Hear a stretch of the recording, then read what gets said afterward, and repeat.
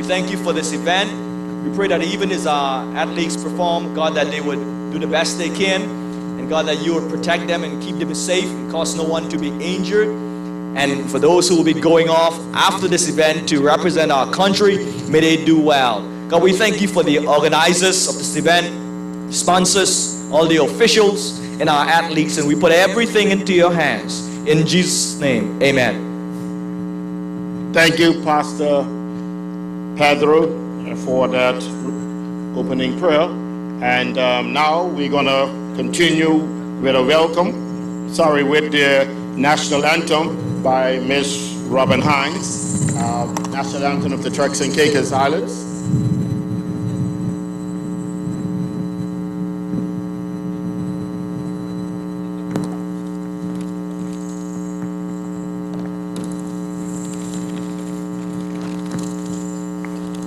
Good afternoon, everyone. Please stand at attention for the singing of the national anthem and national song.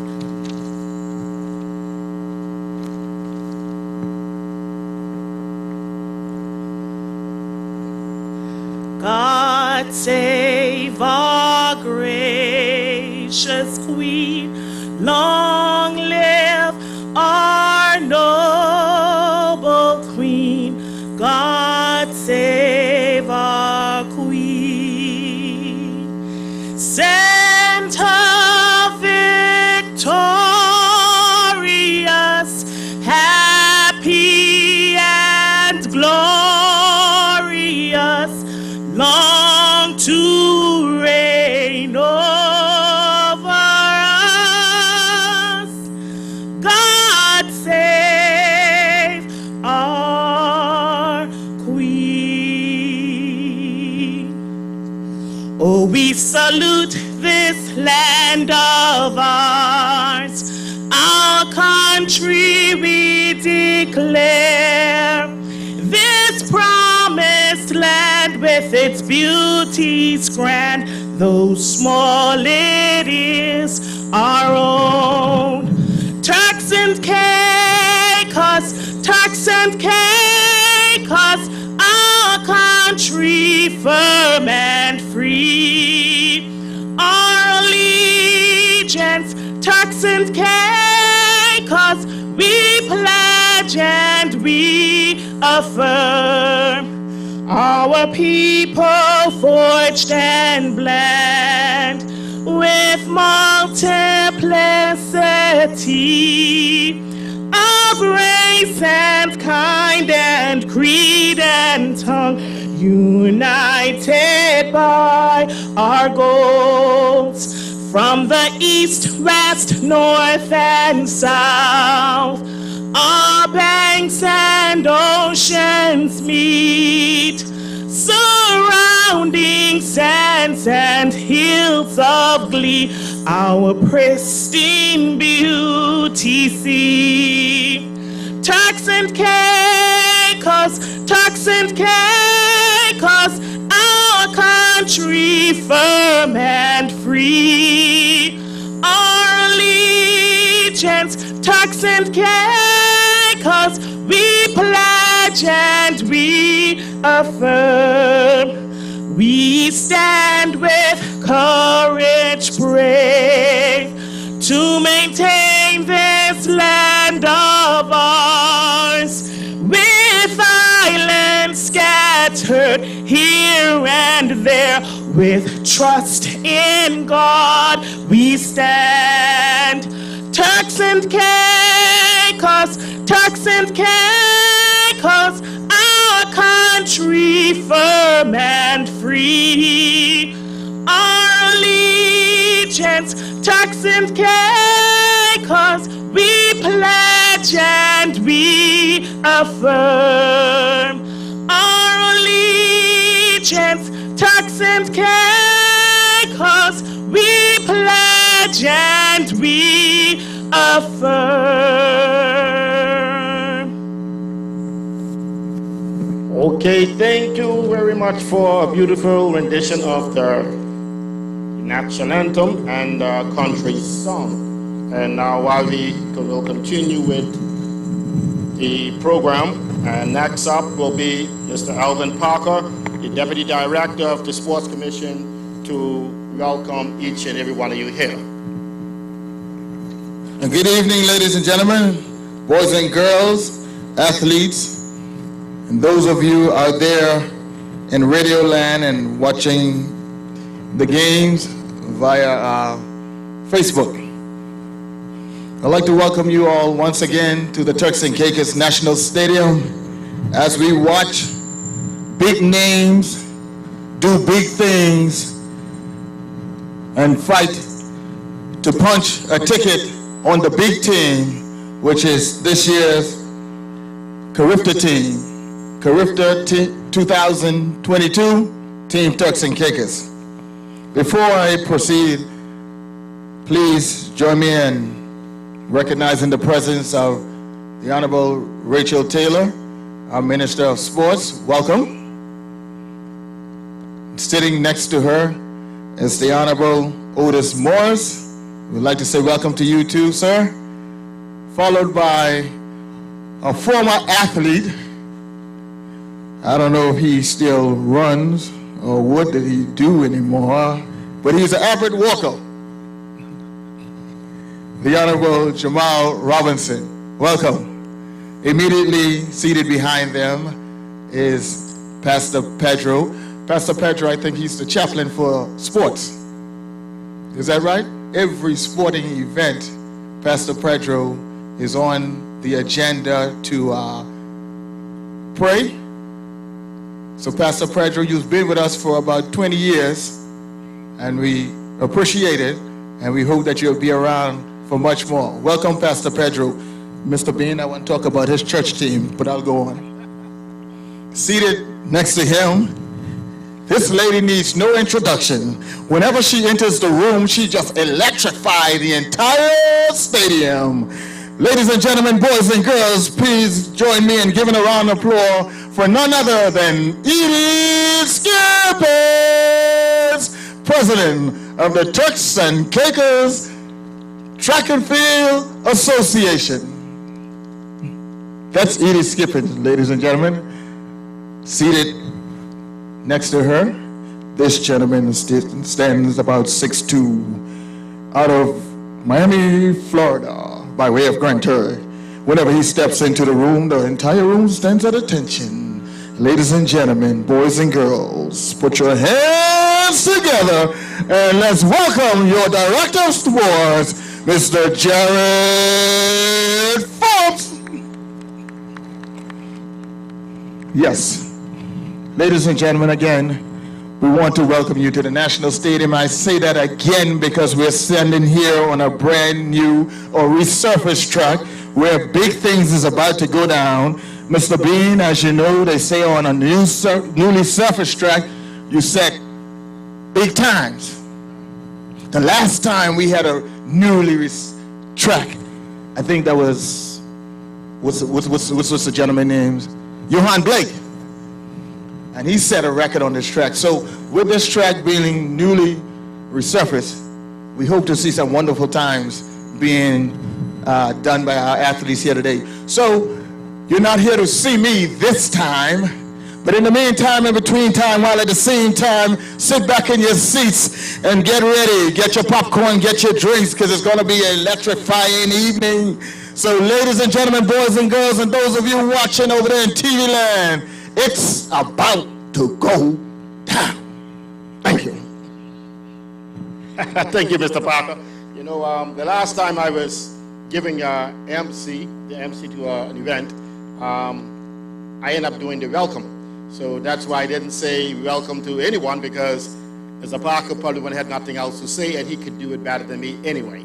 Every time he grabbed the mic, he really electrified the entire room. And he was right.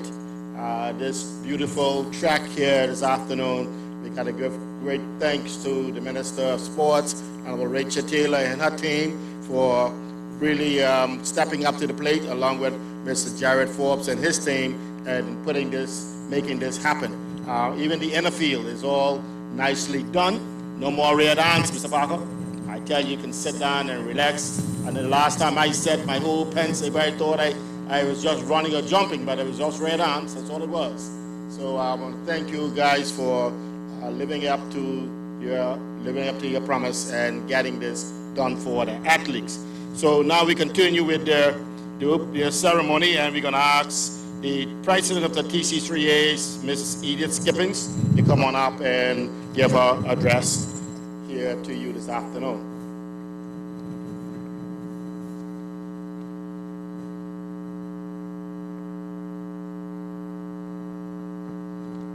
Good afternoon, everyone. I see this stadium is looking pretty empty.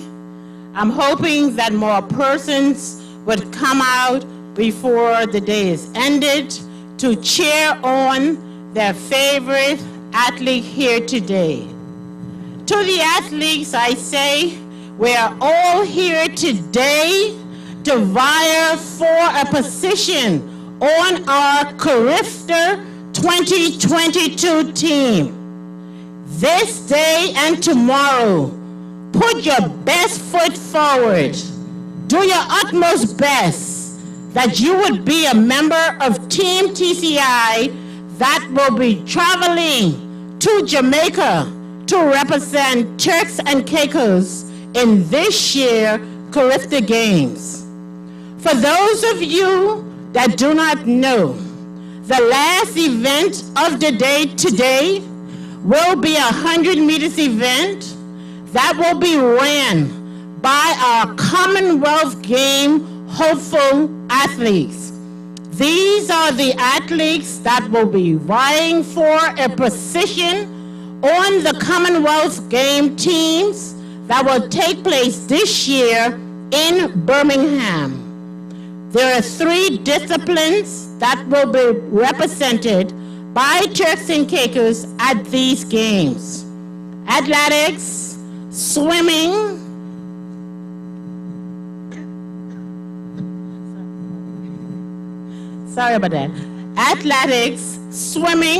and road cycling.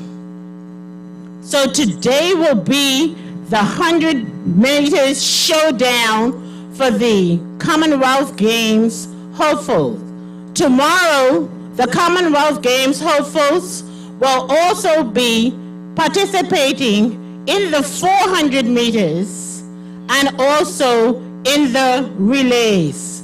We have athletes that have traveled all the way from Jamaica here to Providenciales just to take part in these races to try to make the Commonwealth Games. Our first Olympian, Delano Williams, is also here and will be taking part in these meets to try and be a member of our Commonwealth Games that will be taking place in Birmingham. So to all of you athletes out here today, I say to you, run fast, jump high, throw far, and just put your best foot forward and do all that you can to try and make one of these teams that you can go overseas and represent your country, making yourself, your country, and your families proud of you. Thank you.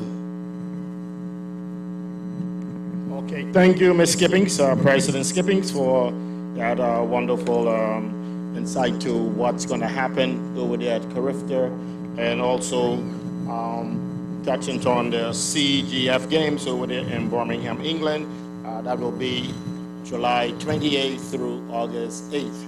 And next up on the agenda will be Director of the Sports Commission, Mr. Jared Forbes, who will come and bring his remarks. And while he is coming, I want to ask all the schools to please get their athletes ready for the 100 meters. All the schools and coaches to get your athletes ready for the 100 meters so we can get this event on the way right after the ceremony. Mr. Forbes. Good afternoon, everyone. Last year this time, we had Carifta Trials with hopes of attending the Carifta Games in Bermuda. But unfortunately, those games were canceled. So here we are again today. this time with assurance that we will be in Jamaica in April of 2022. So we're definitely excited. We know our athletes are excited that if they make the team, they'll have a chance to represent Turks and Caicos and hopefully be successful at Carifta Games this year. This TCI Sports Commission is happy to partner with TC3A to host this event. It's a very important event for the sport of track and field and overall the Turks and Caicos Islands. We definitely want to say thank you to the government of Turks and Caicos Islands for ensuring that the National Stadium track is resurfaced. It's been a long time coming, and I know that our athletes and our residents as a whole is very excited about the newly resurfaced track. Last but not least, I'd like to say thank you to some of our main sponsors. Flow TCI, always coming on board to ensure that our meets are done at a high level, our sporting events. Inter-Caribbean, our official carrier for inter-school sports. We'd like to thank the Tuscany Resort, Royal West Indies Resort, Provo Water, Grace Bay Pharmacy, and Fortis TCI for ensuring that our athletes have access to quality competition and quality programming. Once again, thank you everyone and enjoy the meet. Thank you very much, Director Forbes, for your remarks. And now we're going to continue with the program. We're going to have a selection by Mr. Mohan Cox. He is right over on my left. He's going to give us a song with a saxophone.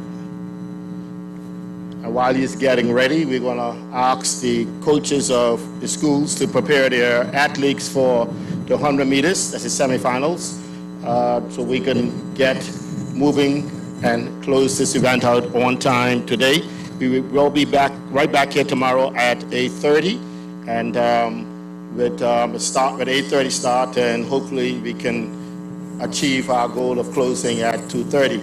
So nevertheless, today will be a beautiful day of track and field here in Turks and Caicos Provinciales. Mr. Cox.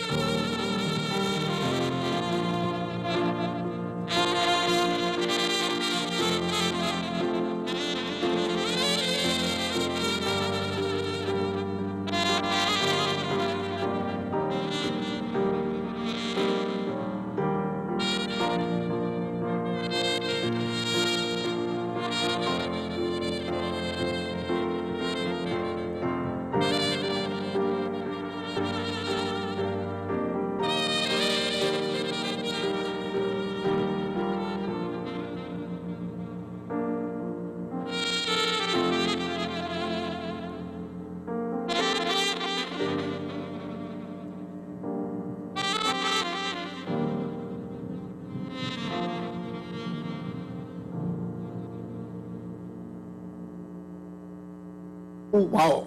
What a beautiful rendition. Give him a round of applause. Now, ladies and gentlemen, that is a beautiful piece of equipment. And I bet you don't know I used to blow that. That and also the clarinet. And you know, Mr. Mohan, every time I hear a clarinet or a saxophone, I stand up and I look and I listen because that is my favorite instrument. And I mastered the clarinet at the age of 18. And I have a song that's recorded also. Mr. Otis Morris, Honorable Otis Morris, you should remember those days back over there in Grand Turk.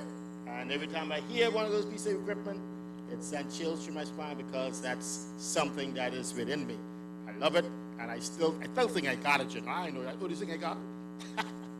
Anyway, without further ado, we will continue with the program, and we're going to have these two young athletes here from the Long Bay High School to give the athletes oath for this afternoon.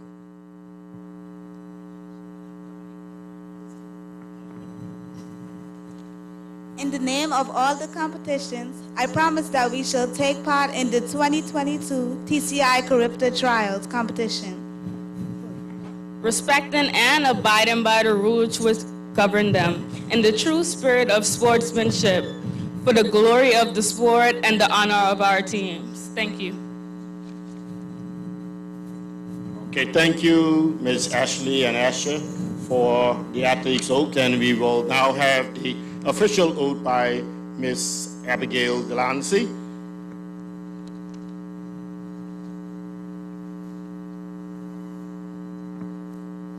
(2022) TCI Carifta Trial Officials Oath.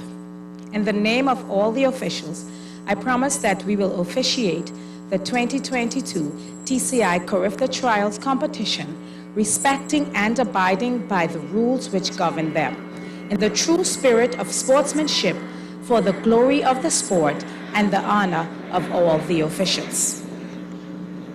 Thank you, Abigail, for giving the officials oath.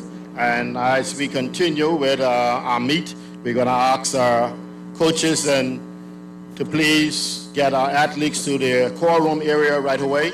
Please get our athletes to the call room area right away.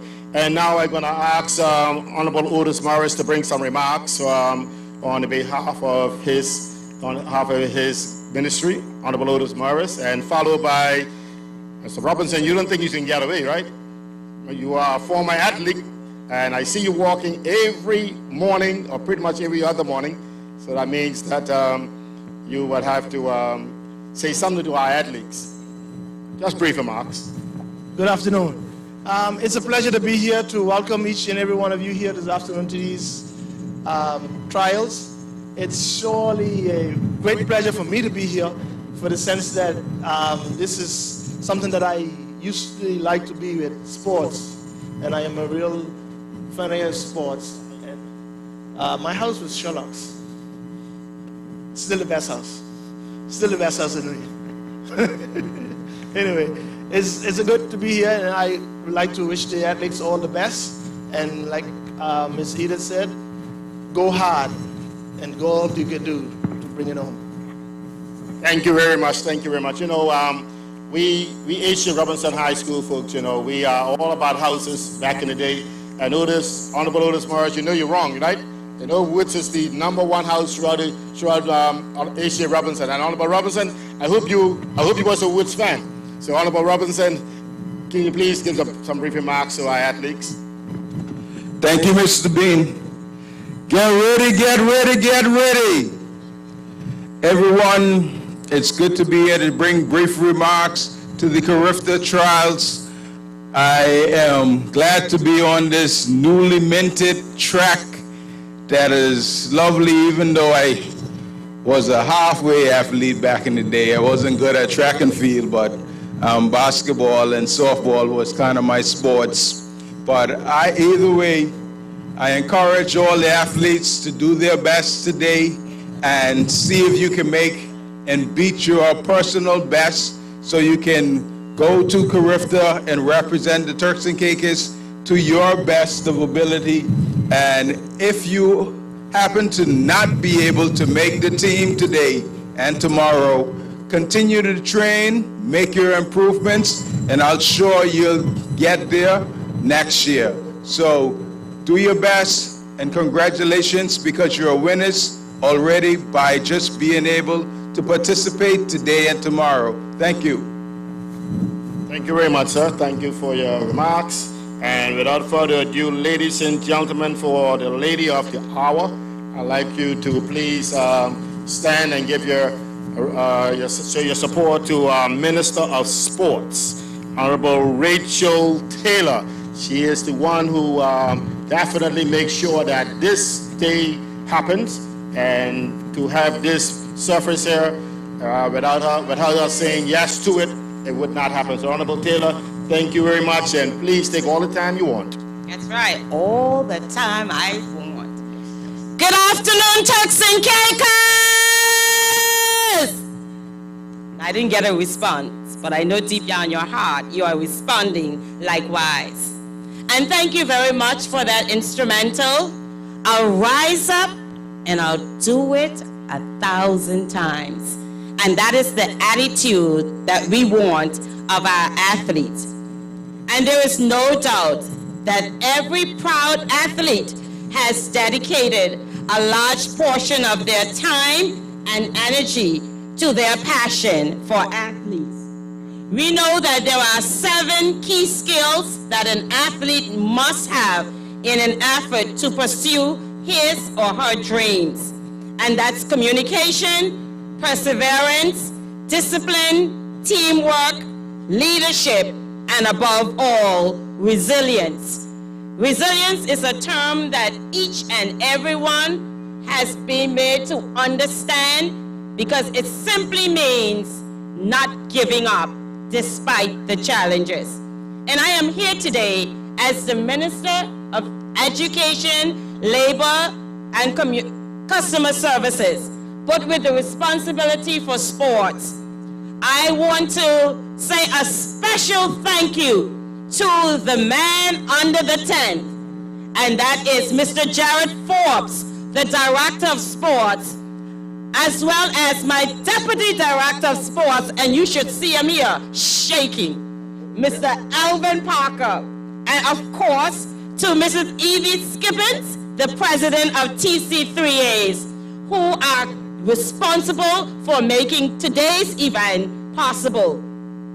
I cannot stop without saying special thanks to Flo for powering today's event, and to all our coaches and our schools, our parents.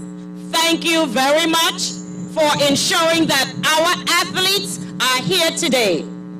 We want to encourage our athletes that when you hit this new track, look at it. You see, it's new. I can feel how soft it is. I want you to make history here on this track today, because we believe that it is critical for us to ensure that we inject the necessary funding into our infrastructure so that we can provide you the opportunities so that you can maximize your talents, your skills, and your abilities. And with sports, we are doing just that. And I am so thankful that I have a director who is so forceful, and I'm telling you, with the many departments that I have, he is always pushing to get the lump sum of the pie. So thank you for pushing us, Mr. Jared. So athletes, do your best. We will be in Jamaica next month, and I am confident that we will be able to bring back to the Turks and Caicos Islands some medals, because our aim is for you to become podium athletes. And when we say podium athletes, that is for bronze, silver, or gold. So as the Minister of Sports, I wish you all the best, and we will continue as a government to put our finances where our mouths are. So thank you very much, and congratulations. And I will be your biggest cheerleader in Jamaica. All the best. Thank you very much, Honorable Taylor. Yes, for those remarks, and you said it right. You know, we are doing this because we're looking forward to our athletes on the podium over there in Jamaica. And we have some wonderful athletes. So we were over there in North Caicos the last 2 weekends. And Honorable Taylor, yeah, I know you didn't mention Honorable North, but you were the star of the show there. Yes, I came out here with all my excitement, but my main task here, yes, I want to congratulate all the schools, like I mentioned, whether you're from South Caicos, Grand Turk, North Caicos, or Providenciales. But my aim was to leave by declaring Carifta Trials open. Okay, thank you very much. And now we will proceed with the first event on the track as we call for the 100 meters for under 17 female and under 17 males. We report to the call room area so we can get this event started right away. That's under 17 boys and girls and under 20 female and male. Can you please report to the call room area so we can get this event on the track right away. Following this event will be the discus for under 20 males, discus for under 20 males, and shot put for under 17 males. Following that will be long jump for under 17 males, and will be shot put for females under 17 and 17, and these are all finals. The 100 meters are all semifinals, and heat 1 of 2 for females, heat 1 of 2 for males, and that's under 17 and under 20 females. So these are the events on the track. First, following their under the shot put, we will be getting 3,000 meters for girls open. That's 3,000 meters for girls open. That will be a final. Also, we have the 3,000 meters for man. That will be open. 3,000 meters for man. That will be open. And we will have 5,000 meters for the man open. And that will be finals. So following that will be the 400 meters. 400 meters for the under 17 girls and the under 17 boys, under 20 girls and under 20 boys. That's 100 meters dash, and that will be finals, straight finals. And after that, we will commemorate this event for the afternoon with the Commonwealth developing 100 meters for men. And that will be the closing of today's events. And coming back here tomorrow, I will announce that soon, so you will know what we are up against tomorrow. A lot of events tomorrow on the track. So ladies and gentlemen, sit back and relax as we wait for the 100 meters semifinals to get on the track. And the call room, can you please, as soon as you get them onto the track right away so we'll keep this timeline going.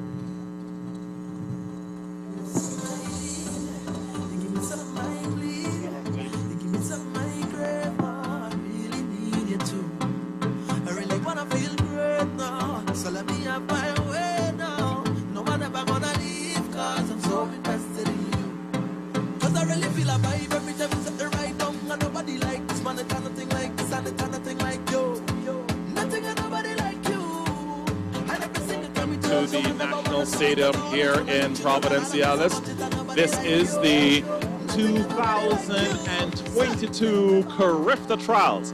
We're here, right here at the National Stadium, still getting a little bit organized in the background. You would have just heard the opening ceremony just a short while ago. You'd have heard speeches from, of course, the Minister of Sports and Education. She had a lot to say. You also heard from the Minister of Health, who is also here. And coming out of the nation's capital, we're talking about none other than the Honorable himself for Communications. He was also here as well too. He had a lot to say, of course, giving kudos to sports and saying that his favorite house was, what was it again? Wood's house? Anyway, Sherlock? That's what the minister was in? Sherlock? Okay.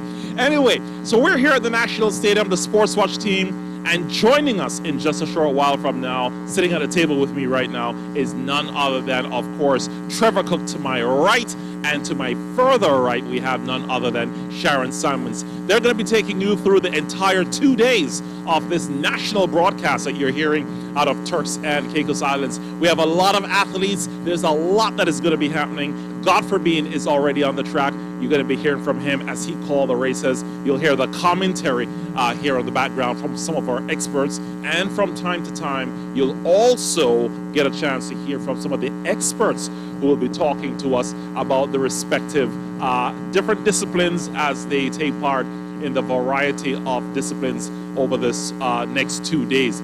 So today's event starts at 4 o'clock. We have the minister, the former minister for sports, walking inside, and that's the leader of the opposition, and of course the deputy. We're surely going to try to catch up with them a little bit later on as well too. So a lot of different dignitaries walking in. We also have Flo's marketing manager also walking in as well too. So it's going to be a big day. A lot of persons are here. Now, as you take a look at the stands, you'll realize it's not really full, but they're allowing over 1,000 persons to be here at the National Stadium for the next 2 days for this event. So look out for what is going to be a very explosive event. Cannot have this event without the kind courtesies of the TC3As, Flo, of course, Radio Turks and Caicos, the Turks and Caicos Sports Commission. We're all here for this event. We have not seen our athletes in quite a while. And so this is an opportunity for us to have our athletes on this brand new track. Now, I'm sure you would have seen photographs of the track from the camera a little bit earlier on. We're also watching Garvin on the track right now. He's also testing some stuff out. So we know we're going to be seeing photo finish here at the National Stadium, and you're going to be seeing a lot more. But I cannot start this event off without not hearing from our colleagues next to me, talking about none other than, of course, Mr. Trevor Cook and Sharon Simons. Welcome to the National Stadium, and you guys are going to be having 2 fun days of carrying this event. What are you looking forward to, Sharon? Good afternoon, and afternoon to our viewers on Facebook Live. I'm excited about this meet, this Carifta meet. I'm looking forward to see our athletes perform and go out there and do their best so they can be on the team that represents the Turks and Caicos at the Carifta 2022 in Jamaica coming up in April. I'm looking forward to see that. I know this is a new track. I'm going to see if any records are going to be broken, if it's a fast track or if it's a slow track for time. So I'm looking forward to seeing that. Some of our international athletes that will be here participating also, I want to see them and see how they're performing because of the COVID years, to see whether or not they were training and how they keep up with their training to represent us. All right, there you have it. And of course, Trevor Cook, you have been watching a lot of the athletes training. We're actually seeing some athletes walking past, actually jogging past us right now, warming up, trying to get themselves ready for the very first event, which comes up, which is the 100-meter dash semifinals #1. Trevor, what do you think we are going to be seeing from some of these athletes this afternoon, and what are you hoping will happen this afternoon? Chris, I only could comment from the position as to what I would like to see and hoping I would see, right? Because I haven't seen them in a long while. Like Sharon mentioned, COVID-19 has caused a number of them to be placed on the shelf. But I'm looking to see if some records are going to be broken. I also want to see the level of competition in terms of pushing each other so that we can get better records. So I'm looking at those types of things. And I also must make mention of that we're going to recognize, or we're going to be able to see today whether or not they've been putting in any time and preparing for this event, because they wasn't known about this event ahead of time. So between them and their coaches, we will see what sort of performances we get from the children, the young men and the young women. All right, sounds good. Well, it's a very windy day, and as you would know, Sharon, you do a lot of long distance running yourself, even up to this time. Wind-aided events definitely doesn't look so good for us going across the finish line, because it doesn't give you a true accuracy of the performance and the timing. But how do you think it's going to be for today? Like you said, Chris, it's very windy out here today, and I want to see how the athletes handle this. Okay, ladies and gentlemen, I just want to say a big thank you to a few people, and one of them is our athletes who make this event possible here today. I want to say a big thank you to our athletes from Sauk Key to Grand Church to South Caicos. Yes, it is. With the wind, I don't know. It's like it's blowing at the south, coming at the south, so it will be into the athletes. They'll be running into the wind, so I'm going to see how that goes out here today. And that's a concern for me as well, because if that can negatively impact the times, right, in terms of the various races.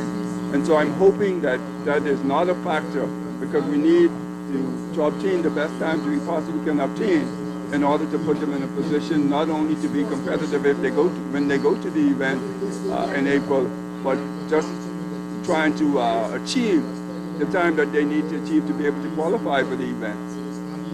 Indeed, you're so correct. And so I know that we have the qualifying times that was sent to us a little bit earlier on today. Haven't had a chance as yet to actually fully abreast myself of the timing that has been sent to us as the TC3A's qualifying times in order for the Carifta team to be qualified going into Carifta. So we're going to take a look at those numbers in a quite short while from now. But I know for a fact that what we're going to be seeing today needs to be very impressive enough going into track and field. We've seen over the last 20 years athletes progress nicely in track and field, and the times have been coming down. So we have to meet those times, and so we're looking forward to that as well too. So Godfrey Bean is on the track right about now. He's pretty much just giving thanks to sponsors and supporters of the TC3A. So of course, thanks very much to Godfrey for also calling the races. So this is like a very good trial run for us, because we haven't done this since last year when we did a rough run through of the Carifta Trials back then. And even then, a lot of persons were a bit skeptical because of the COVID restrictions that were in place. So there you have it. Hi, Godfrey. And he's talking about us. But Chris, I personally have a concern. I have a concern because of the COVID-19 atmosphere, and we're now in the tail end of that, right? But they haven't, like Sharon said, they weren't able to practice as much as they would like, and as much as the coach would want them to practice to make corrections in various aspects of their running and what have you, right? And then we got the breeze, they have the breeze to contend with. So that is going to be interesting, Chris. Indeed. Yeah, well, it's good to be back. I mean, it's really, really good to be back, and it's really good to see that the National Stadium here in Providenciales has been refurbished. The track looks good, really good with the beautiful colors I see going on out here, Trevor. We have blue and yellow, the country's colors, if I must say so, but it looks beautiful. I like how you said that. No pun intended, but if you're following Sharon carefully, you'll pick up on what she's saying. Yes. The track colors are blue and yellow. Two complementary colors. Yeah, so I mean, it's really, really good to be back and to really see that the athletes are going to perform and come out here and see what they've done. Because like we say, COVID had knocked down a few things for 2 years, I think. So now it's good to be back at the National Stadium for this international media. Joining us in a few seconds from now will be none other than the president of the TC3s, Miss Edith Cox. Sharon and Trevor are going to have the opportunity of speaking with her and interviewing her, as I'm sure she has a lot of expectations and a lot she's looking forward to seeing for the big event this coming day. So I'm sure you guys are going to have a lot of questions for her. Yeah, questions for her. But one of the things I would like to see, and I don't know if it's possible, questions for some of the coaches of some of these young men and women who have been preparing them for this event, right? And just to get some feel from them as to some of the things that they've been doing, knowing the circumstances that they're coming out of in terms of the COVID-19 and very little practice and stuff that's taking place, knowing the significance of this event from a qualifying perspective. It would be good to get some feedback from them if we can as well. Indeed. All right, so joining us right now is none other than Miss Edith Skippings. So Sharon, take it away. Sharon and Trevor.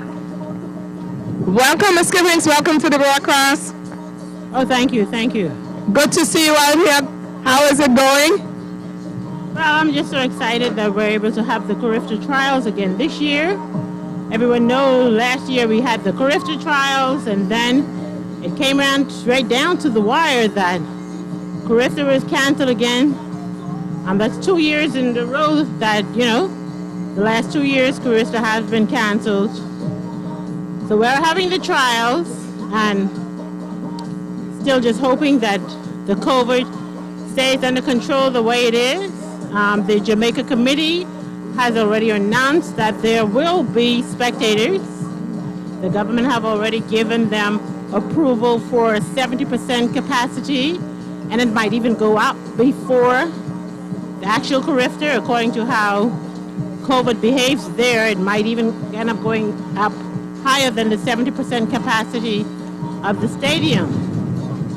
Jamaica has already had their Carifta Trials, and they have, I'm actually personal friends with the president there. Mr. Goss Gale is now the new president of the Atlantic Association in Jamaica. I was also very good friends with Warren, the immediate past president, and they've already informed me, Edith, how much is your team? What are your numbers looking like? I told them, well, you know, our trials is today, and by next week we should have a team. They said, well, we are at our capacity, you know, we are 80 strong. Wow. I said, wow, leave a couple of medals for me. I said, just give me 3 medals. I'm begging. Because it's on their home turf. And even with it not being on their home turf for the last 5 years, I think, they've won Carifta. Yeah, they were the leaders. And now it's actually on their home turf. So, you know, it's going to be exciting. Just have to make sure that the kids obey the protocol. But one of the other things that I'm so excited about is the athletes that are here also vying for a position on the Commonwealth Games. I'm very much excited about those races. As I announced earlier, that we have actually brought in some of the Commonwealth hopefuls. I haven't heard from you in a while, Sharon, so apparently you're not interested in the Carifta Games going because all of those offices has already been sent in, and we have not heard from you or Trevor. So why didn't you write into Sports Watch or to somebody? Well, I guess because you didn't contact us, you wasn't really interested, you know, in going as the media person. So the commission has put forward a media person. Yeah. Of course, you know, if you were put forward and they had put forward their person and I had to vote, you would get my vote. Yes, I know that. I'm honest and upfront. So tell us, what will you be expecting from your athletes? From this meet here today, what will you be expecting the athletes to do? How you expect their performance to be? Well, I don't know if you know already, but there are a number of our Carifta athletes that weren't able to come to take part in this. The persons that came to take part in this are actually the Commonwealth hopefuls. So we have athletes in Jamaica, and we also have one athlete in the United States that is still of Carifta age, Davion Rigby. And he's obviously already made the qualifying mark for the Carifta team in the throws, in the shot put. And then we have, I think 3 of the 4 athletes in Jamaica has already made that also. The 4th one is still trying. The 4th one is still trying to make the Carifta standard. But 3 there have already made the Carifta standard. But the numbers, everyone that makes the Carifta standard would have an opportunity to go to the Carifta Games because the maximum for any team is actually 80. Okay. And we have only about 80 here in total. And if that was ever announced that we taking 80, the party they have here today ain't be funny. Yes. Go ahead, Trevor. So all in all, I'm expecting, we have a very strong female under 17 group overall between the islands. I'm a little downhearted that there are no athletes female in training at all in Grand Turk. Not in the distance, not in the sprints, nor the throws, or the jumps. No female athletes from Grand Turk even took part in the 2 development meets that we had. So Grand Turk, because they are deprived of training facilities, they only have middle and distance athletes. So they don't have any sprinters here. So how do you see that impacting your opportunity to obtain as many medals as possible? Because some of the more high-performing athletes in the areas that you mentioned would come from Grand Turk, right? No, Grand Turk is just middle and long distance. That's what I'm saying. Okay. Just middle and long distance for Grand Turk now. Yeah, but you said the fields wasn't available. Yeah, but for distance and for middle distance and long distance, you can train anywhere per se. Yeah. Okay. So you expect for them to do well? Well, in the middle distance, I do. We have some very good athletes from Grand Turk in the middle distance. Yes, we do. Okay.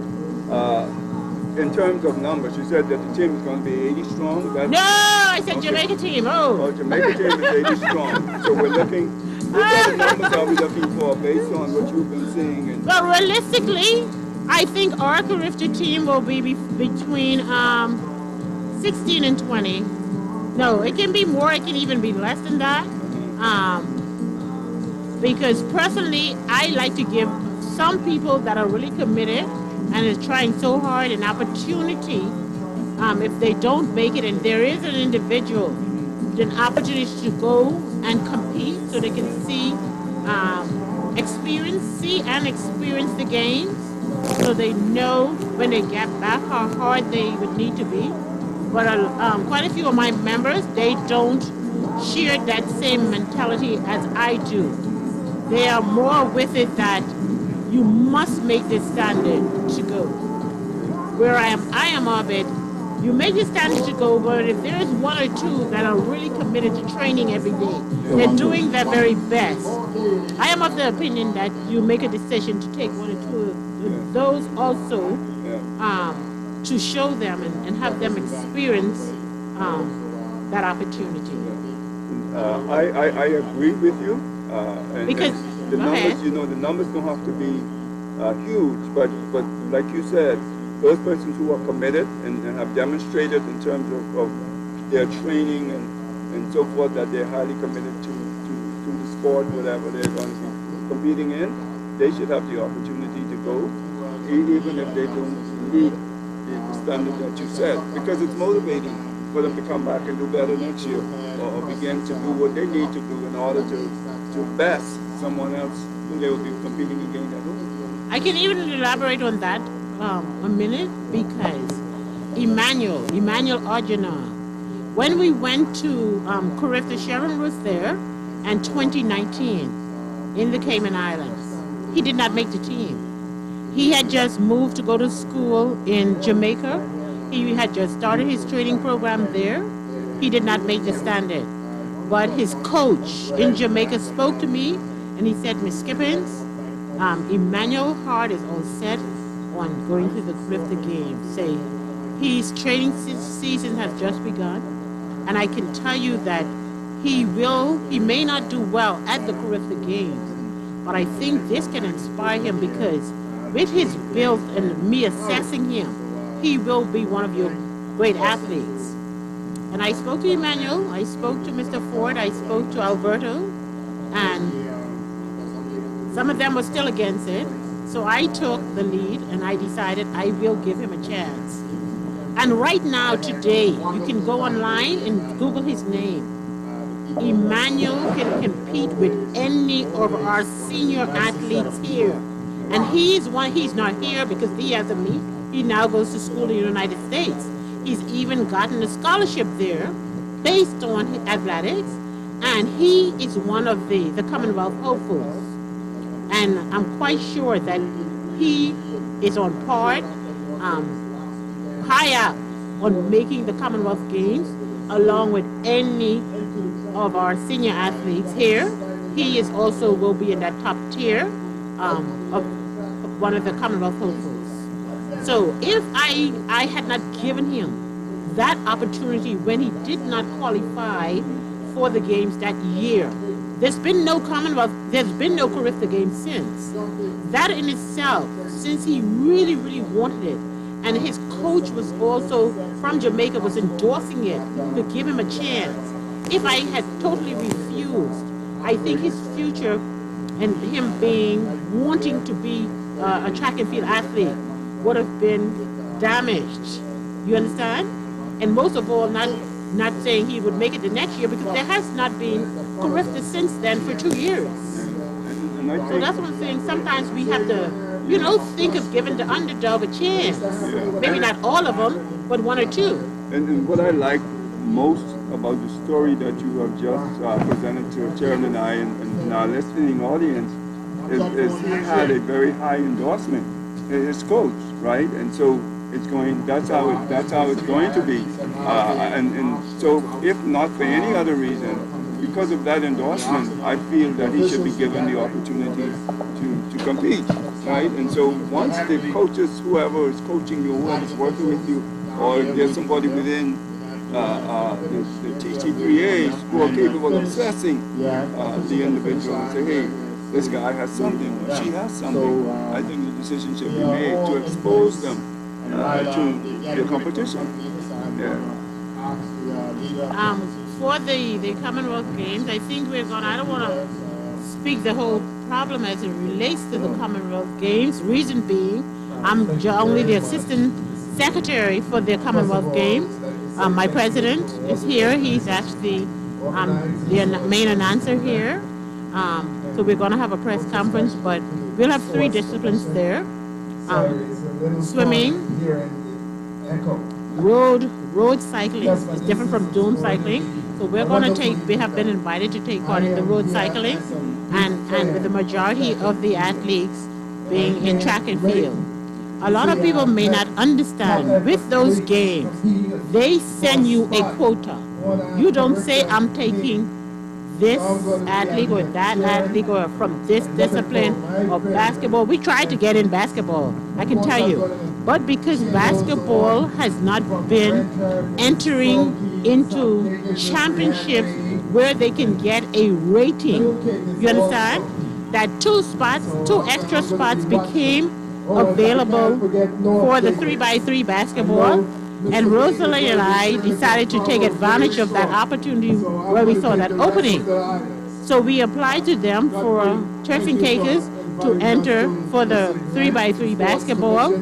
And 2 days they asked for our rating. And before we could even get to you, they called us back and they had already checked and see that we didn't have a rating anywhere completely set. So that's why a lot of people don't understand. It's not only all about winning all the time. Because if we were going in the regional and international competitions enough in basketball, even if we were rated 18, we would have gotten the 18th spot. You know? Yes. Yes, and as the Secretary General for basketball, I can tell you that it's going to be a huge part of the future of the sport of basketball, the 3-on-3. We've just been provided a court for 3-on-3 basketball by FIBA and all of the other accessories that go with it. So we're going to really be concentrating on it and getting ready for it. And hopefully next time we will be in the rating. And you know, Commonwealth Games only comes around every 4 years. But we're waiting to see what disciplines will be approved for the Junior Commonwealth Games. And that will be in 2 years. In the back of the building there, I know you can't see, but I'm holding in my hand. This is a photo, a momentous photo of you. You can get one of these of you in the back there to commemorate that you were here at the 2022 Carifta Trials. Right in the back of the stadium there is a little room, a photo room, that you can get a picture of you and your loved ones, or you and an athlete that you can say that you were here at the 2022 Carifta Trials. It's a beautiful photo. You can say Carifta Trials powered by Flow and into Caribbean.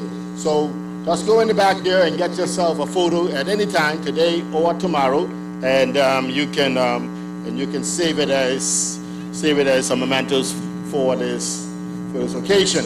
As you can see, ladies and gentlemen, we have the female on the track. They are down there getting ready to start the race.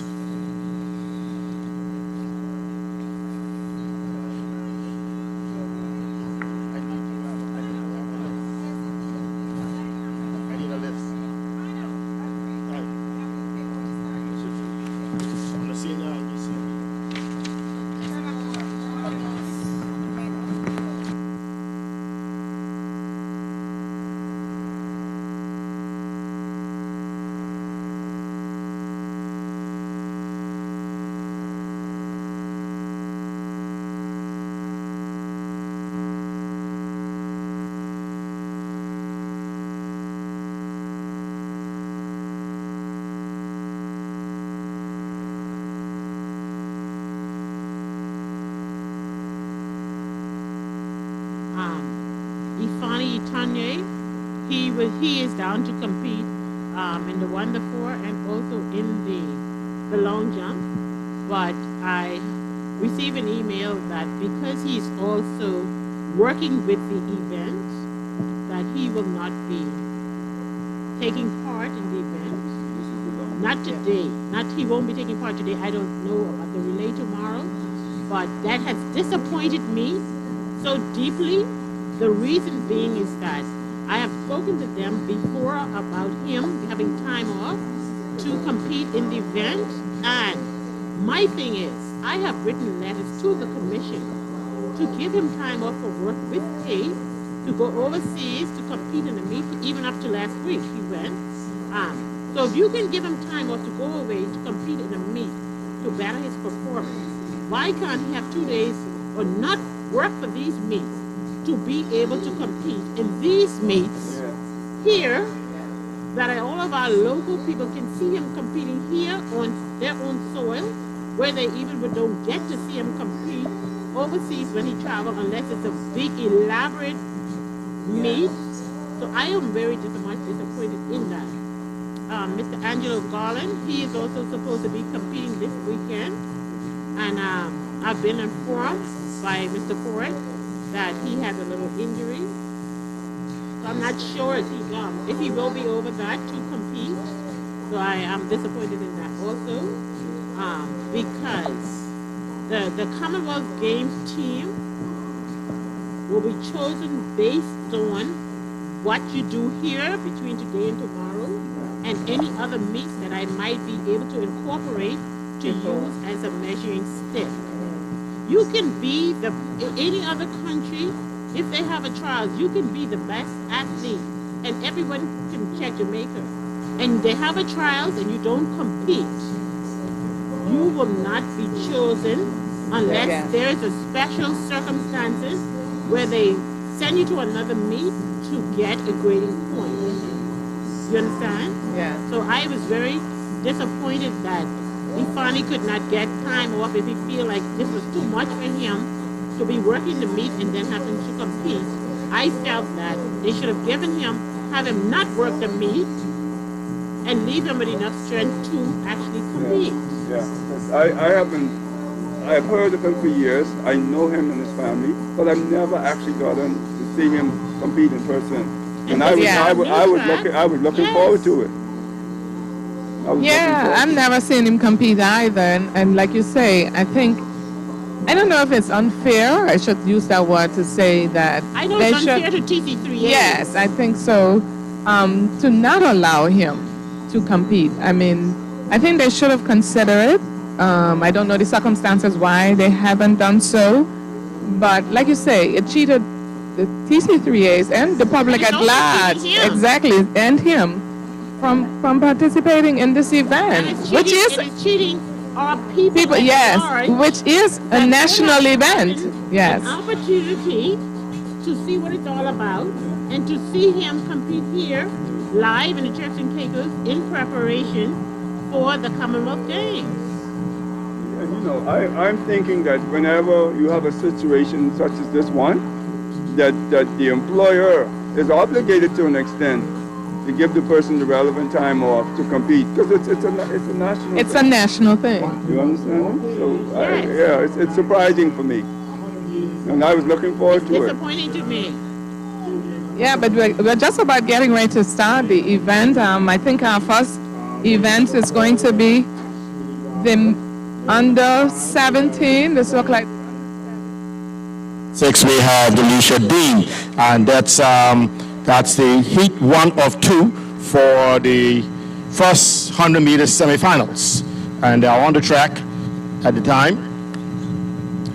Waiting on the flag, so we still have yellow flags at the finish and starting line. As soon as white flag is at the finish line, you're just waiting on the starting line, and then we will be on the way. We will let that aircraft from overhead go by before we start. This is the first event on the track today. Sorry,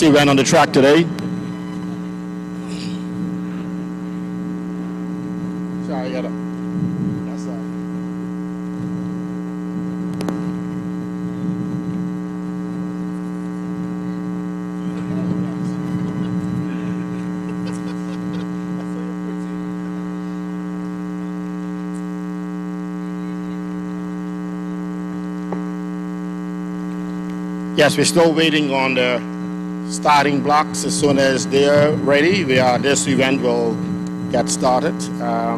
The officials are there.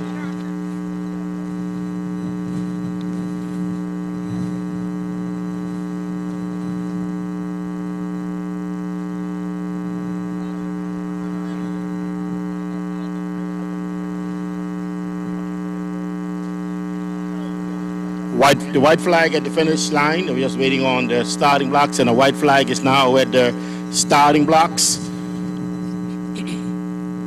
So this event will be getting off shortly as they get down on the starting blocks. Under 17 girls, heat 1.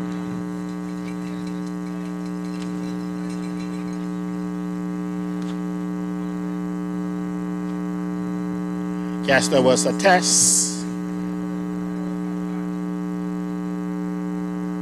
There was a test, I'm assuming, and now the athletes will try it again.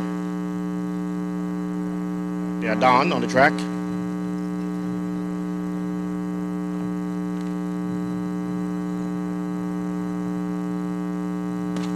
And they're off and running, and these two athletes are coming down, traveling. The lady from Long Bay High School, William Thomas, and Raymond Gardner High School, and watch them come down the track as they go cheer them on, lady. And here's a Gardner coming inside there for first and second, and that was Ms. from Louise Thomas Garland, Ms. Ashley Gardner coming in, and from the Raymond Gardner High, Ms. Alicia Dean. And second up on the track for the heat 1 of 2.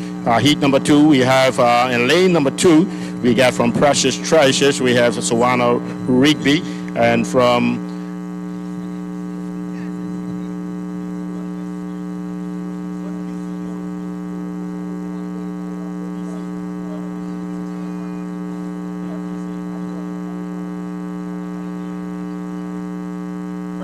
we got lane number 2 is Ms. Sawana Rigby, and lane number 3 we have Ms. Deanne Charles. Lane number 4, we have Ms. Francisco. Lane number 5, we have Ms. Various. And lane number 6, we have Ms. Harding. And that's the lane assignment for the girls.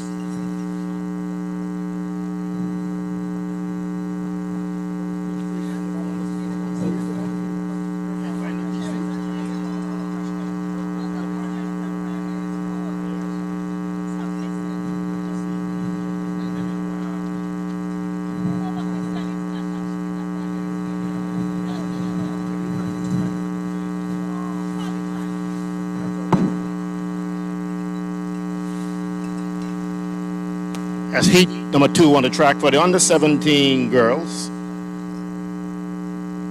We have the yellow flag at the finish line and still the yellow flag at the starting block. So we're still waiting on the officials. As soon as they're ready, this event will get on the way. Now we have a white flag at the finish line.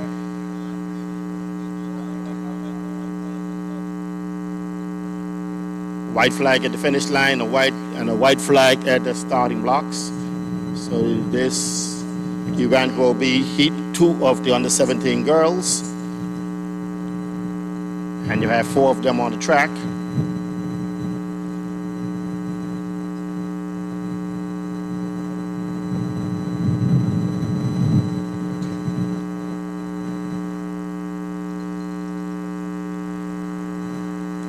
Okay, they're getting up.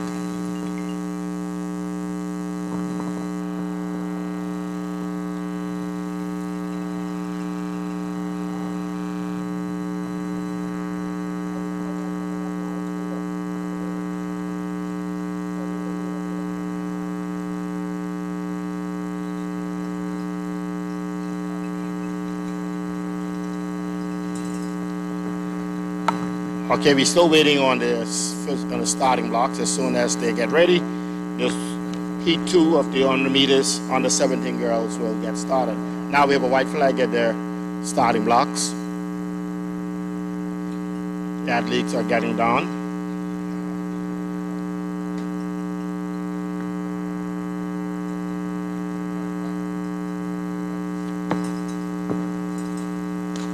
and is off and running. And these are the heat number 2 of the under 17 girls as they travel down the track.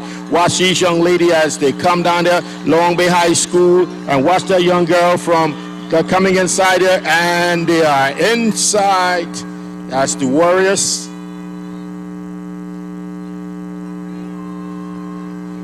As that's the second heat for the under 17 girls.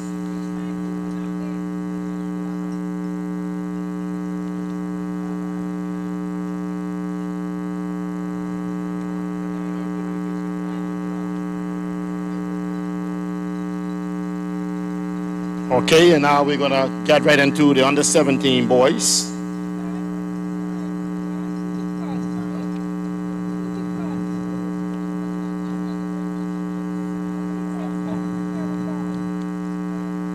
The under 17 boys for 100 meters, and we have from Raymond Gardner High, we have Mr. Harvey, and unattached we have Quant, and as in lane number 3 we have Harvey.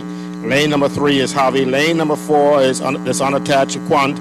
Lane number 5 from Raymond Gardner, Ronaldo. Lane number 6 from Long Bay High School, that's Louise Garland Thomas. That's Mackey. And lane number 7 from Precious Treasures, we have Sheen Walters. So that is the heat number 1 from under 17 boys, 100 meters. They are on the track. And as soon as they are ready, we'll get started.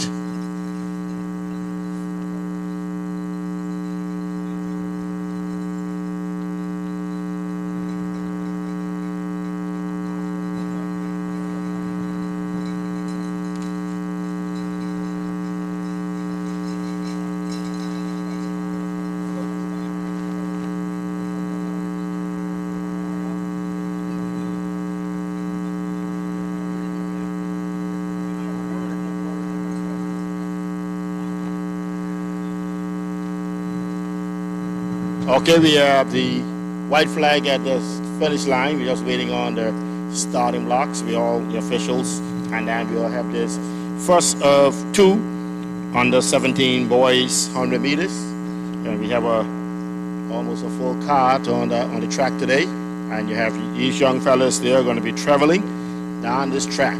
I tell you, ladies and gentlemen, you got to keep your eyes open and don't wink, because they are going to be moving.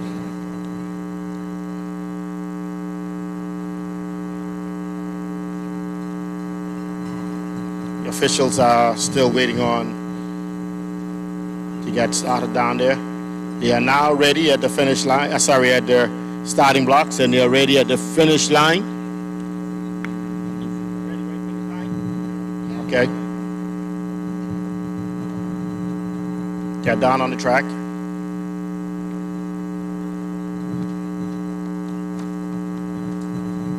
And they off and run now. These young fellas are going to travel. Watch them go. Watch these fellas go down the track while they're traveling. Go, you got Raymond Gardner and Long Bay. Raymond Gardner, Long Bay coming inside there. And that's how these guys end this race. I tell you, ladies, they were traveling and they were traveling. These are the first of under 17 boys, first heat of 2 coming in on the track. And now we're going to have heat number 2. The under 17 boys, heat number 2. There are some of these fellas are saying they're just leaving a little bit for the finish, for the final this afternoon. They're leaving a little bit on track until final. So, heat number 2 coming up under 17 boys. And then we have from Provo Primary School, we have Maxima, and he is in lane number 3. Long Bay High School, Louise Garland Thomas. We have Emmanuel, he's in lane number 4. And from Precious Treasures, we have Mr. Munnings, Roderick Munnings, and he is at the Precious Treasures. And from Wesley Methodist, we have Cassius from Wesley Methodist, and they're in lane number 6. So these are the young men and as they prepare themselves for the 100 meters, heat 2, under 17 boys.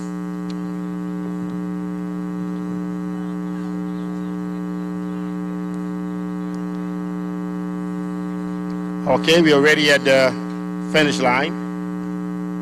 Officials we're just waiting on the officials from the starting blocks. And after this, we'll get right into the under 20 females. Under 20 females heat, only one heat. And 100 meters boys under 20. And we have 2 heats.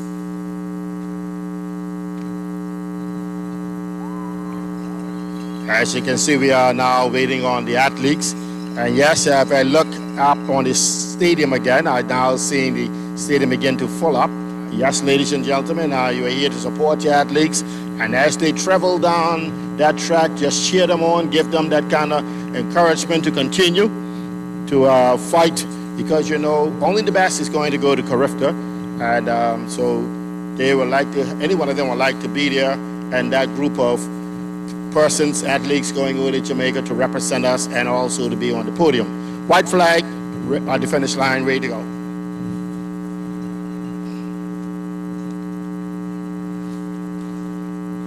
And they often running. These are the gentlemen coming down the track. I tell you, as they travel, they're coming down. They watch each fella pulling up. And watch my boy Roderick as he coming in, and he is gone. Precious treasures inside. I tell you, that young man, he was delightful over there in North Cakers. And I tell you, I look like we can get a record on this track this afternoon or tomorrow for sure.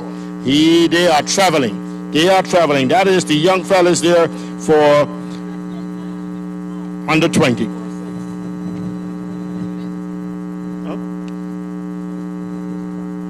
Roderick on 17. Under 17. I didn't see.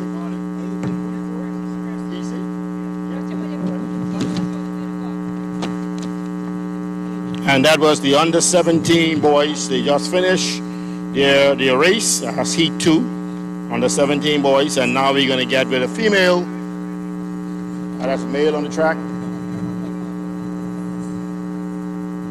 100 meters.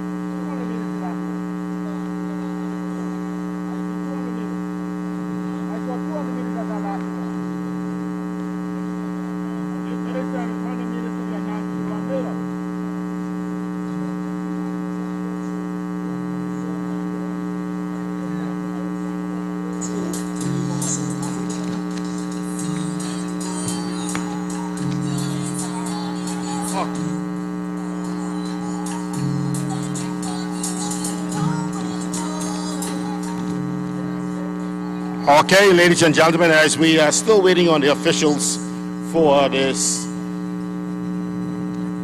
for the young man, the 100 meters for the females will be ran tomorrow as a straight final, so that one. Okay, we're ready. As soon as the officials for the finish lines are ready, put the flag white. Okay, we're ready at the finish, the starting block and the finish. No, at the finish line we're ready. Starting block, we're still waiting on the official. This is the heat 1 of 2 for the under 20 boys. For the under 20 boys.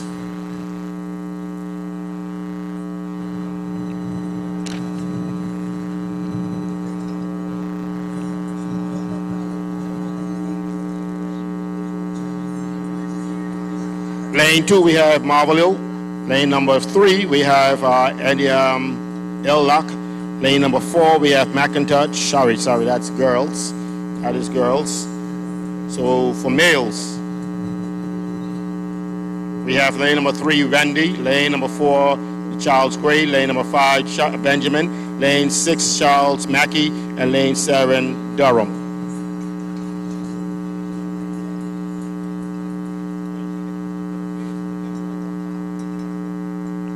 We are ready for the 100 meters. They are down on the track. Heat 1 of 2.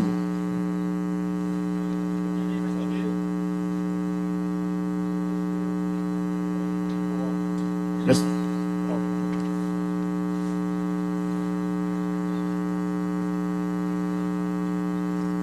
the finish line and the starting line is all ready to go. As heat 1 on the 20 boys.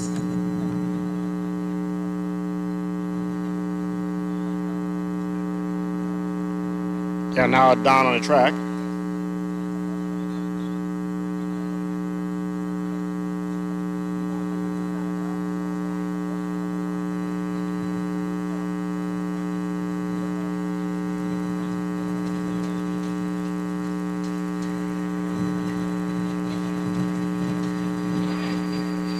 And they're off and running, and they will stop.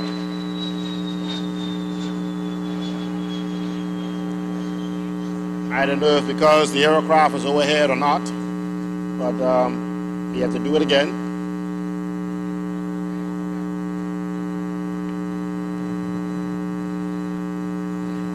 These are under 17 boys, and you know they are trying to make their mark for their Carifta over there in Jamaica.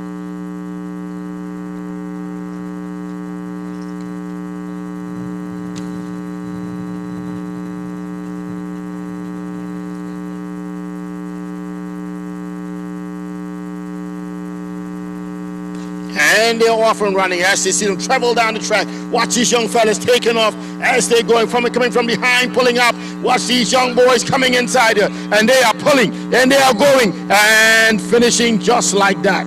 These young fellas under 20, and boy, I tell you, they did not disappoint at all. They did not disappoint. Ladies and gentlemen, these are fine young men from our various schools taking part in this track meet here this afternoon. Under 17, under 20 boys here on the track, heat 1, and now heat 2 is now on the track. Heat 2 is out of the track waiting on the officials. And for heat 2, we have in lane number 3, and he's unattached, and that is Chadwick Gray. He's unattached and from Clement Howell High School. We have Madrick. He is at Clement Howell High School. Sorry, he is at primary school. I think it's primary school. And also we have Rainey. He is from Long Bay High School, lane number 6, and Joseph from Madre Basin High School in lane number 7.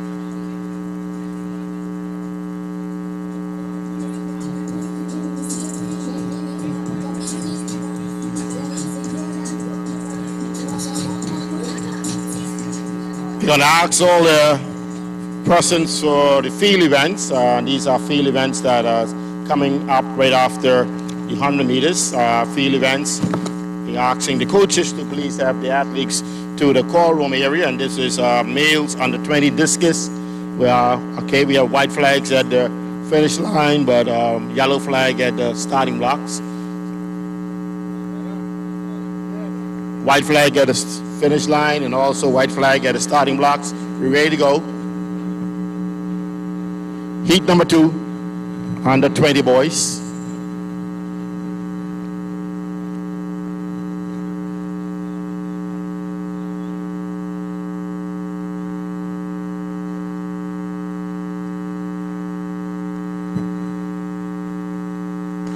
And up.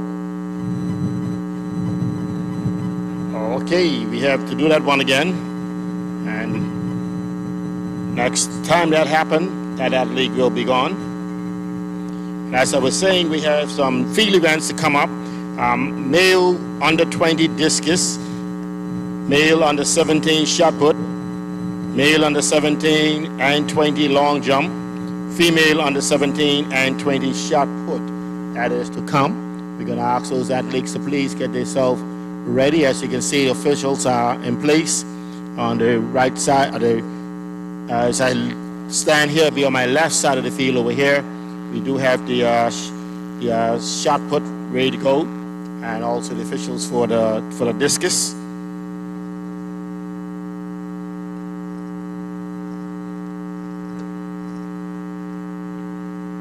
We still have yellow flags at the finish and starting block. Later on, we'll be having 400 meters for the under 17 and under 20 boys and girls. This is straight final. So we'll be having this event not too long from now, within another 45 minutes or so. These 100-meter finals will be run tomorrow at the last event. The very last event on the track tomorrow is the 100 meters. So we're ready to go. White flag at the finish and white flag at the starting block.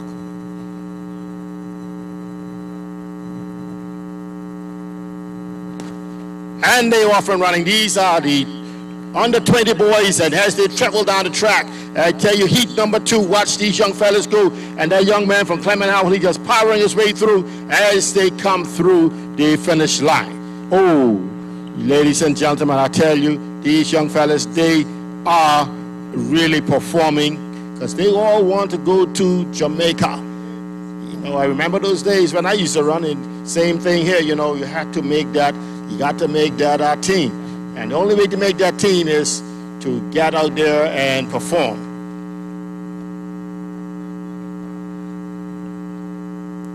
So yes, ladies, that's the end of the 100 meters for the semifinals. As you'll see these young boys and girls again tomorrow at the very last event on the track. That's tomorrow evening, tomorrow afternoon, I should say, tomorrow afternoon, and that will be for the 100 meters. So coming up, ladies and gentlemen, is some discus throwing and some shot put, and you can see this at my left as I face you. They are on the track, on the other side of the track, and they are getting ready to throw and discus and also shot put.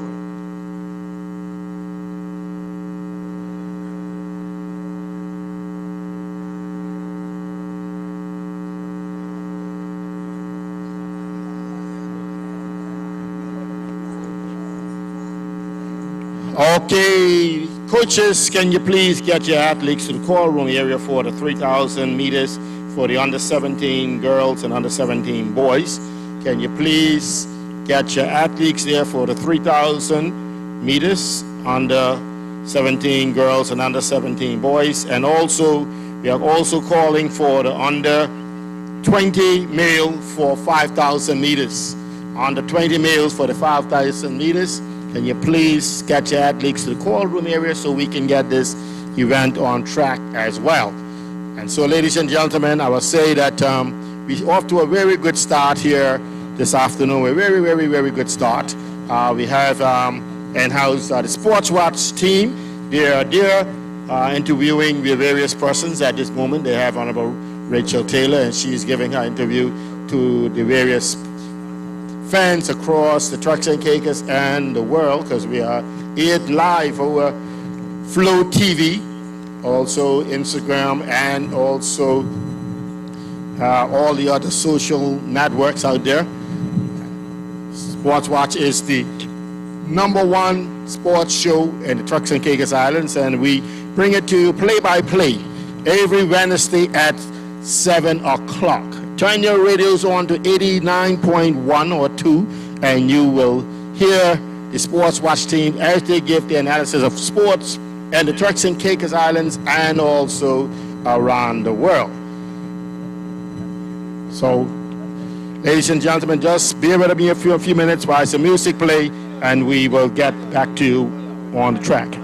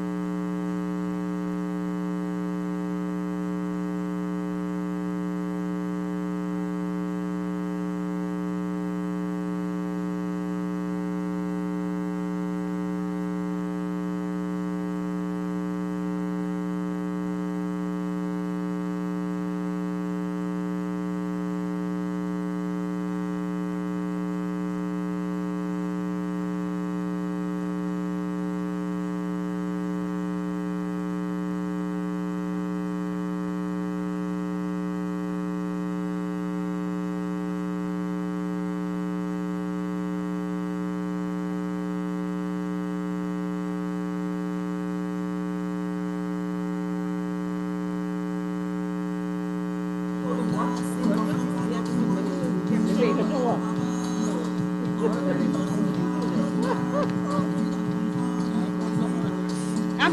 ladies and gentlemen. We are here with the minister, and she's out here watching the Carifta Trials. Honorable Minister, welcome to the show. I want to ask you, how do you feel about this event on this brand new track that we have out here for our athletes who are participating to go and represent the Turks and Caicos at the upcoming 2022 Carifta Trials in Jamaica? Tell us, what do you feel about this event and how is it going? Good afternoon, Sharon, and thanks very much. I am quite elated, and I'm just as excited as the athletes, the coaches, and the parents themselves. Indeed, this is a great day for Turks and Caicos Islands, and we are so happy that we have reached our herd immunity so that we were able to lift our health protocols, the COVID-19 protocols, to give us the opportunity for our students and parents in the entire Turks and Caicos to watch our students face to face. Now, there are many of you who may be listening via Facebook, but we want you to capitalize on the opportunity to just come out to the stadium and make some noise, support our athletes. Tomorrow it starts at 8:30 a.m. and will continue into 1:30 p.m. tomorrow. But I'm indeed elated that our students have the opportunity to maximize their talents and skills and abilities and do their best as they compete to represent Team TCI at Carifta. Now, this beautiful track out here, I must congratulate the government for refurbishing the track and renovating the stadium. What do you think now, looking forward to the stadium and this track going forward? What are the plans the government has? If you can say anything about that going forward. Okay, coaches, we are calling for all athletes for the 3,000 under 17 boys and girls, under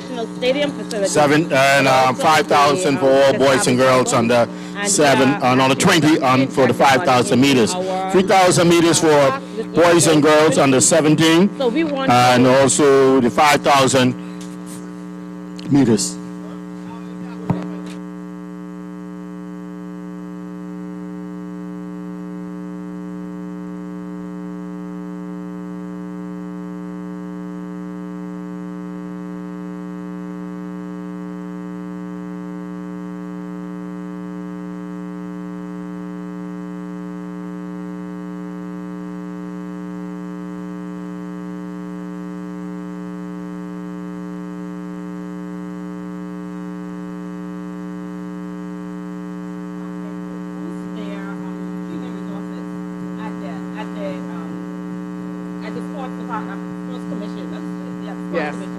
We have done that because we realize that if we want our children to be able to compete effectively, because I always hear Jared talk about podium athletes.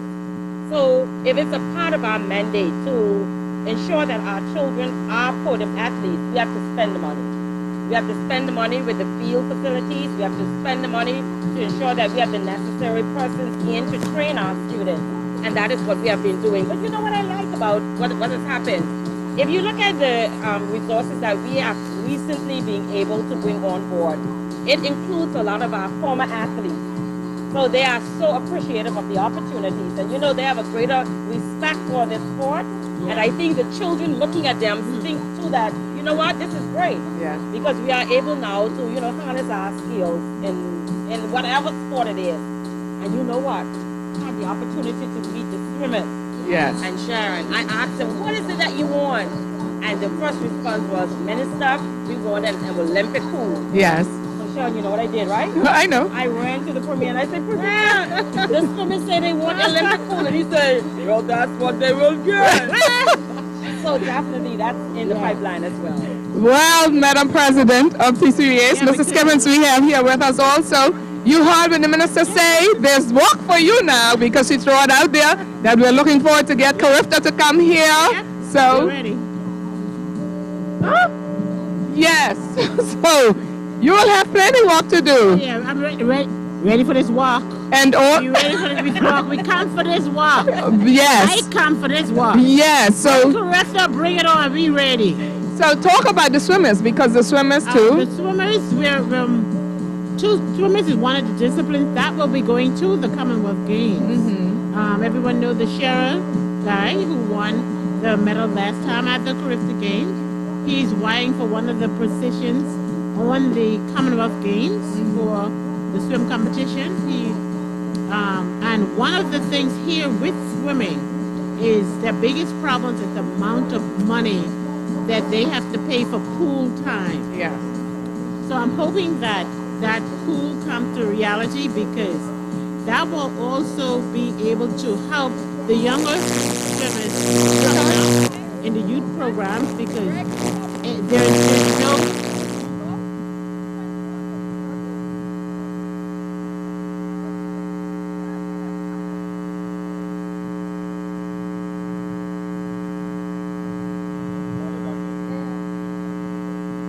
Marquis Zephyrin, Long Bay High, under 17, 100 meters. You placed the fastest. Congratulations. Can you tell us the time that you placed? It's 11:58. 11:58. You must be proud of yourself. That's fine. Can you tell me a little bit about how you're feeling right now? What do you think about the new track here today? The track is pretty nice. It got like a different bounce, different feel to it. Kind of good. You think it makes a difference in your performance? It makes a big difference. All right. So I was curious to know, I mean, you're pretty fast. So I'm curious to know, what was training like for you? I mean, it's been, almost 2 years now since you Carifta athletes have seen the track. What has training been like for you? What does that look like? Can you break down your process, maybe some of the exercises that you do? Training is very hard. Basically, my exercise is basically like we run the curves, we walk the straight, so we have time to run certain laps, and we got to practice and train hard and not stop. How long have you been training for?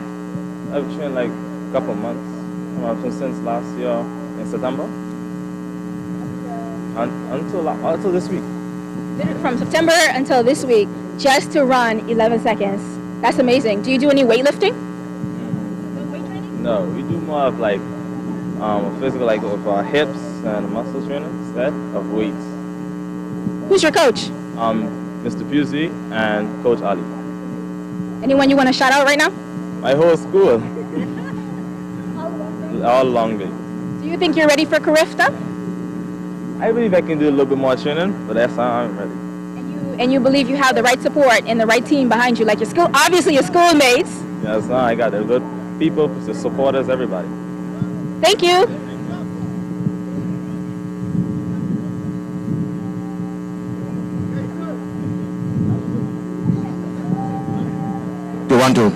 Okay, ladies and gentlemen, again, I'm back here on the track, and you know this is Carifta 2020 finals, and Carifta is all about athletes and what they can do. And you know, it's really is not possible without money.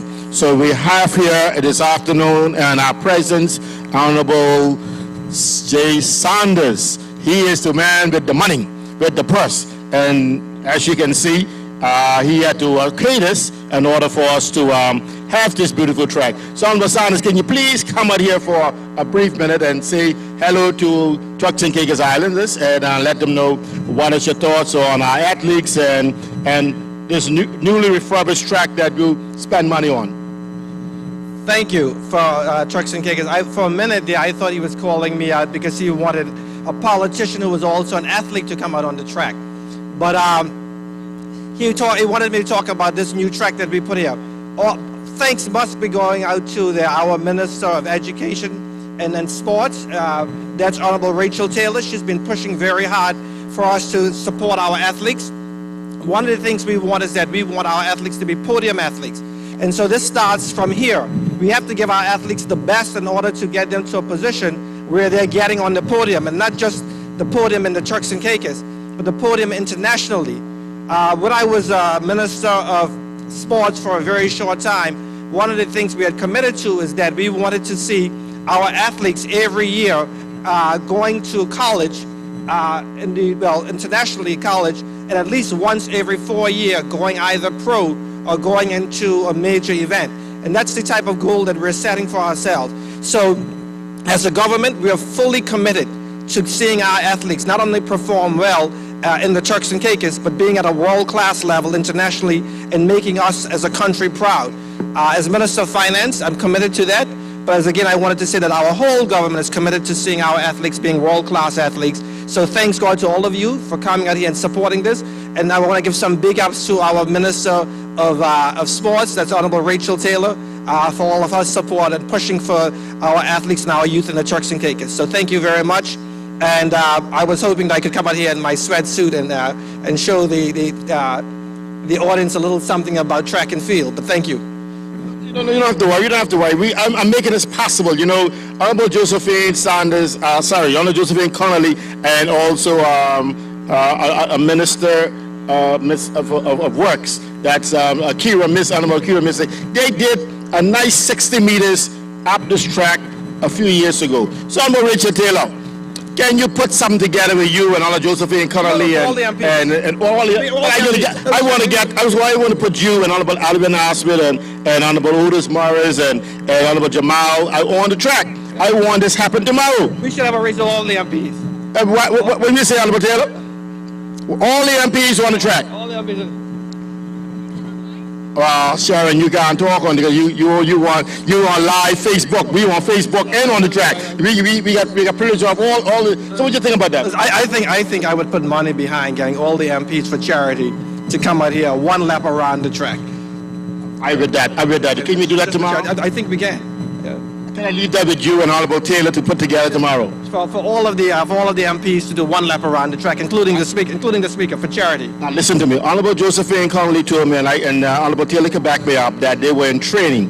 They was in training when we was doing the Queen's Baton, unveiling of the billboards, that they was in training for today's event or tomorrow's event. She didn't say which one, but she said Carifta Trials. So then the young fellas in House of Assembly, they should follow the lead. I think so. So I'm going to be here. Honorable Taylor, you think you can pull that off?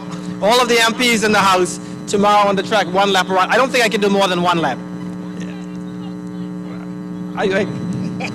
You need a house mic. You want to join in also? You got to come down here. Albert? Yeah, Sharon Simons out there. She wanted to say something so bad. So Sharon, come down off the podium and use my mic, because at the end of the day, there's only one house. Honorable Josephine Connolly, please come this way. Come this way, please, because at the end of the day, we are talking about how you did that beautiful lap down the track here the other day with you and Kira Music, and you start something, so we got to continue it. Sharon looks like an athlete. You see with the Nike and everything all across. I'm ready. Sharon, ready? Yeah, I'm ready. I need a house mic because I got to hype up this crowd right about now and make some money. Who want to make some money for charity? If you want to see a race tomorrow with the ministers, I'm about to make some money. The MPs? All the MPs? All the MPs should raise at least $100. That's 19 of us. That's $1,900? Raise 100 each at a minimum. Y'all only want $1,900? Only y'all want $1,900? Minister, you could put up $1,900 yourself to win this race. Bring every MP out here. We'll see them. Every MP? Godfrey. That sounds like a race, right? I think I got 2 races to run tomorrow. Remember on Sports Watch? You remember? You have to do that. Yeah. Honorable Josephine, we ready? You know we from... Oh, okay. She's gonna come. She's gonna miss an opportunity. We from Salkie, you know. We Salkie girls could run. All the time. I tell you, I watched Honorable Josephine Connolly the other day doing this lap, and she had to slow down to, you know what I mean, to show a good sportsmanship. Honorable Aswad, you ready? You gonna run too, you know. Let them see how we just walk out in Grand Talk, right? Let them know. Anyway, Godfrey, I need a house mic. Wiper, can you please give me a second house mic, please, for Sharon? Yes, ladies and gentlemen, as we continue on the track, we are asking for the 3,000 meters, and I think they're the starting blocks. I think so. They are. So there's the 3,000 meters. As for the under 17, so we got some vehicles that is blocking the someone else in, and there's a Go, Lexus, and Nissan Bluebird. Go, Lexus, and a Nissan Bluebird. Can you please, if you're driving that vehicle, can you please move it for us? You're blocking someone in. That's a Go, Lexus, and a Nissan Bluebird, can you please move those vehicles so those persons can get out? Okay, so we are looking at my right side of the field right now. You have some discus throwing and some shot put, and these are the young boys and girls from our various schools. They are getting ready. They're getting themselves together as they perform to try and make the Carifta team over there in Jamaica. And now in front of you, we also have the long jump. The long jump going on. That's the long jump for the females as well. And these young boys and girls, they did a tremendous job. Some of them were over the island of North Caicos last weekend. We saw some throws over there. That was magnificent. Now they're here again at the National Stadium today. As that young man just threw that shot put over there. And we have a combine of long jump and female and male happening shortly. We also have a combined discus going on over there. And these are all on the right side of the field and then on the front of us. The 3,000 meters is coming up shortly for the under 17 boys and girls, along with the 5,000 meters. These events are definitely going to be ones to watch as these boys and girls travel down the track to make the Carifta team.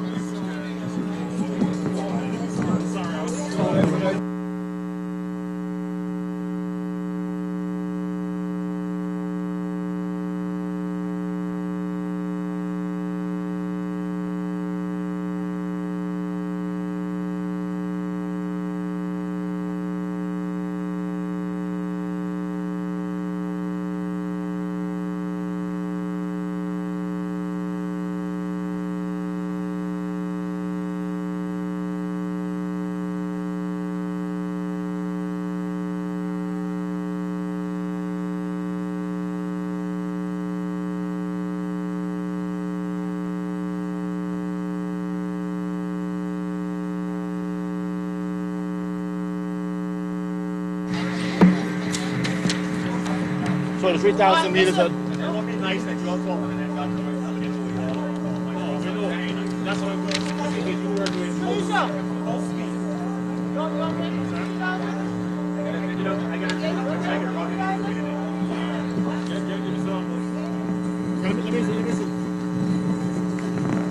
Finish line, are you ready for the 3,000? We want some officials for the 3,000, please. You ready? Oh, they are ready. Let's go. They are ready. Okay, white flag at the finish and white flag at the start. And there you go. These are the young girls for 3,000 meters. Girls for the 3,000 meters, and as they go around the track.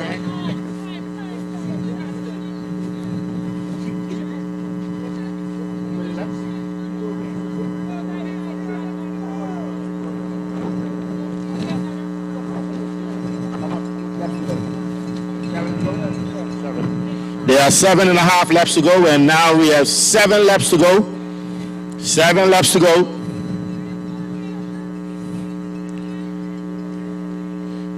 They have 7 laps to go. These are our girls, 3,000 meters under 17.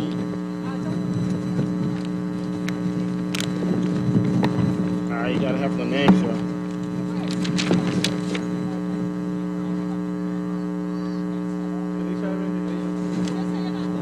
And then we have Ms. Carson. Sorry, these are male 3,000 meters, and we have Ms. Jenny Louise. She's an unattached, and we have Tanisha Gardner from the Commonwealth High School, and from Alpha Christian Academy we have Braves. And as they go around the track, they're on the back side, coming around, and you have the young lady. She's now around on the curve coming into the straightaway. That's the young lady. She's unattached. She's coming in on the straightaway for 6 laps to go. And to the straightaway, watch this young lady as she travels around the track for coming in for 6 laps to go. And coming into the straightaway is Jenny.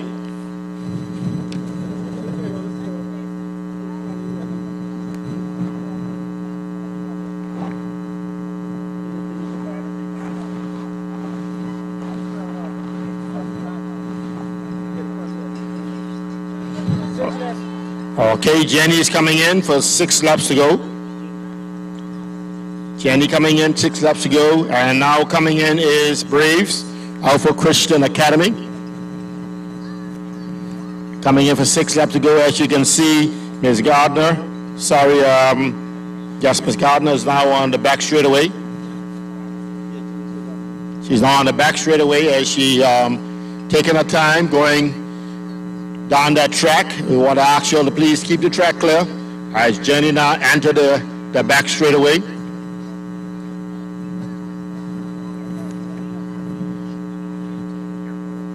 And as they continue down around the track, Jenny is now around the curve. Jenny is still on the back straightaway as Ms. Braves is now going into the back straightaway. In front of you, ladies and gentlemen, we have the long jump going on for the young boys. They are mixed with the girls as well. Into the straightaway comes Tanisha Gardner. She's coming in for 5 laps to go. Coming around the curve is Jenny. She is now coming around the curve.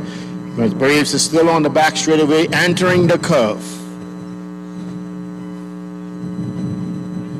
Tanisha Gardner is now have 5 laps to go. 5 laps to go. We have now Jenny entering the straightaway in front of you as she comes down.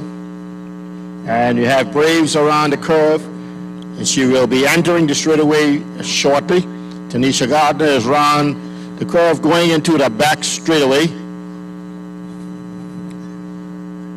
Jenny is now coming up for 5 laps to go. As you see Braves, she is now entering the straightaway. Ladies and gentlemen, cheer them on. Give them a little cheer. Boost up their confidence so they can get themselves in position to go to Carifta. As you get Tanisha Gardner is now on the back straightaway. She is now there, traveling around the back straightaway. And Miss Jenny, she is now entering the back straightaway. As you see, Miss Braves now, she's now with 5 laps to go, entering the curve. I want to say a happy birthday to my beautiful lady as she's now running. Happy birthday. I think she is now 71 years of age. And boy, I tell you, if I look like that when I'm 71, my God, I'll be happy. As you can, no problem, my darling. As you can see, Miss Tanisha Gardner is now on the straightaway coming in for 4 laps to go.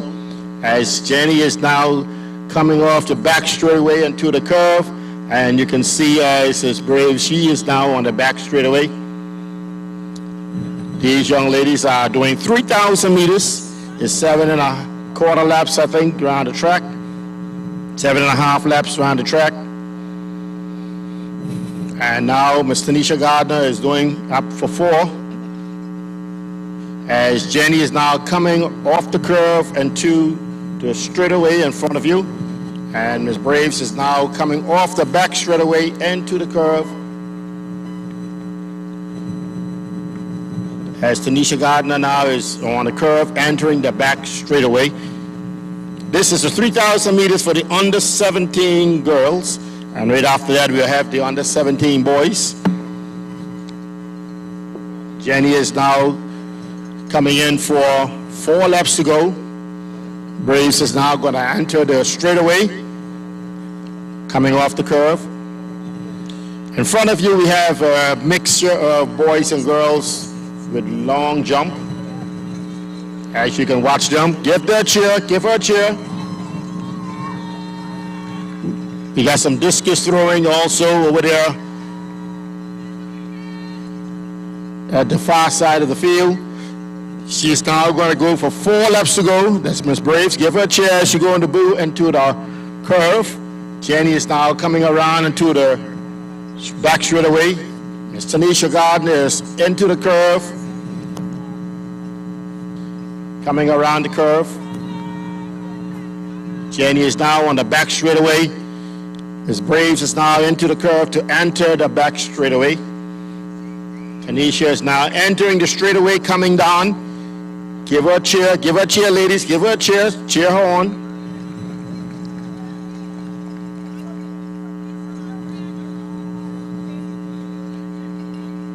Brianna Rigby, can you please report to the long jump area? As Brianna Rigby, can you please report to the long jump area right in front of the stadium? 3 laps to go for Tanisha Gardner. 3 laps to go. Brianna Rigby, y'all asked to please report to the long jump pit in front of the stadium. Miss Jenny, she's now entering the curve to go to the back to the front straightaway, and you have Braves on the back straightaway. Jenny is now entering the back straightaway from the curve. There's 3 laps to go. Jenny is now into the straightaway, coming down the track. Braves are now entering the curve off the back straightaway. Tanisha is on the back straightaway, coming down the track.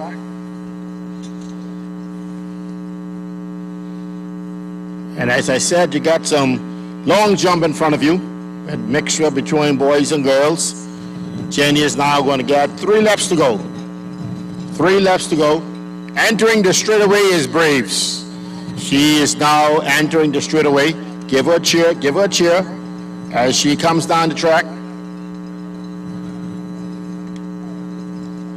We have many officials here this afternoon, and these officials are here to help us with the meet. We want to say a big thank you to them. Give her a cheer as she enters for 3 laps to go. 3 laps to go. As you can see, Jenny is now entering the straightaway for 2 laps to go. Jenny is now entering the straightaway for 2 laps to go. As you see, Tanisha Gardner. Tanisha Gardner is entering the straightaway for 2 laps to go. Jenny is now on the back straightaway. On the back straightaway, and you have Braves now on the curve. Tanisha Gardner now have 2 laps to go. 2 laps to go. 2 laps to go. Jenny is now on the back straightaway, coming around to enter the curve. You have Braves on the curve, entering the back straightaway.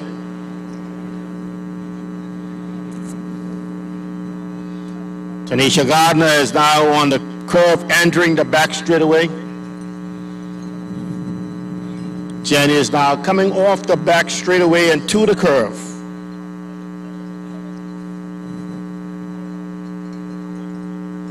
These young ladies and young men are getting ready to do their long jump.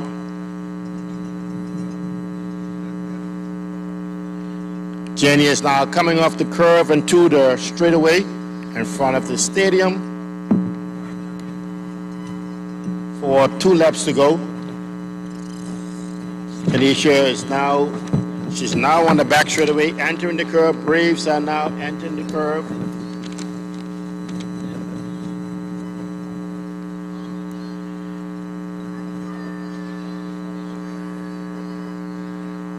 Give a cheer to Jenny as she enters for 2 laps to go. 2 laps to go. She's being cheered on by a few persons, and we want you to cheer on all our athletes as you see Braves coming into the straightaway. Give her a cheer. Give her a cheer as Tanisha Gardner is also into the straightaway. Tanisha Gardner is also into the straightaway.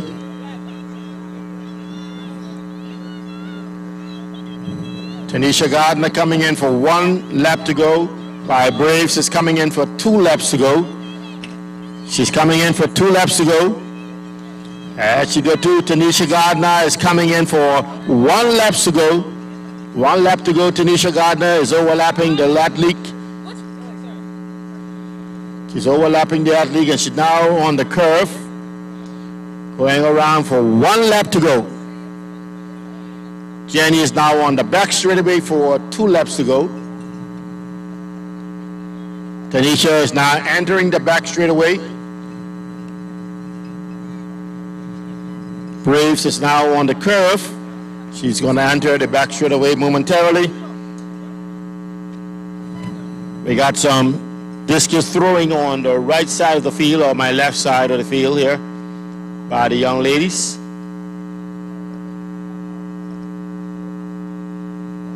We have the 3,000 meters for the the young boys, I should say, under 17, young boys under 17, that is coming up just after this race.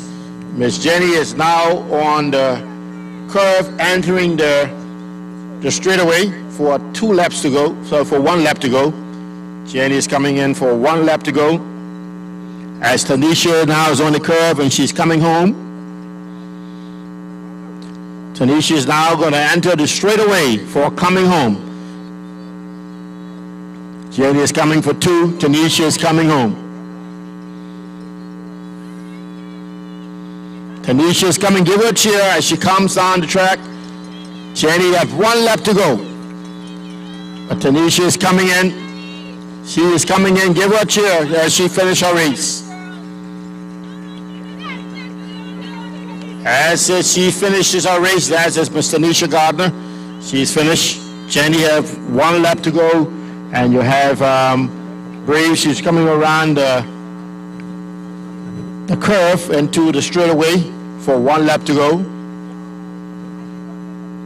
The 3,000 meters for the boys, young boys under 17, is coming up.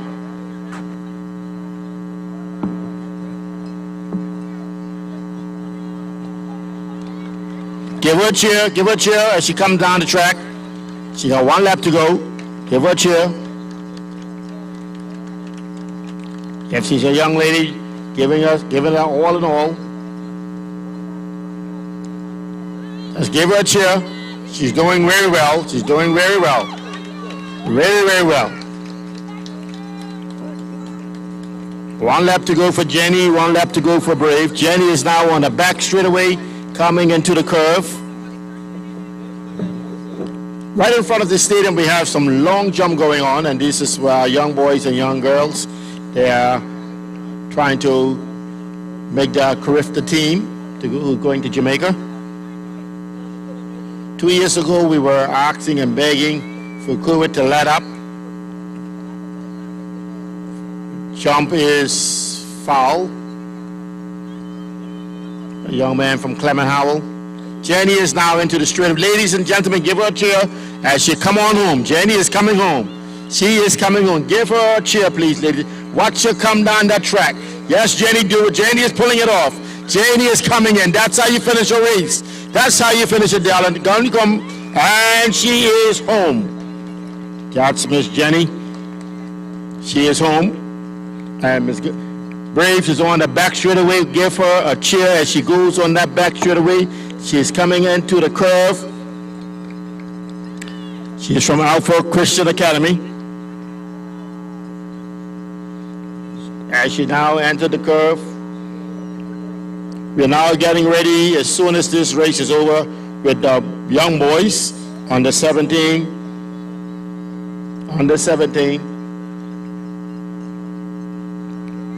Following that will be the 5,000 for male under 20.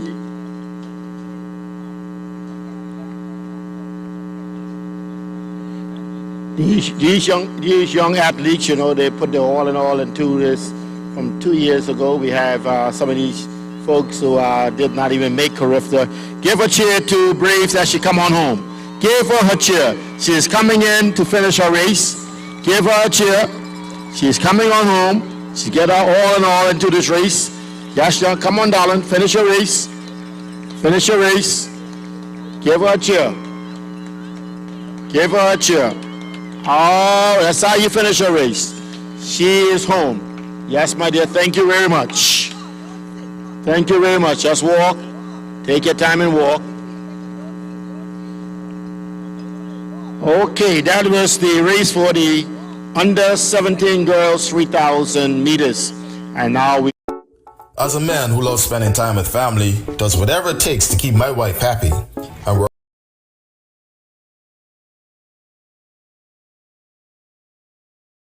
I get to keep all my favorite things in one place. With 80 gigabytes of data to share with up to 4 family members and unlimited local anywhere talk and text, I get one bill that covers my entire family for as low as $60 per line and no surprise charges. All I had to do was add my home internet to my mobile, switch to Flow for more savings and more value.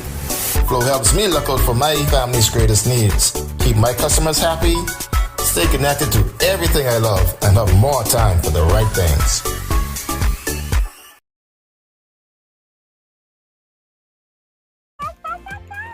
It's all new adventures with Blue and her friends. They'll make new memories, visit new places,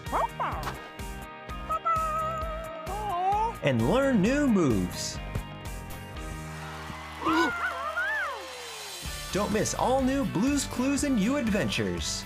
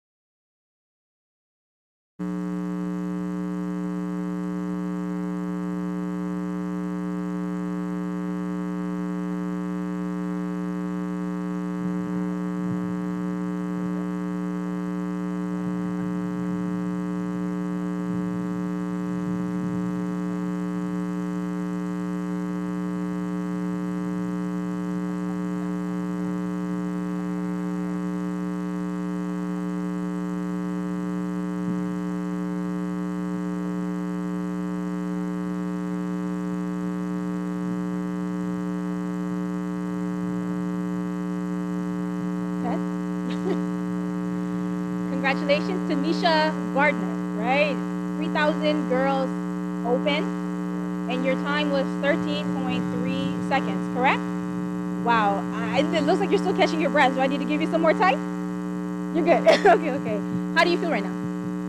I feel kind of disappointed in my time, but I'm glad that I did my best and I didn't get hurt. Disappointed? Why? Because the 3,000 meters qualifying time was 10 minutes, and I didn't make the qualifying time. I ran 13. I'm still proud of you, nonetheless. I think you are phenomenal. If anyone hasn't told you, I would like to be the first to say it. I know it's distance, but you're pretty fast. You're still moving pretty fast. So what do you think you're going to do differently next time to try and qualify or make your personal best?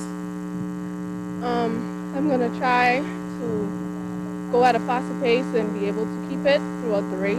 And I want to work on my speed a little bit more coming in. I mean, that's a lot of laps around the track.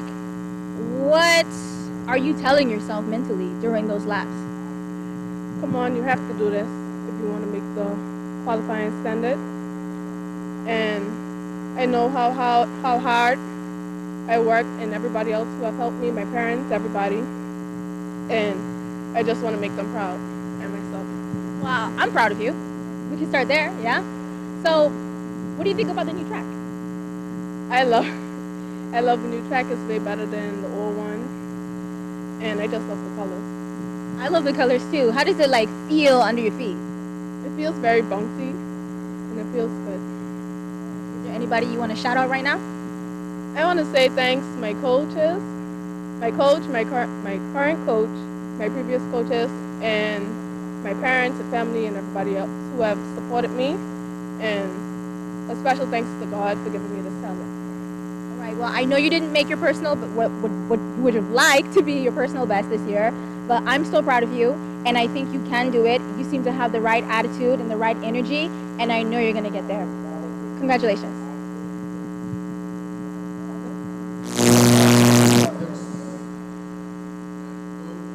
Thank you very much, Isha Parker, right there on the track here at the National Stadium here in Providence. Providenciales. Top of the afternoon to you, and we would like to say good afternoon to all our listeners now joining us via Radio Turks and Caicos. Really happy to have you on board with us here for Carifta Trials 2022. I'm Chris Garrett. Sharon Simons is here. Trevor Cook is also here as well, and we're going to be having them here in just a few minutes from now. A few minutes ago, we saw the running of the 5,000-meter race, and pretty much not a bad performance. I beg your pardon. That should be the 3,000-meter race. That's for under 17, and of course, we have the male under 17 race that is taking place as well too. Coming up at 6 o'clock this afternoon, it's going to be the male under 25,000-meter race. That's going to be coming up, and you can catch it right here on Radio Turks and Caicos. Listeners, if you are on your smartphone, or if you're in front of your computer or your smart TV, more than happy to tell you, you can watch us live right here at the National Stadium. Got to say courtesies of Flow and Genesis. Thanks to Genesis assisting RTC to move forward in this live stream event, not just on radio, but also on television as well. If you're experiencing any technical issues, of course, our team in Grand Turk, they're fully aware, and the team here at the National Stadium, they're working on it. But in the meantime, the broadcast does go on. Sharon Simons, you had a chance of catching the 100-meter race. I unfortunately had to leave to attend to other duties, but how did that work out for you based on what you saw in the 100-meter race? Is it up to the standards as we as broadcasters would normally say top-notch? 9.5, 9.4, anything like that?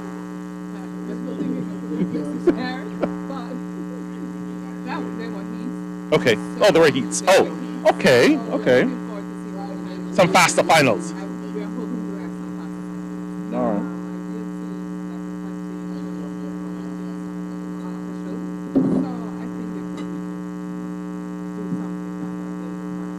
Okay. Well, let's wait and see. This is the first official event, as you know, right here on this track. So I'm not going to make an excuse, but I'm going to say it like this. It's the first time getting onto the Chevron, so you're trying to also acclimatize your body onto running on this, as opposed to the grass, which they ran on last week and the week before, right, in North Caicos. So they have to quickly acclimatize in order to be ready to meet the Carifta team, the national Carifta bodies in, I think it's Jamaica this year? Of April. Not a lot of time.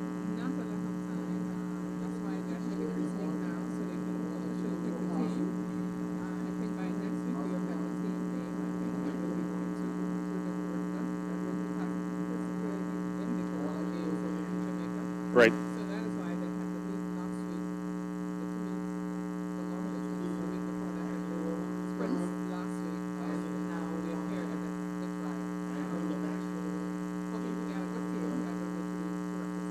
Right. I'm understanding from the TC3As they have a total of 18 spots available as athletes that they'd like to select going to Jamaica to represent the Turks and Caicos Islands.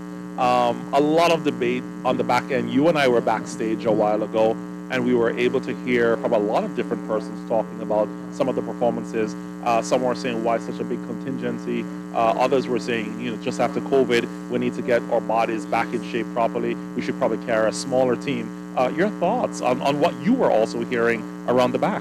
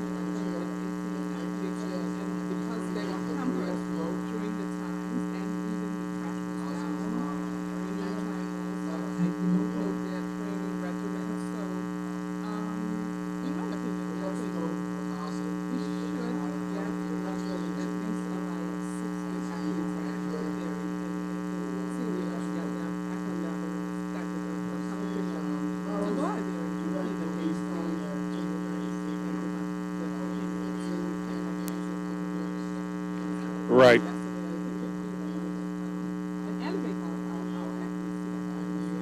Right. Well, like you rightfully said, rebuilding, and this is a new track as well too. So I feel almost as if we are completely rebuilding as a country, and so it is time to certainly get our athletes' legs back underneath them and getting them back into training aggressively. Now, I'm not taking anything away from the fact that they did have sports days.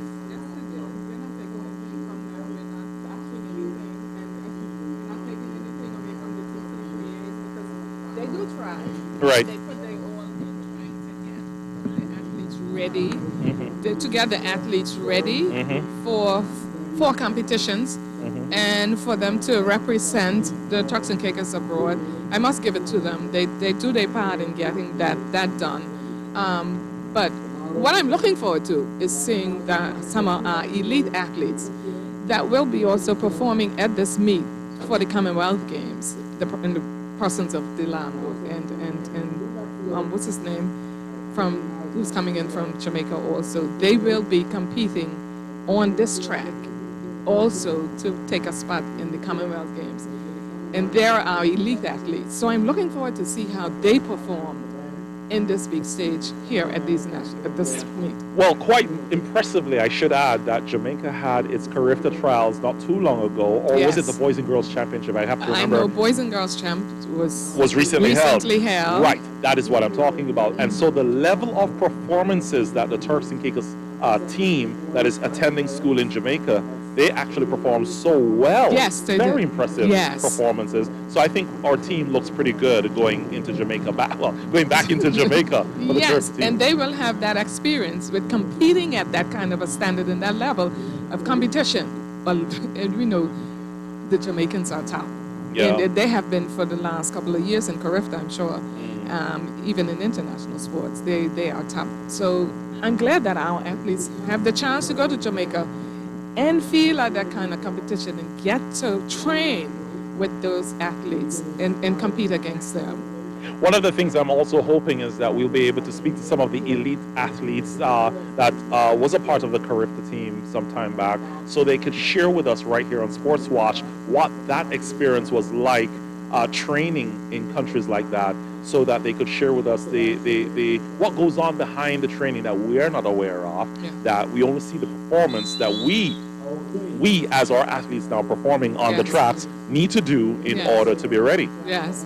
Well, I'm looking forward to and what insight they can give to these up-and-coming athletes that will be performing at Carifta and how they felt about going to Carifta, because some of them attended Carifta also in years past, going in part in our younger athletes, what they need to do, their working ethics, and what they gather from going to train and go to school abroad and competing against those Jamaican athletes. So I'm hoping that they can do that also. Right, indeed. If you're just joining us, you're watching us, the Sports Watch team right here on Radio Turks and Caicos. We're, of course, on RTC Facebook page. And you can also catch us on the TCI Sports Commission YouTube page. We're live to the world. You're talking about Sharon Simons, and Trevor Cook is also close by. You're going to be seeing and hearing from him in a few minutes from now.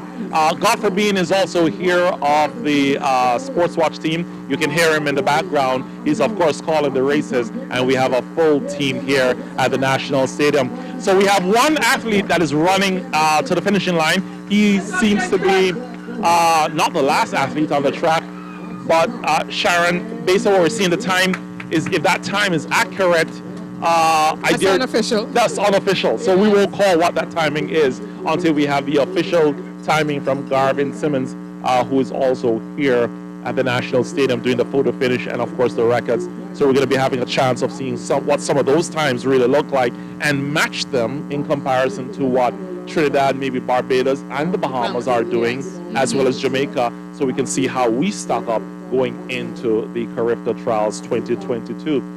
Is there anything exciting, and I know what is exciting for me personally, but is there anything exciting that you are looking forward to from our athletes going into Carifta? I'll share mine after you share yours. Well, I'm like I said, I'm looking forward to seeing the finals, to see how they run in the finals, the 100 meters and the 200 meters, and see what our athletes, the time that our athletes can put out here today, So that's what I'm looking forward to seeing. And I'm also looking forward to seeing some of the field events. That's where I was going. Yes, Yeah. like the high jump and the long jump and the javelin and discus, where we can possibly compete and see if we can get a medal in one of those disciplines at the Carifta Games. So that's what I'm looking forward to seeing. Because I think now we know at the standard of like sprints and the long distance, it's kind of hard for us to compete against the likes of the Jamaicans and the Bahamians. You were looking at my notes that I'm looking at. Great minds think alike, so they say. Right. And see if we can put more emphasis on our field events and Right. produce podium athletes like Mr. Fox or from the sports commission always say we produce podium athletes and see if we can develop our athletes in the field events where we can come out on top and produce podium athletes in the high jump and the long jump, in the javelin and the discus and the shot put. In years past, we had some prime athletes going to school in Jamaica, attending the Jamaica College, and recently we had some performances from the Kingston College that's out of North Street. I'm trying to remember this actually, North Street in Jamaica. And the performances that I saw at the National Stadium in Jamaica for the Boys and Girls Championship was really outstanding, especially in the field events. So I'm truly excited in seeing what some of the athletes can deliver, especially in the shot put and the discus. I think that's going to be really remarkable, and I can't wait to really see it. All right, I'm not sure if we're getting a signal from the team on the ground right now. I'm not sure as yet, but if we have to switch over, we will more than happily do so, because we also have Isha Parker. She's on the track. She's going to be doing some interviews as well with athletes during the course of the event. Of course, we have Godfrey somewhere. I'm not sure where he is at this point in time. We spoke to the Minister of Education. How was that conversation? Earlier, she came up with some bold statements. Really tell us. For the benefit of the listeners and viewers who have not seen. Yes, I think she came up with a bold statement and saying, hopefully in the next couple of years, we'll be possibly hosting the Carifta Games here yet again. So that is a bold statement that we will hold her to. Did she actually give a date? No, she did not give a date, but she's saying in the not too distant future we will host another Carifta Games here in the Turks and Caicos, so we are holding her to that. So the interview, she's worked very hard in trying to develop the facilities and refurbish the facilities in the Turks and Caicos, in the various islands for athletes and students. And she's put a lot of work into it, and along with her team and the government, has pumped up some money into the sports of the country. Getting ready for major events. So I must give her that. Right. She works hard, very hard. Okay. And that is what we're looking forward to. By any chance, did you ask her any questions about further investments into our athletes so that they'll get, okay, go right ahead. I did. I asked her about that and about scholarships, offering scholarships to our athletes so they can go abroad and develop themselves. And she did say yes, they will be doing that, and also developing the athletes here. So she did spoke a little bit about that also. So we're looking forward to that. So she's up there. She's thinking. So she's thinking ahead. And she's thinking like us in developing sports in the country to move us further from where we are now. Well, I'm certainly hoping that she will be able to come on to the Sports Watch program. I think we're going to be very excited to know about that. Of course, we now have Trevor Cook joining us. Trevor, let me switch mics with you. But Trevor, tell us about some of the events and what you're seeing and what you're liking. And of course, first of all, I got to apologize to the public. They caught me on television as I was eating my food. Really? Yeah, so I got to apologize to them. Greg just told me about it. Wow. Yeah. I don't think they're going to let you live that one down. No. But it was because of your birthday, I guess. So yeah, they need to give me a pass. I don't know if they'll give you a pass. But anyway, we have a track and field event going on right now. Let's go on the track to Godfrey Bean for that race.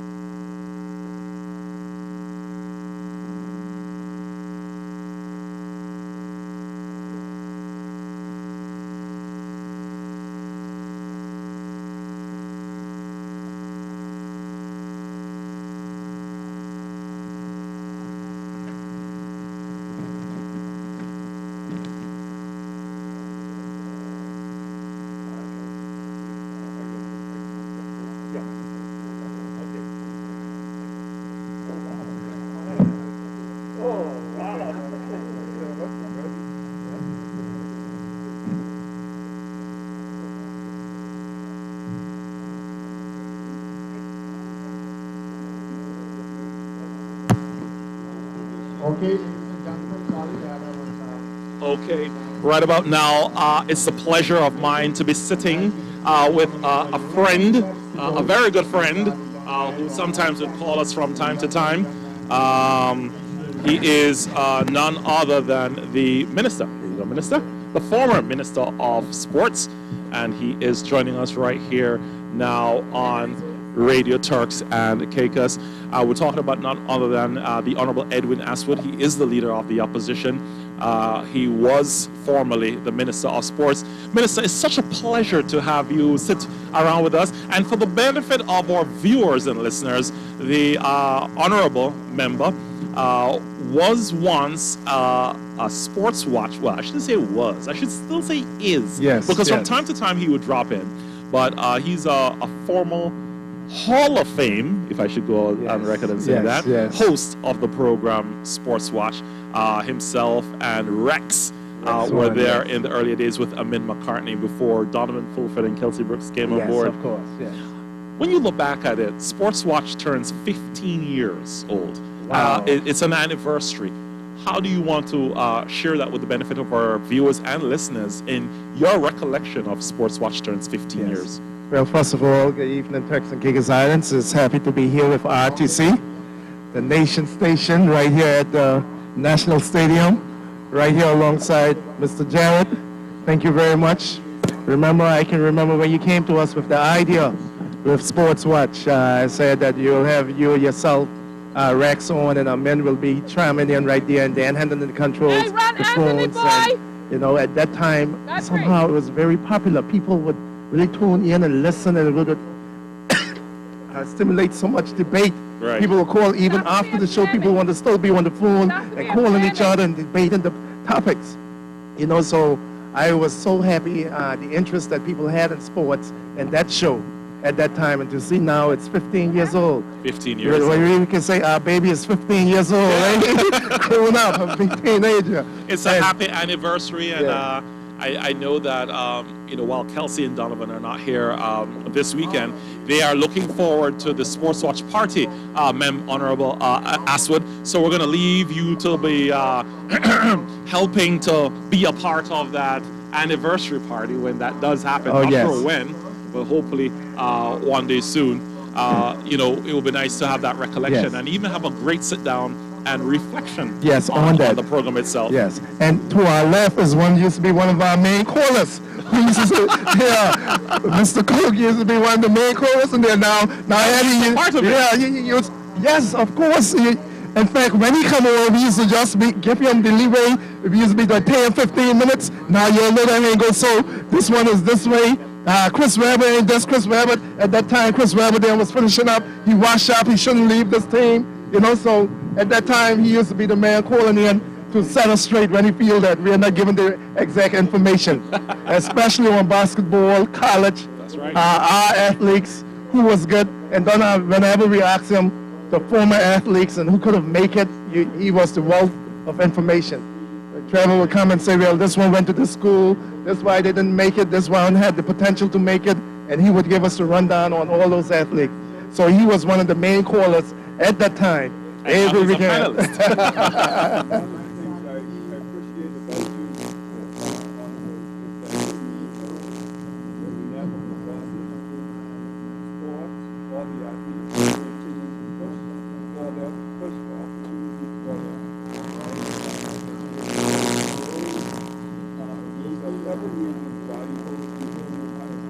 Thank you.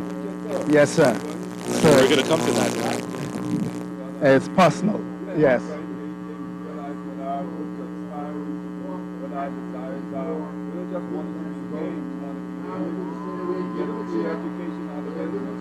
Exactly. And Brother Coke, just inside the gym last night, I was talking to a couple of young guys, about to leave school who just started college. And I say, through sports, I have seen the world and gotten an education and didn't have to pay for it. My parents, I say, you know what? If you're a good athlete, imagine your parents won't have to pay a dime. You will travel the world. You will get an education, and somebody else will pay for it once you keep up your grades and once you keep performing on the field or on the court that you're doing. So it is a wonderful opportunity, like you were saying. Yes.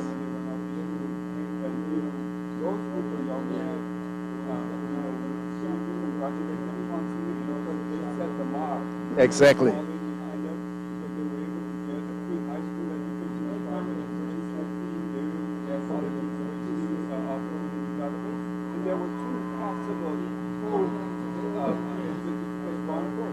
Ira has a contract that's still in his closet. We could have signed and play basketball. Yes, yes. And then Parker, a lot of Parker has gotten into Oh, yes. Oh, yes. Yes.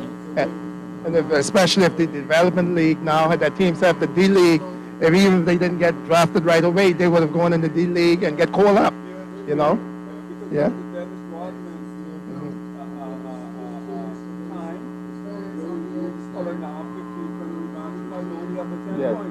Yes. Yes. Yes. Yes. Yes.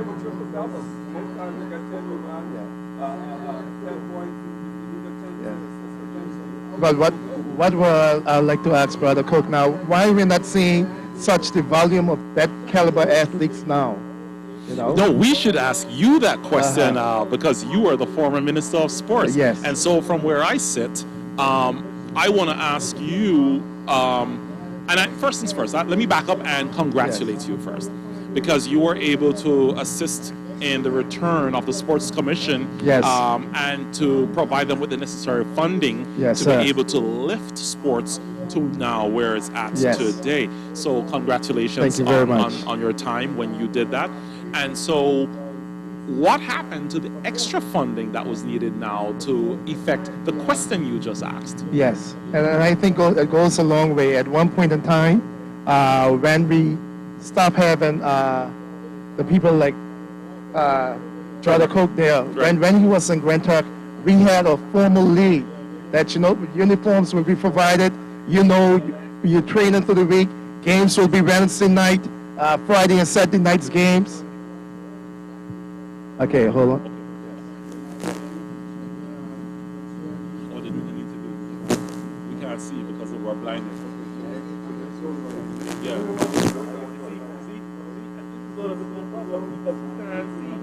There's no grandstand, there's no pop-up media area. All of these things were not looked up. I love you for that. Next point of thing.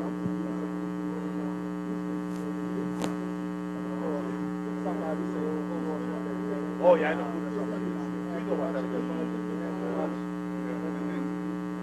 That's my problem. My main problem with regard to how they do sport.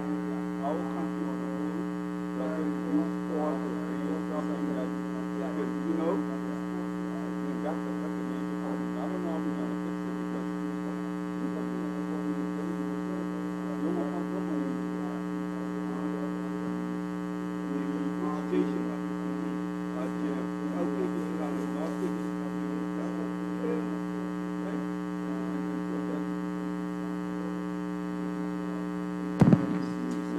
We also want to thank the Minister of Sports and also the Minister of Finance for their support, giving the money to make this possible. As we continue looking around, we are now into the curve, and you see Mr. Talbot now take the lead again. As I was speaking, I guess he just came over and take the lead. It's back and forward. These are two athletes that is battling for supremacy in this 5,000 meters. As they enter the straightaway, you have Mr. Talbot leading from Alpha Christian Academy, and also Mr. Lockhart from H.J. Robinson.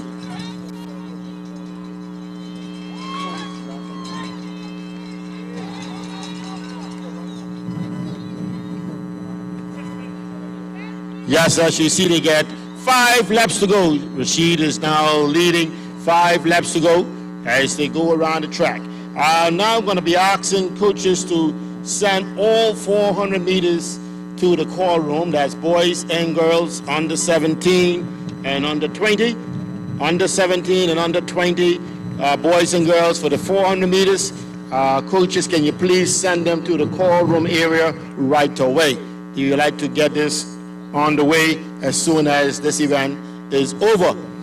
So as we continue with the 5,000 meters, you can see Mirchi Tobin had extended his lead a little bit in front of Lockhart as they down the back straightaway, and as they enter the curve, coming in for, at this time, I want to just say a big hello to Miss Edith Skippins. She's the president of the TC3A. She also is a lady that is hard working and persevering, that makes time for these athletes. So gotta thank these persons as they go out there and make this possible for our athletes.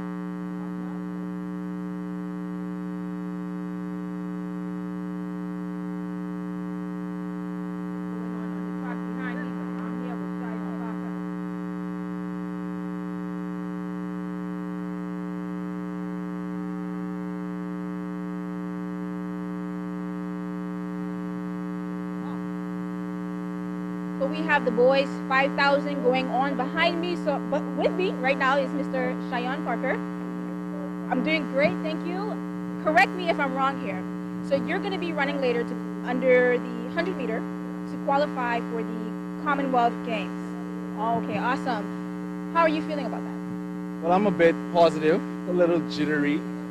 It's been a few years since I actually get to compete in a meet. It's actually been almost 8 years now. So the level of competition should be nice today. So looking forward to a good run. In 8 years, you said? Yes. Wow. Can you talk to me about your preparation leading up to today? How long have you been training? You don't got to give us all the secrets. You don't got to give us the blueprint. I get it. But can you tell us what you've been doing to prepare? Well, it's been a year since I've been training. I've been training since last year around this time. I've started with some conditioning, went into a 400-meter background program, and ended off with a 100-meter program. When you say conditioning, what type of exercises are you doing? Well, it was more of a 2-mile jogs into drills for 2 months, and then we started off with the 400-meter program, ended it off with the 100-meter program. So do you incorporate any sort of weights in your routines? Yes, most definitely we have weight days. Days where I don't train, or I would double up. I would train and still go to the gym. What kind of diet does a athlete that's dashing 100 meters, what kind of diet does that look like? Well, you have to watch what you eat, to be honest. I'm not saying I'm the greatest at my diet, but there'll be days where I eat very clean, and there'll be days I would cheat, but I would work it off. So having a good diet really helps, but it all basically on how you feel. So you eat on what your body likes, and you would know what your body likes. Cheyenne like? Chicken. What do you think about the new track here today? To me, it's gorgeous. I love the colors. Miss Edith just raced me. I'll be honest, Miss Edith just raced me because I have on heels. She's like, young lady, step off the track. So you got to tell us how it feels. This feels lovely compared to the red and white, and I've run perfect good times on the red and white. So really looking forward to a good time on the blue and white today. You know, I have you here. I'm not saying it's the only reason why I have you here, but I had a burning question, and I felt you're the perfect person to ask this question. Are you at all concerned? It's really windy out here. I don't know if you guys can tell. It's super windy out here. Do you think that it has an effect on the performance, or will have an effect on your performance? Not to say performance, but the way the breeze is blowing, we will be running into the breeze, so it will be more of a workout. So looking at it today won't be too fast, but it'll be fast. But if the breeze dies down, we'll be looking for some good times. Well, I'm looking forward to seeing you on the track. I wish you all the best. I see you got the hair braided back. That's gonna make you run faster or something. Is that for Nothing in the air. Thank you.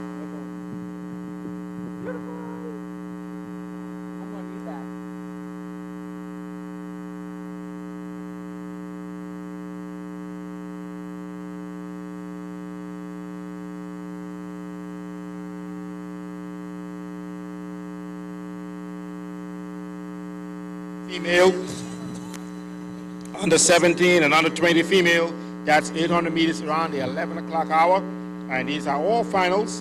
And then we're going to have a 400 meter run from the Commonwealth Games development meet. These are the young fellas who's going to be going over the elite athletes, going over to the Commonwealth Games over there in Birmingham, England.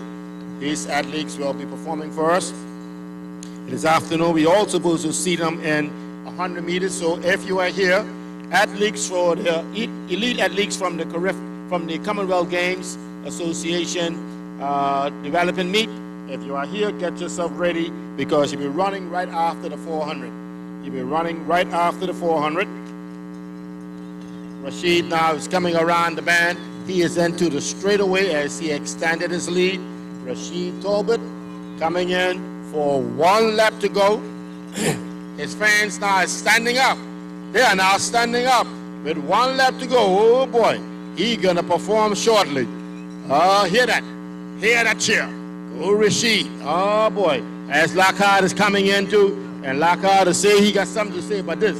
He's coming in now, and Rashid now is round the curve as Lockhart is coming for 1 lap to go. 1 lap to go. Now they're all coming home. They're all coming home. Well, ladies and gentlemen, get off your feet and cheer for these young men. Cheer for them. As you see Rashid now come around the band into the back straightaway. He is now heading down the back straightaway because he have home in mind. He have home in mind. He got Jamaica in mind. Oh, I tell you, he want to be a part of that team. Mr. Lockhart also got Jamaica in mind, and he is entering the back straightaway as he come around the bend and to the straightaway. Watch Rashid. He's beginning to put something on. He's beginning to decide that I'm going to go take this. He is going. And watch Lockhart as he is now traveling down the back straightaway. Rashid is round the bend. Watch him come. Watch him come. Watch him come into the straightaway. Rashid Talbot. And his fans are on the feet. And he is coming home. He is coming home. Their fans are on their feet. Watch them there. They got cowbells. They got shakers as this young man is coming home. And watch Lockhart come around the band. He is now coming home. Rashid is coming in. He is coming in. He is home. That's Rashid Talbot from Crawford Christian Academy. And give Mr. Lockhart a cheer. Give me, I see come. Lockhart is on his way. He is coming in. He is coming in. He is from H.J. Robinson High School. Lockhart is coming in. This is 5,000 meters. That's the young boys under 20. And this one is in the books. That's it. 5,000 meters. These young men did 12 and a half laps around the track. It's not easy doing that. I know I can't do it. I couldn't do it when I was 18. I know now it's out of question. Ladies and gentlemen, we must cheer these athletes on as they do their best.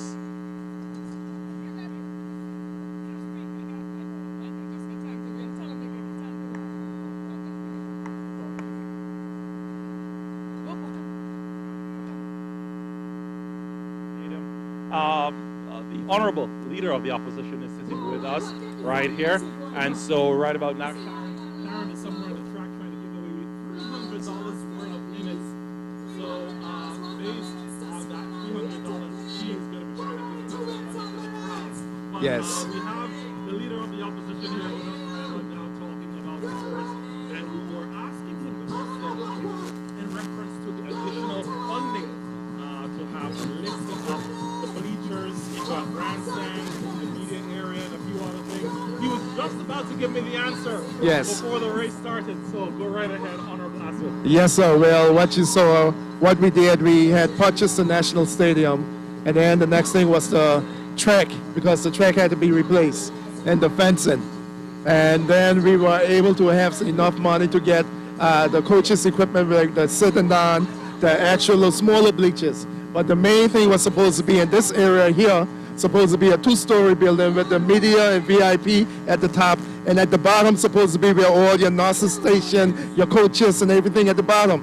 So when the athletes come off the track, they can come right here underneath, AC room, you have all your coaches, all the physiotherapists, all the nurses right underneath. And I just was reminding the current Minister of Sports, about that is one of the plans, if they are still advancing that, but that is something that was the next phase for this complex right here. Right where we're sitting, a 2-story building, VIP at the top, media and everything, to the bottom, all the coaches areas, all the different rooms for the coaches, the nurses stations, the physiotherapy, the sick bay, everything to the bottom, properly AC. So I'm hoping that, the current Minister of Health, along with the Sports Commission, continue to take that on. Yes. Very elaborate idea there, Trevor, and I do hope that the Minister current, that's the Honorable Rachel Taylor, will be able to take that idea and run with it so that we can have a bit more elevation and a little bit more information, and especially for the benefit of the athletes and the coaches. But what Brother Coke and I was talking about, you always, in government, you have competing priorities. So sports might say we want this, and health, immigration come here, no, we need the money for this, and there's only so much money to go around. And somehow the first thing that cut off what we always say is sports.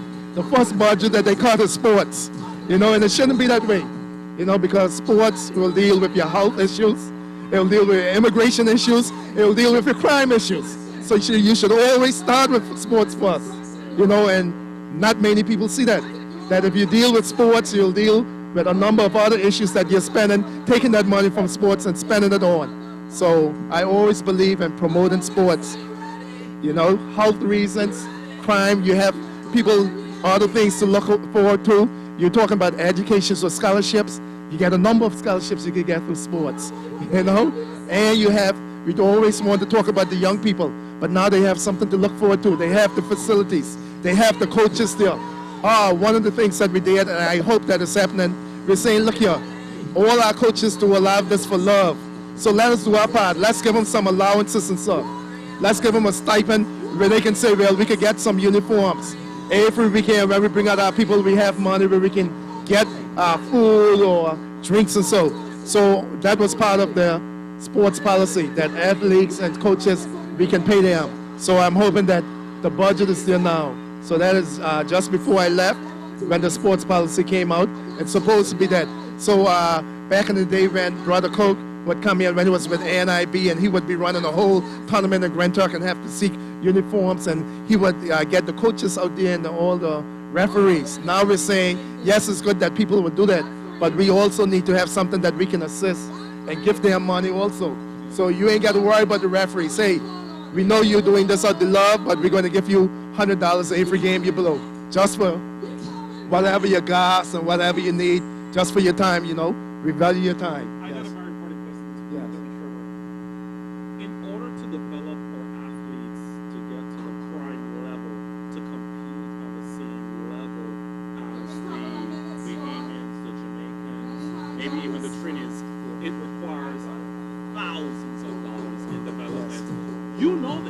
Yes. Not just as a minister, but you know this as an athlete. Yes. Talk to us, how far are we from reaching such a target? In terms of having the money, we're not far off. In terms of the mindset and the drive to get other people on board. You see, Brother Cook may know this, you may know this, I may know this, but to get the rest of your team, to get the rest of his team, to get the rest of the teams that I may be a part of, to know that yes, in Jamaica, for instance, who is one of the top in track and field. When we go to Jamaica, when I was school in Jamaica, you see the amount of money that they put in sports. From the young age. Primary school sports is like the Olympics to them. And that is at every high school, every primary school. I live in Mona, so Mona Prep right there. When I'm passing across, walking to the university campus, you'll see all the students, the people out there making noise, and you look at little girls, 8, 9 years old, with proper form running, and the proper coaching. But I have a suggestion for you, for you and your colleagues. I think they need to have a bipartisan committee on sports. I do think so. Members of the opposition, appointed members or whoever in the government need to have a group of persons who will get presented with projects and whatever, and look into that stuff, right? Because we need to make use of that opportunity. Yes. So I would really, you could raise that with your colleagues and probably get them to consider doing that. And I think that's like a subcommittee. Yes. I think that is a good approach and something that haven't been tried. We have bipartisan committees for other things, but we don't have it for sports per se. It's just whoever is a minister, you get your sports commission, you hire these things and everything. But to have, like he said, to get a bipartisan, so no matter who's in power or which government or which governor come here or which body, you have such a national agenda for sports. Yes. Like how you say. Yes. So whoever is in power, we know, okay, we reached so far, this is the next step. So and you can summon anybody you want. Yes. The president of the basketball Exactly. federation, the cricket federation, you can do all of that stuff, Yes. right? You can sit down and talk to the national plans and how you're going to develop things. Yes. So we as a country can come together and achieve what we want to achieve in the area of athletics and sport. Exactly. And we have to do more with coach training. Yes. And again, off the year, what we were talking about, we cannot just have PE teachers at the high school. That is overall generic. But yes. You need your athletic director. You need your specialty coaches. Yeah. And they can, Mr. Minister, sorry to interrupt, Mr. Leader of the Opposition, they can be teachers as well. They can be a twofold individual in terms of the contribution they make within the education system, right? You can have an excellent cricket player who can guide our cricket athletes that probably teaches maths or teaches English. We just got to work out the logistics and put the advertisement out a particular way, and boom, we off and running, right? These are the things, and all this will contribute to the development of the young men and women in the various sporting areas. Yes, and like I said, sports change lives. Sports can really change lives, and they bring people together. Nothing brings people together like sports. You have countries that will be at war, but when their teams are playing, they will put down their guns and go and watch sports. And after the events finish, now we'll finish killing each other, Sorry to say it so bluntly. Yeah. Yes, but they will compete against each other. Yes. And they'll be fired up to compete against Yes. each other. Oh, yes. Okay. For the football now, you can imagine when they meet. Oh, yes. Yes. But it's one thing that unites people together, and that was the whole spirit around the Olympics. You see, when Jesse Owens went to Germany, everything, Hitler was at that time, but people come in, Only people that didn't come in was probably the Jewish people, but everyone came to Germany, just around the World War. So sports is important. And yeah.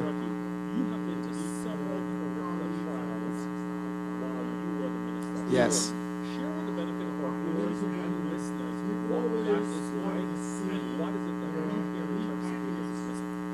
Yes, well, the main thing, first of all, someone may look fast here and look like they're doing good, but you have to look at the times. If you win in a race 100 meters under 15, and you're running a 15-second 100 meters, that's a big gap everywhere else, So while we may celebrate our athletes here, we have to look at the times. We have to look at the times. The seriousness that the athletes take to it. Those guys, they don't play. They are just focused, especially the top islands in the Caribbean, the Jamaicans, the Trinidadians, the Bajans, and the Bahamas. When they hit the track, they're all about business. The business of sports. And what a lot of those people, they realize this is the ticket. This is their way out. This is their track to fame.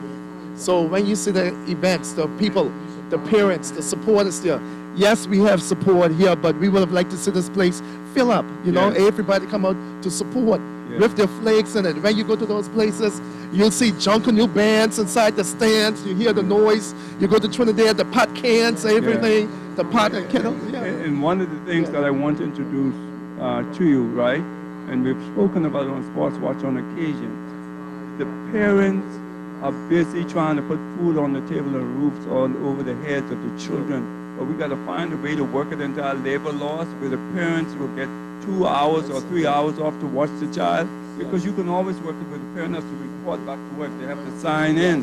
But we need the parents to be able to come on here. And when Johnny sees his mom in the stand or his dad in the stand, you understand? We need to find a way to do it from a legislation perspective. To force the employer to give them an hour or 2 hours. You can sign out, you can sign back in, you can punch out and punch back in. It's going to work. And the children are going to be encouraged, and the country is going to do better, and the children will be better performers. And what he just said, Mr. Jarrett, really hit home on an emotional level to me. Because when he was saying that, I was saying, something? I don't think my mother and father ever see me at my best. Out there winning races at the time and really performing. Because, like he said, they were busy at work.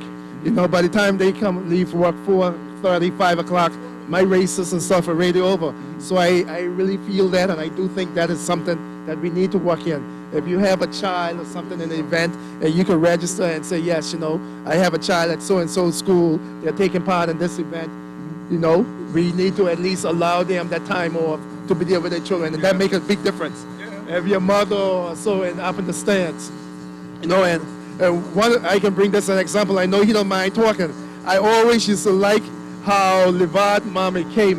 My neighbor would always want to be out there and cheer for him and jump up, you know, and always, you will see always Mrs. Mizik out there, you know, trying to cheer on Levad.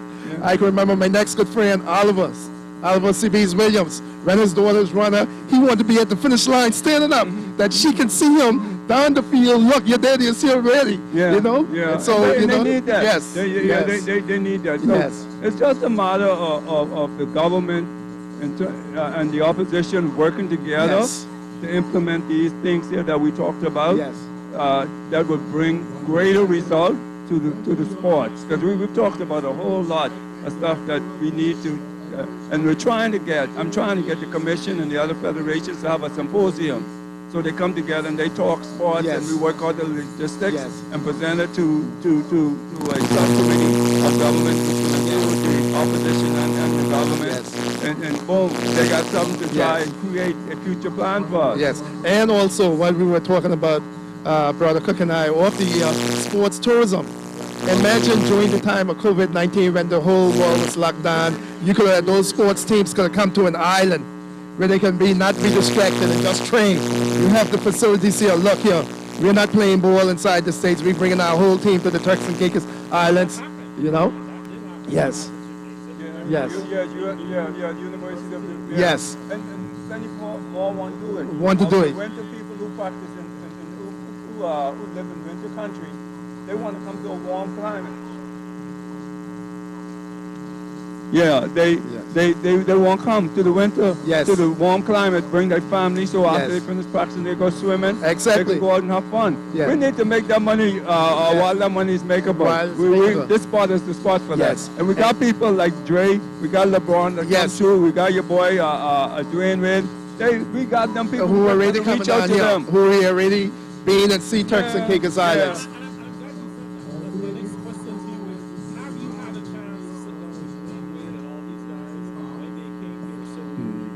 No. Yes, it was. But it's not lost. No, it's not You lost. can still reach out to them, whoever, right? Yes. But it's not lost. And- I'm saying these things to you so you can, My both sides, House of Assembly colleagues, yes. Y'all can sit down and get that committee together and talk about it. Okay? Yes, yes.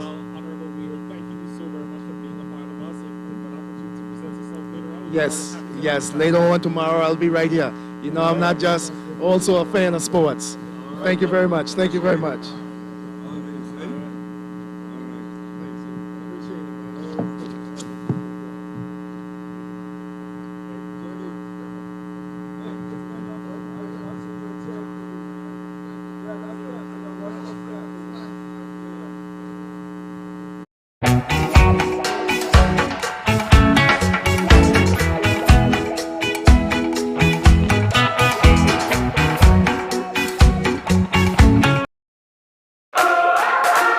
Imagine you have Hollywood at your command. Introducing Flow Evil.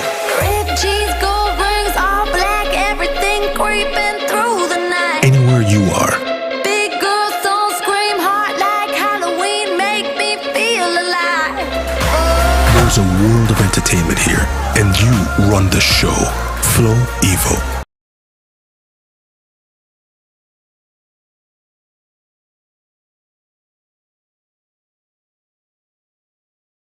Let's get this party started.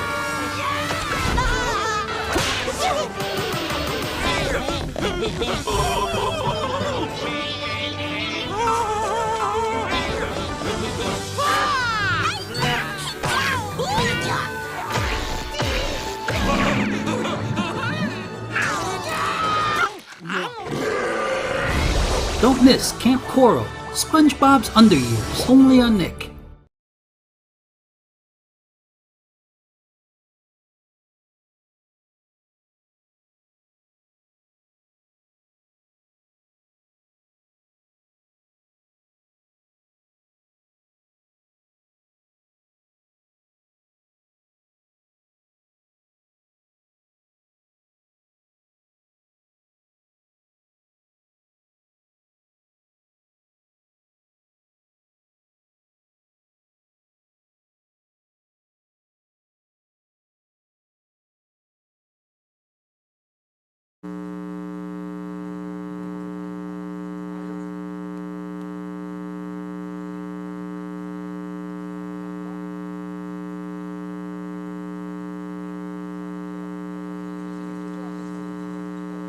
Okay, ladies and gentlemen, as you have the high jump being set at 1.5 meters, and they are Ms. Talisha Gardner. She's attempting the first jump at this 1.5. Here she goes. As she makes up her mind, this is a new height. Our field events are one of the most important to us here, and at the Turks and Caicos, as our athletes perform quite well at field events. We have Mr. Antoine Walken. He is over in Jamaica doing shot put and discus. And also he's trying his hand at javelin as well. And he's doing quite well over there. He plays second in his school. And, you know, he is pushing and aiming to be the number one at Carifta. And now Ms. Gardner is making her attempt.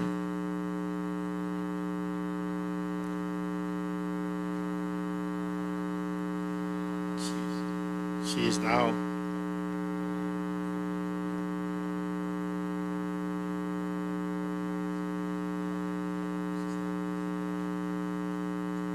okay, yes, and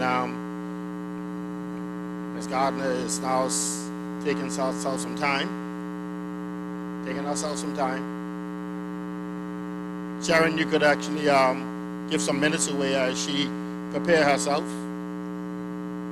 Godfrey, you ready for me? Yeah, I'll let you know when to stop. Let's go ahead. She's gathering herself, gotta settle herself in. Yeah, because the big race coming up? Yes, we have 400, and we also have elite athletes. Yes, our elite athletes. That's what I'm waiting for. Yes. That is the last race on the track. Yeah. So you go ahead while Ms. Gardner gather herself. One thing, I got that $300 from Flo. Flo don't play, you know. I went to Mr. Aaron and said, we need something to give to these people. Y'all better sign up with Flo, you know. See, did the Flo, don't mind, did the sell. Flo is the way to go. Darren, I walking on my discount for my phone now. That's what I walking on. You ready to give some minutes? Yes, go ahead, your minutes. Okay. Y'all ready? I ain't kidding you yet. Give me 2 minutes. Don't got time. Let me let these people win something, man. They ready to wipe off. Give me some music. And while he's doing that, we have some javelin also being thrown by young ladies over there. Y'all going dead on me, I bet. Y'all ready? Where my Warriors team? Y'all going dead? Time to wake y'all up again? Yeah. Let me hear them cowbells. Y'all ready, long time? Y'all ready? We ready? You ready? Get loose then. Come on. Get loose. Get up. Bring down cowbells for this. I can give out $40 minutes right now. Right now. $40 minutes from Flo. Y'all ready? Get up. Come on. Get up. Y'all ready? Done. Let's go. Hey. Y'all ready? One thing. Whoever makes the most noise, they can get a $40. Y'all better dance. I want to see you up and make some noise. Y'all better get loose. Come on. Y'all better get loose. All right. Yes. Huh? Yes. No. Hold on. You like you're ready to bust it loose. Okay. Here is the question. Show me something. Let me see it. Show me something. You better get it loose. No, too much children out here to get loose. That's the only way to get loose. Too many children out here to get loose. We can't get loose out here. White boy, give me something else. We ain't want to get loose. Because if I'm about to get loose out here, these children are going to cry. Shame on me. I'm about to Sharon, yes. you know, we have new technology, so they're saying that when you put the mic to your mouth, it goes in red. So when you put your the mic to your mouth, back to the wheel of it, bring it to the red. Back to the way? People, the fans at home can't really hear you. So you got to back to the wheel. Hold it, not too far.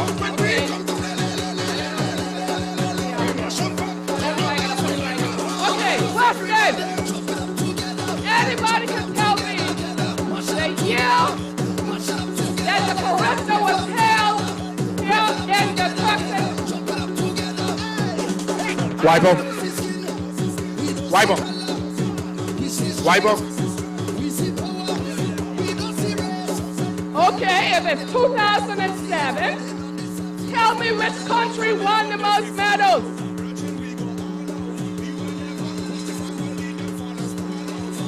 So listen, how many people answer? You don't win twice and I give you the money? Hey, let me get one pen and paper. Okay. Hey, I gotta start writing down names. Hold on. Slow man, right here. Give you your minute. Slow, here you go. Slow on the bar. Listen, slow right here. You all ready to get these minutes? Right now. Okay. Who answered that question, sir?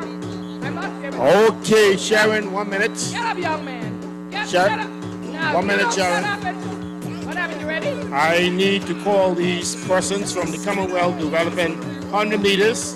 That's Mr. Durham from Clement Howell High School. There's Delano Williams, unattached. There's Phyllis Wilkinson, unattached. Mr. Courtney Missick, unattached. And Mr. Cheyenne Parker, unattached. You need to report to the call room area right away. This is the Commonwealth developing 100 meters. We're asking for Mr. Durham from Clement Howell High School, Mr. Delano Williams, unattached, Mr. Phyllis Wilkinson, Mr. Courtney Missick, and Mr. Cheyenne Parker. Please report to the call room area right away. Okay, young man, you like you don't want this minute. I told you say you answer the question. Shy, you must stand up and say what I asked you, you will get these minutes. What's your name? Okay. You gotta say it hard enough so people can hear. What school do you go to? Okay, Mr. Dignitary. You want yourself?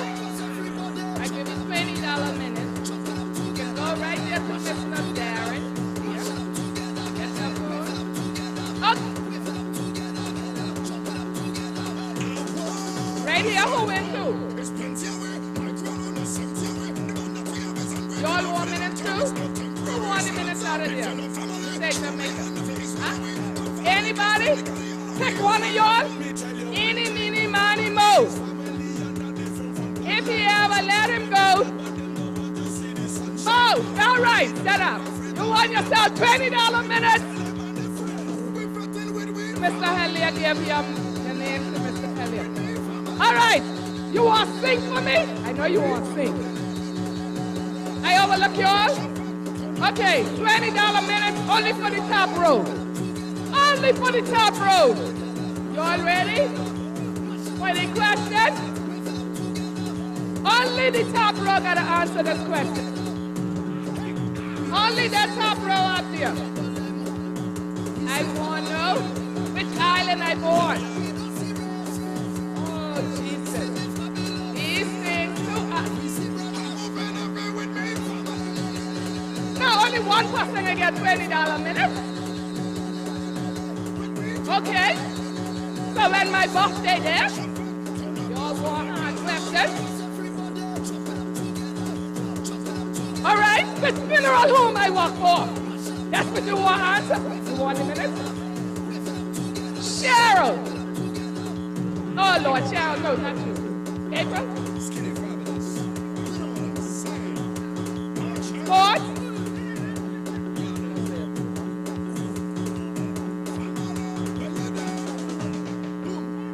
Now pick which one of y'all getting this $20 a minute. No, I only had 300. If I give all y'all now, this you are hearing again on. Huh? Okay, $20 a minute.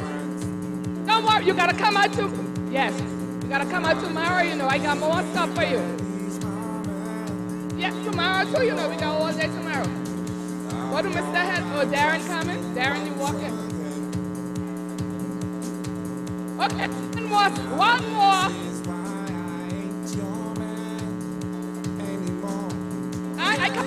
I coming down.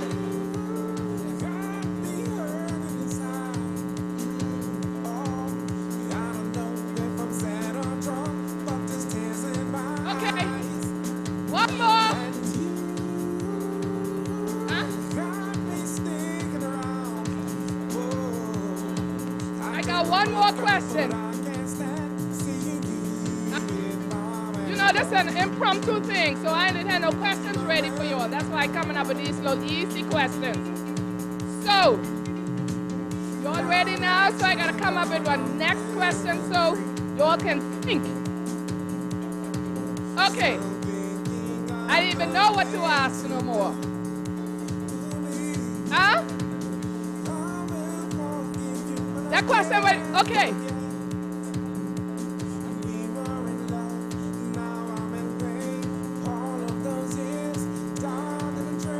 Okay, can anybody tell me which year Delano Williams won a medal at the Commonwealth Games? Which year? Say you want a fourth question, I give it to you. Yeah, Delano Williams won. No. Huh? No, in 2012? Or you said 2017? Yes, you're correct. 2012. You want yourself $20 a minute?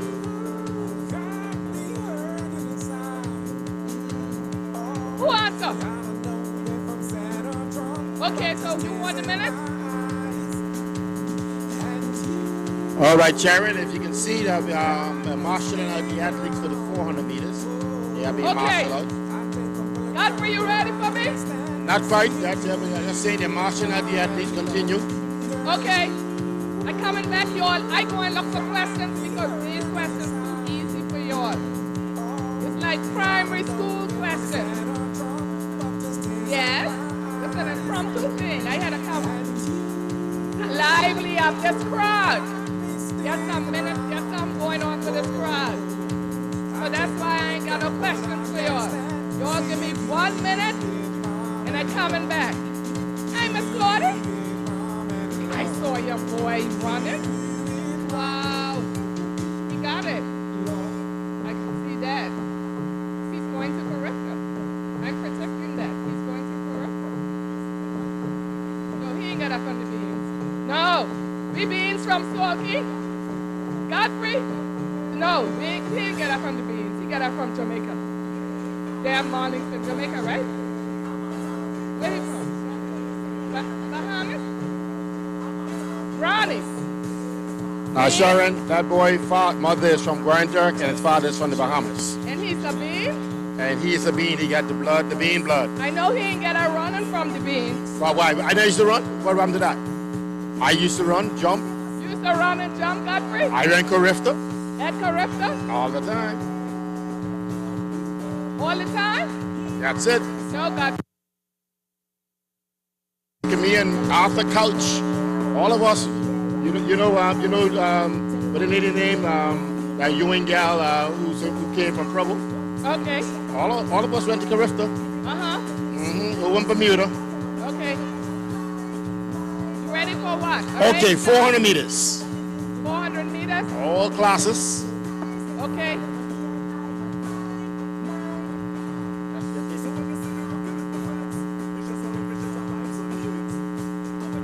$400 meters, all classes.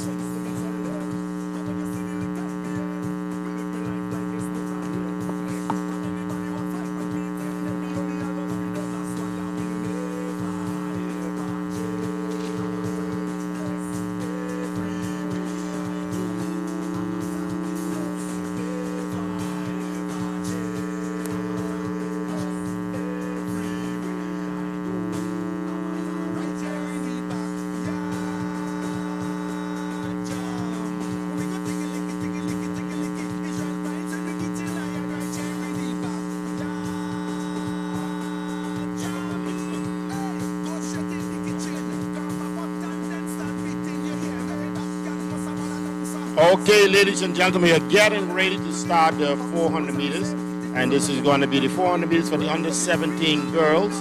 And they are going to be running to go with to Jamaica. And this is going to be in lane 1. We got from Clement Howell High School.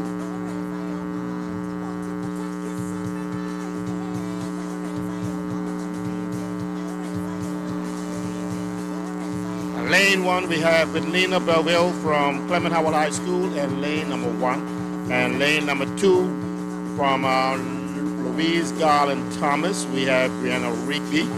And lane number 3 from Madre Basin High, we have Marlene.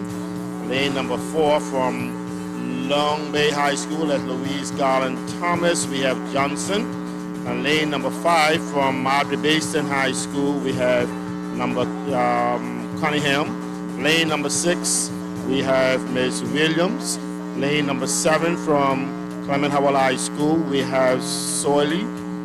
Lane number 8 from Alpha Christian Academy, Lawili.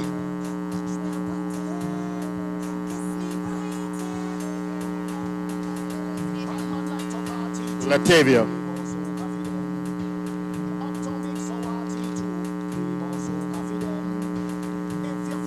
Okay, and these are the under 17 girls. This is a final, straight final. Running after that will be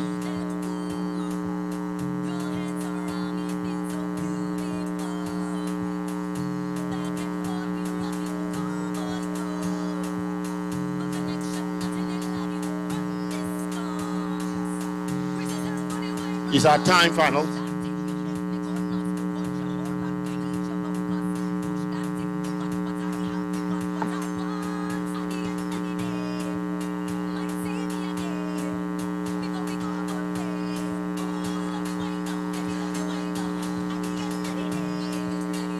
Are you all ready?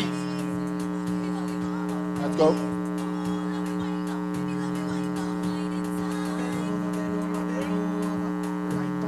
Guys, let's go.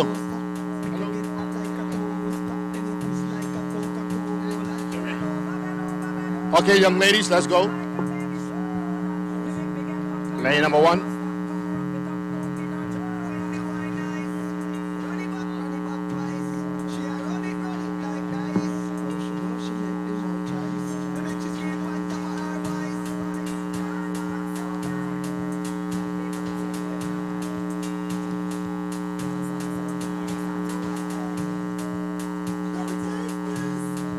Okay, ladies and gentlemen, these are the under 17 girls. They're all set, ready to go.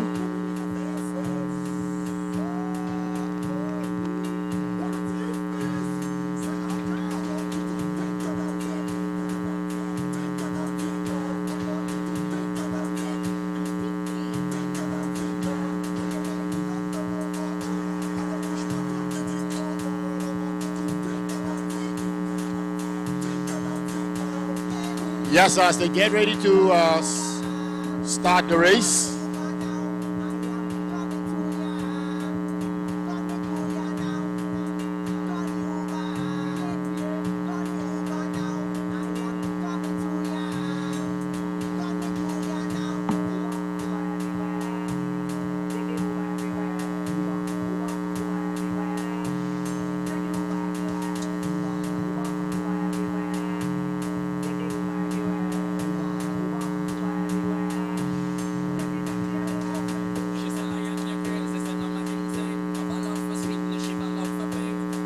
Stand up.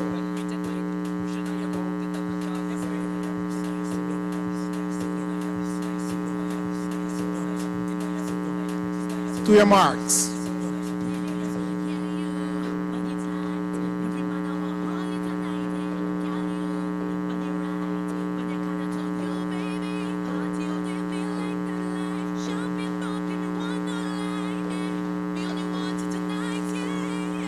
Set.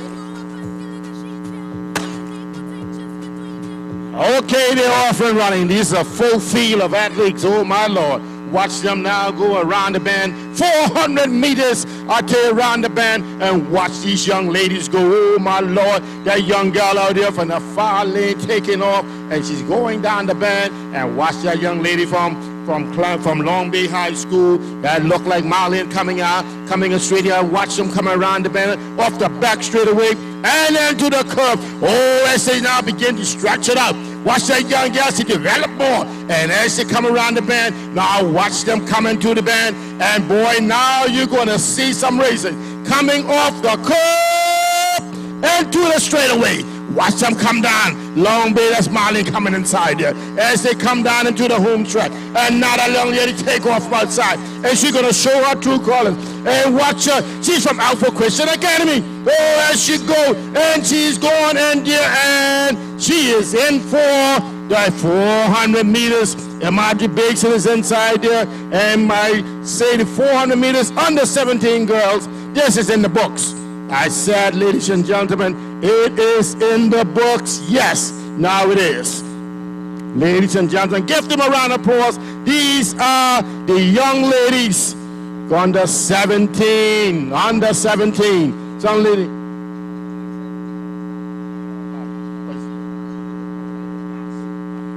Okay, she is Louise Garland unattached. That young lady came inside here from Louise Garland. And now, ladies and gentlemen, as these young ladies finish their race, we're now going to get into the 400 meters for the under 17 boys. Under 17 boys. We give these girls some time to rest their legs, and the officials who gather them and make sure they get their right times. And then I see we only have a few young fellas, according to what I have here. And you have Mr. Ames from PC, that is lane number 2. And you have Mr. Evans, he is from Long Bay High School. That is Louise Garland Thomas. He's in lane number 3. Wesley Methodist, Mr. Donalds, he is from lane number 4. And you have again Hansies from lane number 5. And from Madre Basin, we got Ronaldo, he is in lane number 6.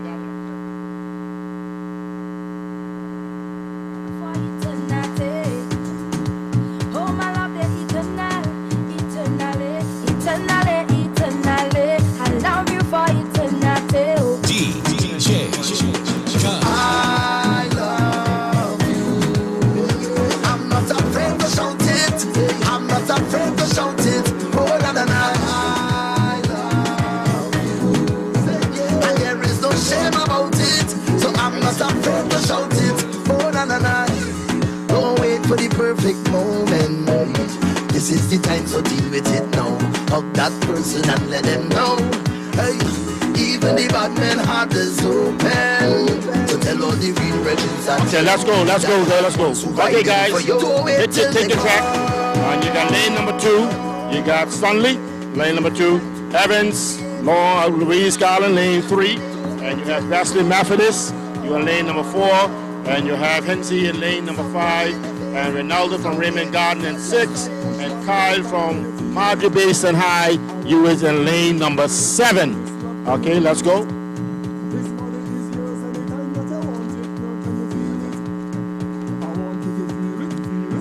This young man is down in the...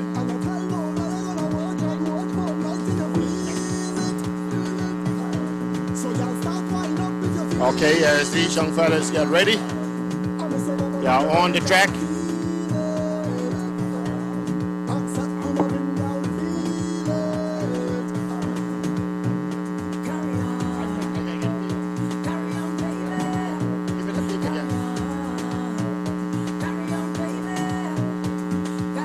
Okay, we have Sunley is in lane number 2. We got Louise Garland Thomas Evans in lane 3. Wesley Methodist, lane 4. And you have Hensey in lane 5. And Raymond Gardner, we have Ronaldo, lane 6. And Kyle from Marjorie Basin High in lane 7.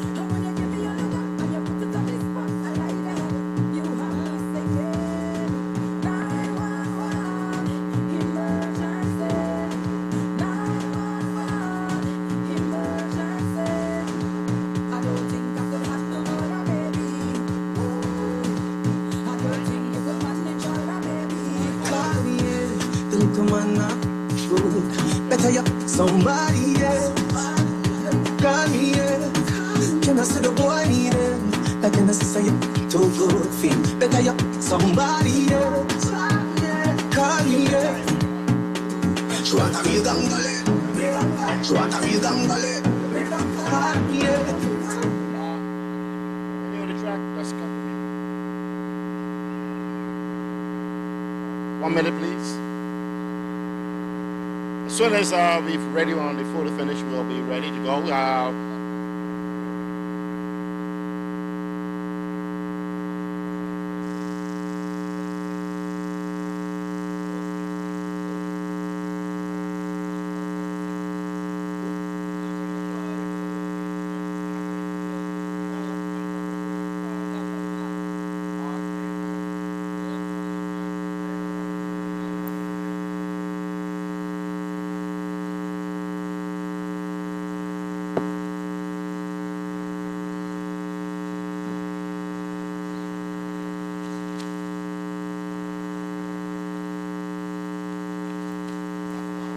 Okay, well, now we are ready to go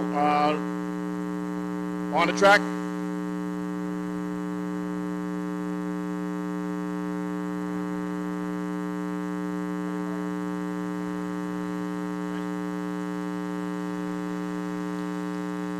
To your marks.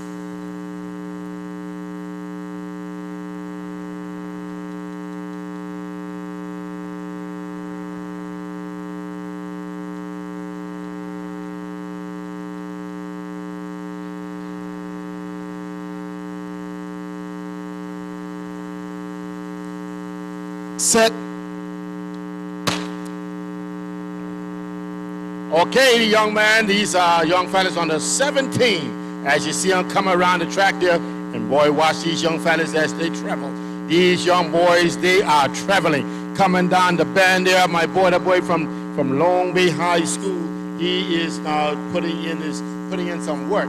He's putting in some work coming around there, and you got Marjorie Basin, and you have Raymond Gardner, Wesley Methodist as they come off the straightaway into the curb. Watch them start. That young man now, I know what he's thinking. I know what he's thinking. He's coming on home, and watch he come. He is coming. The young man from Long Bay High School, and watch Raymond Gardner. Raymond Gardner coming in there, and watch Long Bay. Raymond Gardner, Long Bay. Raymond Gardner, Long Bay. As they coming home there, Long Bay will be Garland High School, and they're in the Marjorie Basin is in. Wesley Methodist is coming in, and ladies and gentlemen, yes, this young fella coming in to finish up the 400 meters under 17 boys. And this is in the books. And now we're getting ready for the second heat of the under 17 boys. Second heat for the under 17 boys.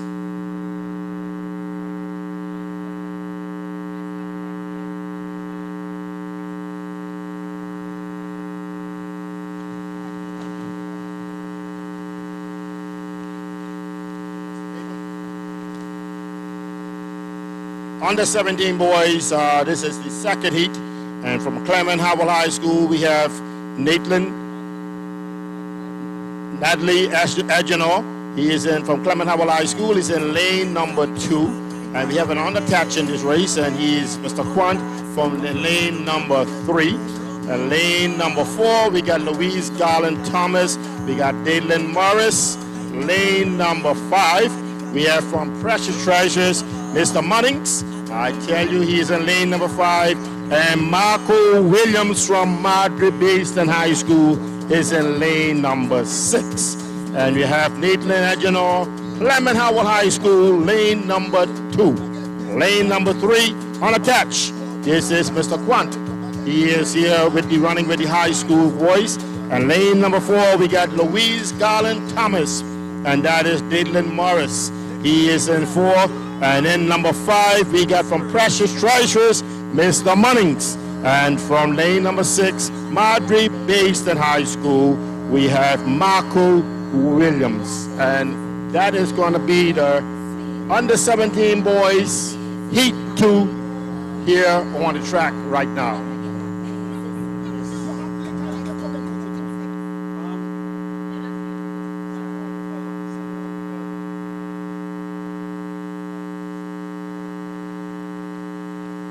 This race is going to be run as soon as the officials get ready.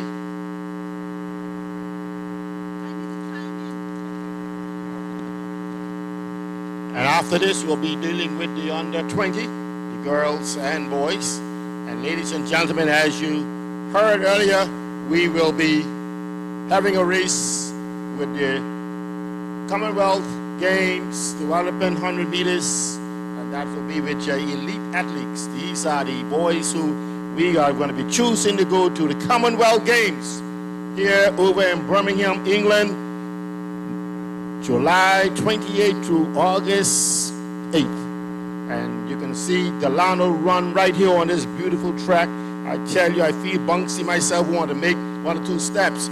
But you know, I see Honorable Josephine Connolly. She didn't want to say much today, but she can say something tomorrow for sure. She will be here, and she promised me she can be doing something. She did a beautiful 60 meters the other day, her and Akira. And I didn't want to let the cat out of the bag, but Honorable Josephine, she's back up and, said, come Akira, come Akira. That saw gal, she used to run those donkeys and cows down that bush, so she could run. As Sharon talking about, Sharon knew we could run. Anyway, let's get back on the track. You ready? Okay, good to go. To your marks.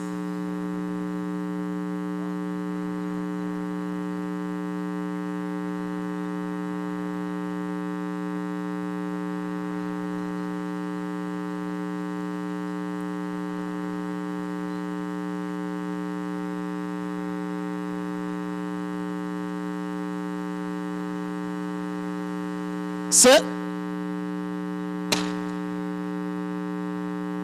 And they off and running. These are the second heat, or heat 2, 1 of 2, as they come around the bend. Watch these young fellas. Oh my Lord, these boys are gone. They are gone. Watch them go. And watch that boy from Long Bay High School. Watch him take off. My God, that boy going like a jet plane. As he come around and he's gone. He decided that he is not going to waste no time. And he's going to, Clement Howell trying to catch this young man. But this young man say no. He said no to this. He said no to this. And he is gone. That young man taken off. He is taken off. And he is gone. And watch Clement Howell coming for him. Clement Howell is coming for him. Long Bay High School. Clement Howell. Long Bay High School. Clement Howell. Clement Howell. Long Bay High School. Lord Louise Garland Thomas. As they come inside there. And watch them come. And Mr. Money's coming in. I tell you, these young men, this is second of the 400 meters under 17 boys, and boy did they run. They run. They run. They know they have to beat Jamaica.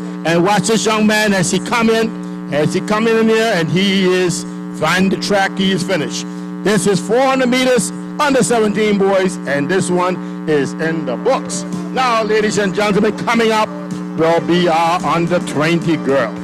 Oh, what a race this is going to be. And these young girls out here are going for supremacy.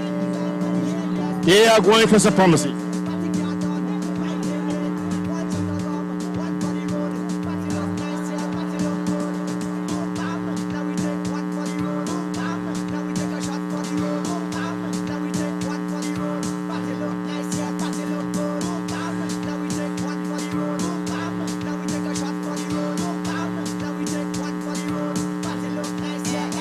Okay, yes, we have Red Cross here assisting us.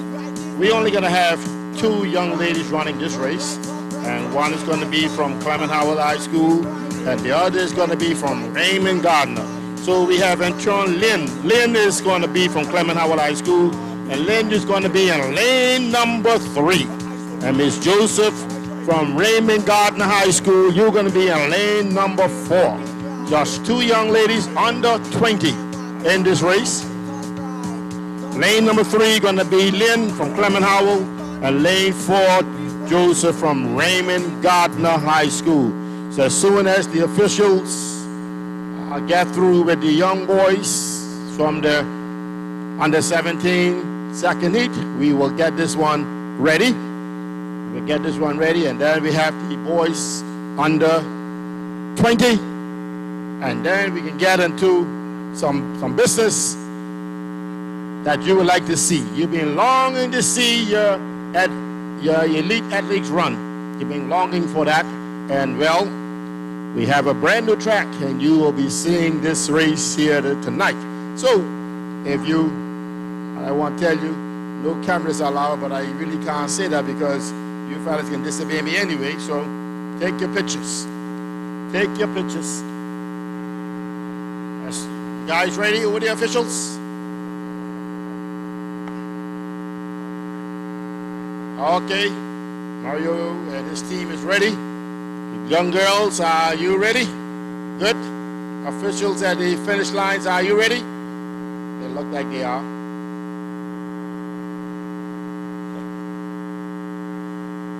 Yeah, so after this we have the young man, and you can see they're getting himself ready.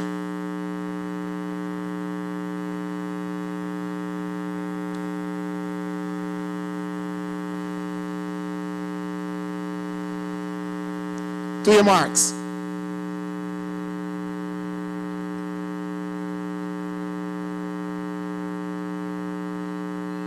Set. Okay, and they're off and running, and these 2 young ladies, they are going to be challenging one another. They are going to be challenging one another. This young lady, Lynn from Clement Howell High School, and Miss Joseph from Raymond Gardner High School. And boy, look at them go, look at them go. They are side by side, and they ain't leaving nobody behind. And they are going down that track. Watch them on the back straightaway, and that young lady from Clement Howell says she's trying to take the lead, but North Cagus, Miss Joseph has something to say about that. As they come around the bend and to do that bend and from off the back straightaway, watch the yacht, Miss Lynn from Clement High School, and Miss Joseph is right there. Watch them as they come off the curve into the straightaway. Watch them now come down the bend. Lynn coming home and Miss Joseph coming home. Lynn is coming home and Miss Joseph coming home. Lynn is coming home, Miss Joseph coming home. Wine is coming home, Miss Joseph coming home. Lynn is coming home, Miss Joseph coming home. Lynn is coming home, Miss Joseph coming home. Lynn is coming home, Miss Joseph. Oh boy, I tell you, these young ladies, they ran. They ran and they ran and they ran. I tell you, under 20 girls, they sure give you something to talk about. They are now in the books, and someone, or all of them, one of them are going into Carifta. Now we're getting ready for our young man. Oh, these young boys, I tell you, they are going to put it down. They are going to put it down.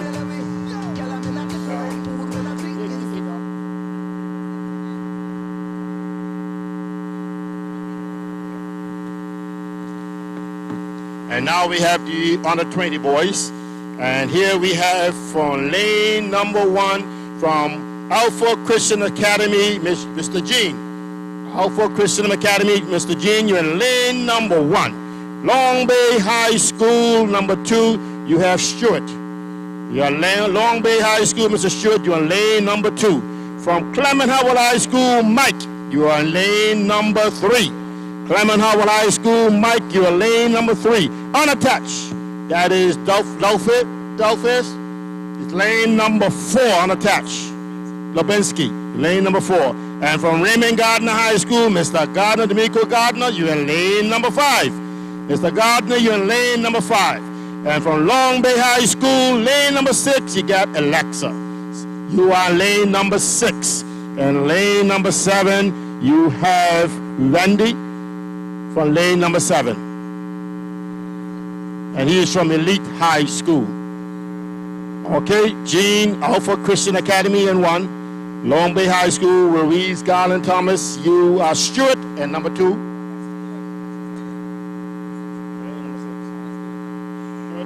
Stewart, number 2. Okay, let me go again. Jean, Alpha Christian Academy, lane number 1. Lane number 2, Long Bay, Las Louise Garland Thomas, Stewart, you are in lane number 2. Clement Howell High School, Mike, you are in lane number 3. Unattached, you are in lane number 4. Lane number 5 is Raymond Gardner. You are D'Amico Gardner. Alex, Long Bay, Las Louise Garland Thomas, you are in lane number 6. And Randy from Elite High School, lane number 7.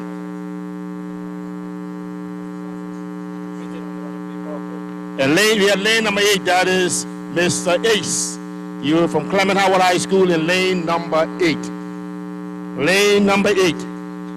We got a full field from 1 to 8. A full field from 1 to 8.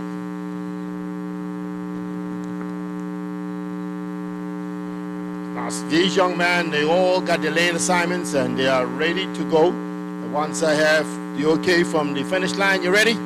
Guys, they look ready. Photo finish. Garvin, your team. You good?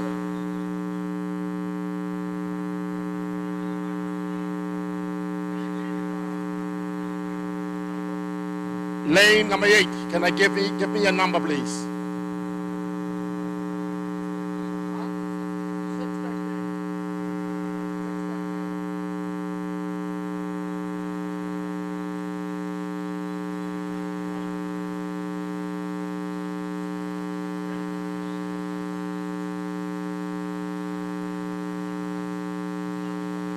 All right.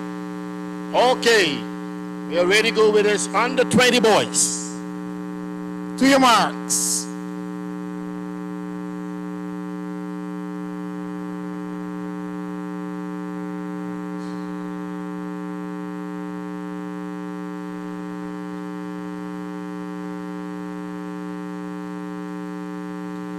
Stand up, stand up.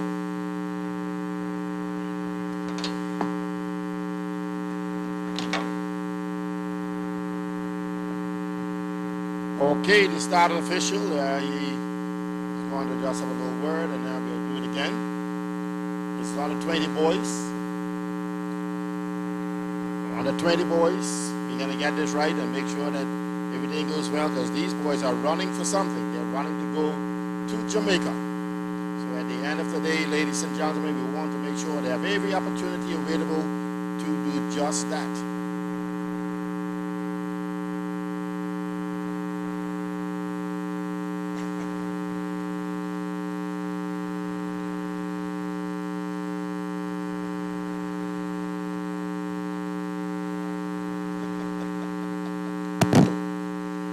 To your marks.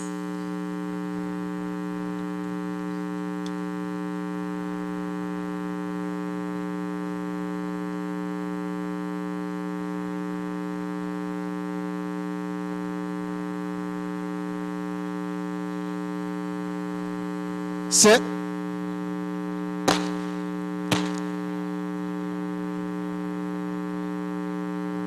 Whoa, 400 meters with a false start. You don't see that much, is it, guys? I tell you. So, you know the field is going to be charged. And I must tell you, young man, whoever false start this time, you are out of the race. So you have to be patient, very patient, and listen to the instructions from the starter. 400 meters don't get much of a false start, but they do. This is the last race of the 400 meters for the boys under 20. And after this, we will be into our last race of the night. And that will be with the Commonwealth developing 100 meters man. And these are elite athletes that will be showcasing their talent here on the track this afternoon. This is what we ask for. You know, we go and we give them all the training there is, and so they come back home and showcase what they're being taught and what they learned and what they had been doing out there in their various schools. To your marks.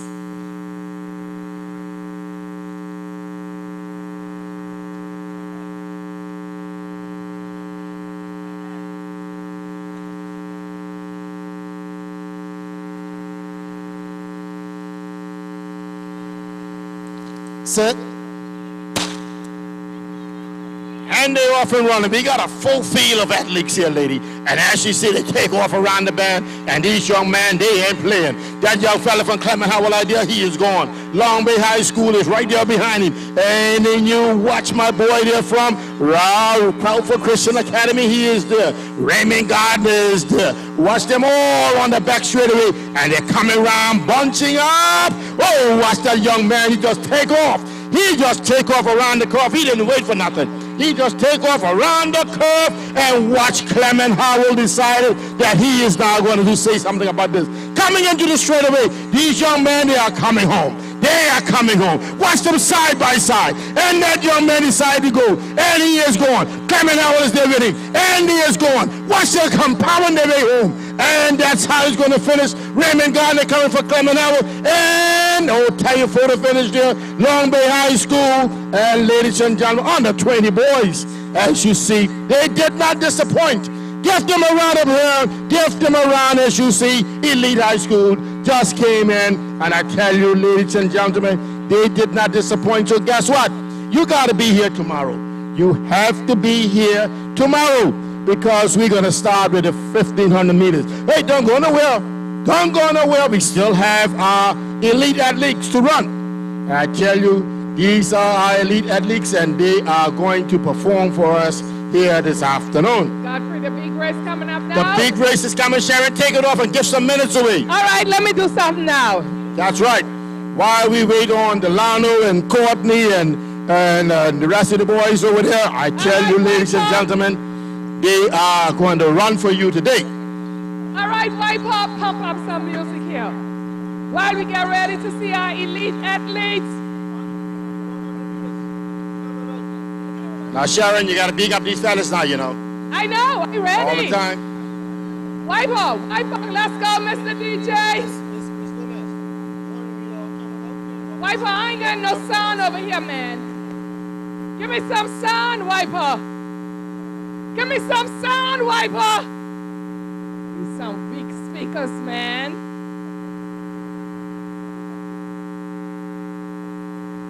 Wiper, that's all the sound you got? Sharon, the fans at home say they can't hear you clear, so you got to move the mic back a bit.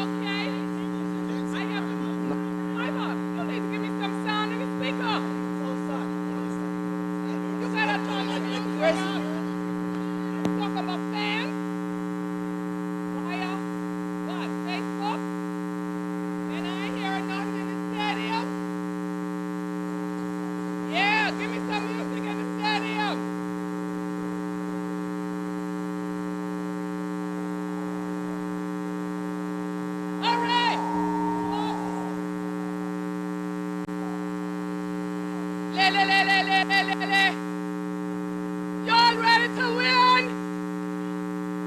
Let's go! We're the Warriors fans. You still here? 1, 2. Okay, Sharon, we have in this race, we have Mr. Durham from Clement Howell High School. We have Mr. Delano Williams. We have Mr. Phyllis Wilkinson. We have Mr. Courtney Mizik. And we have Cheyenne Parker. These are the young men running in this race. Godfrey, say those names again for me. Wiper, cut the music. Wiper, cut the music. Godfrey. These are some of our elite athletes, Sharon. Godfrey, give me some of those names right about now. Okay, you have Mr. Durham from Clement Howell High School. Delano Williams. Phyllis Wilkinson. Courtney Mizik. And Mrs. Shannon Parker. These are some of our elite athletes that came home to perform for you today. And these athletes, they have to be running in this race because they are running for a spot in the Commonwealth Games to represent the Turks and Caicos at the Commonwealth Games. Not Carifta, Commonwealth Games. 1, 2. I'm paging Wesley Sherry. Wesley Sherry, you are asked to come and meet Miss Edith Skippings here at the finish line. Wesley Sherry, you are asked to meet Miss Edith Skippings at the finish line. Continue, Sharon.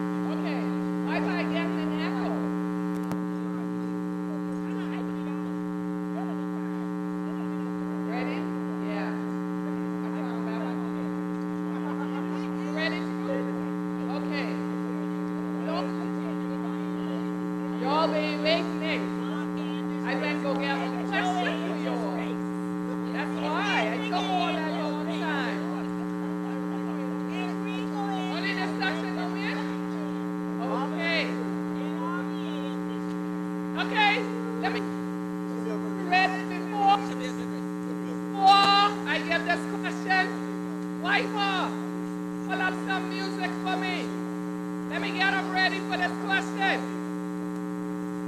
Give me some music, Wiper. You gotta walk with me now, Wiper. Walk with me, walk with me. Give me some music. Music, plenty, plenty music. That's it. You made it, Lord.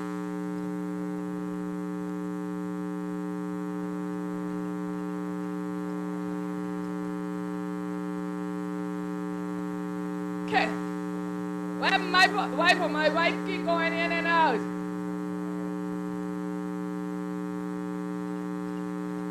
Okay.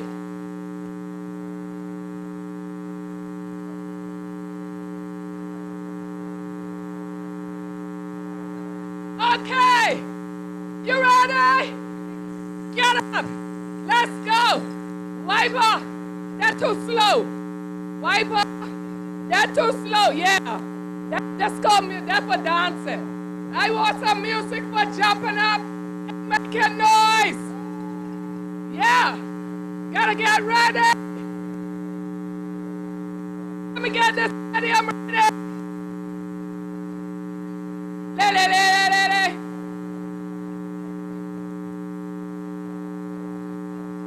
Okay. Cut the music, Wiper. $50 minutes. Wiper, the question is, which year did the Turks and Caicos first represent at the Carifta? Which year? And where was it held? The year and where was it held when the Turks and Caicos first went to Wiper? Cut the music, Wiper. What?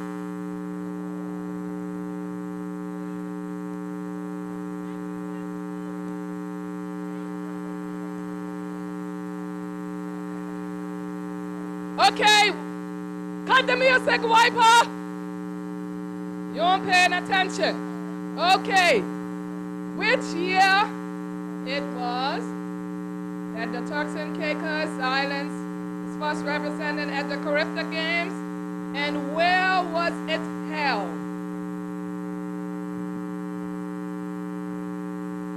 No, this question is 2 parts. Yes. This ain't no half question. That's going for $50. No. You only know half of the question? Well, get somebody who know the other half. Y'all better start Googling. You better Google. Come back to you. You better Google. Wait, hold on, let me come down. You know, you better be right, you know the answer. What's the answer? 1962. 1962? No, you're wrong. Now don't start shouting out no years, because then you're going to say every year. Mind you. No, it's not 1972. You're wrong already. Wait, it wasn't a wait either.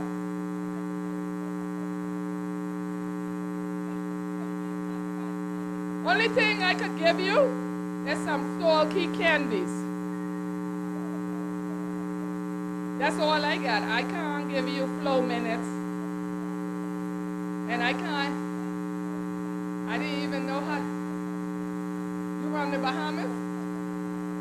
So you want salty candies? Okay. Who know the answer? I tell you all I went get a question.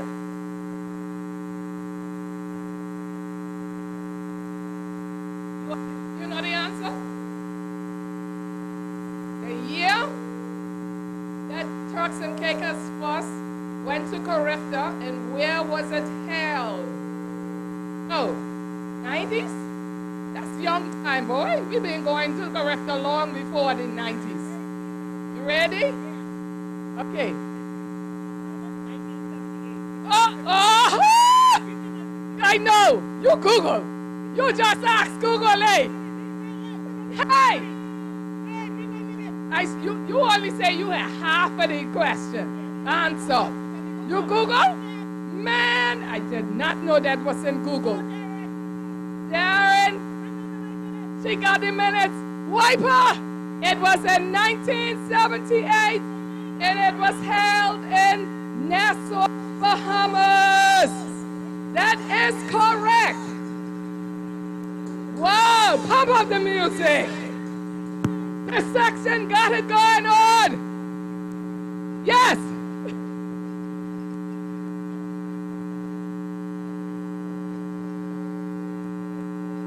Godfrey, we ready for this event? I got 50 more minutes to give away. $50 more. I'm coming back. And 1 2 1 2 1 2 1 2. Godfrey, you ready? 1 2. Now, okay. Can you turn the music, Sharon? We have one of our elite athletes, so Mr. Hanfield. Let's go 1 2 1 Hanfield. He is now doing a high jump on that side. He is at 1.9 meters. Okay, so the music has to turn down. I'm coming back with another question. He is now jumping 1.95. This is one of another elite athlete, Mr. Hanfield.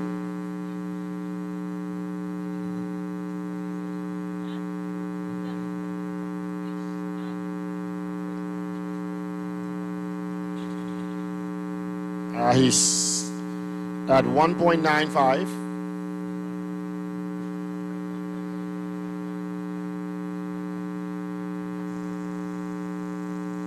We're now getting ready for the 100 meters, and then that'll be Mr. Durham in lane number 2 of Clement Howell High School.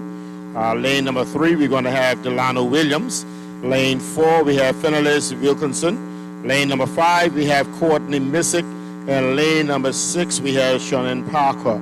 That is the lineup for the all.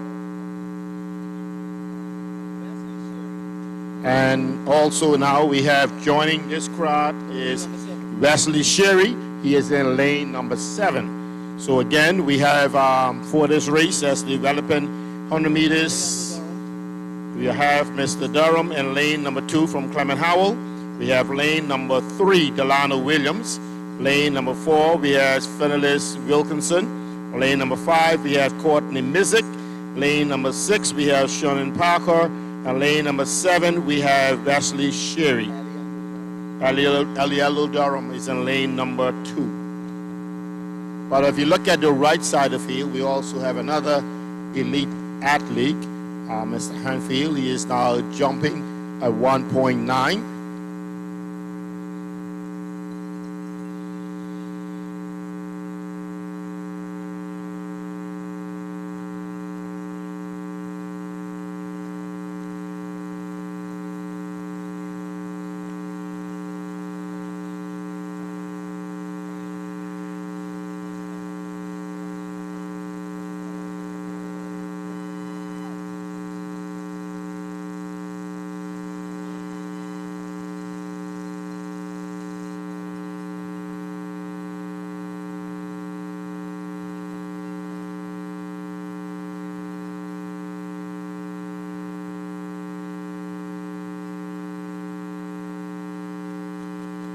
Oh, he is over.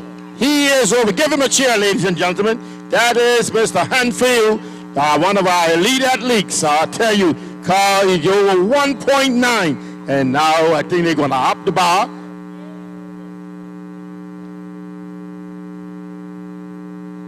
We're going to go to 2 meters. And there's going to be 2 meters, 2 meters. That's Mr. Hanfield. He's over the bar at 1.9.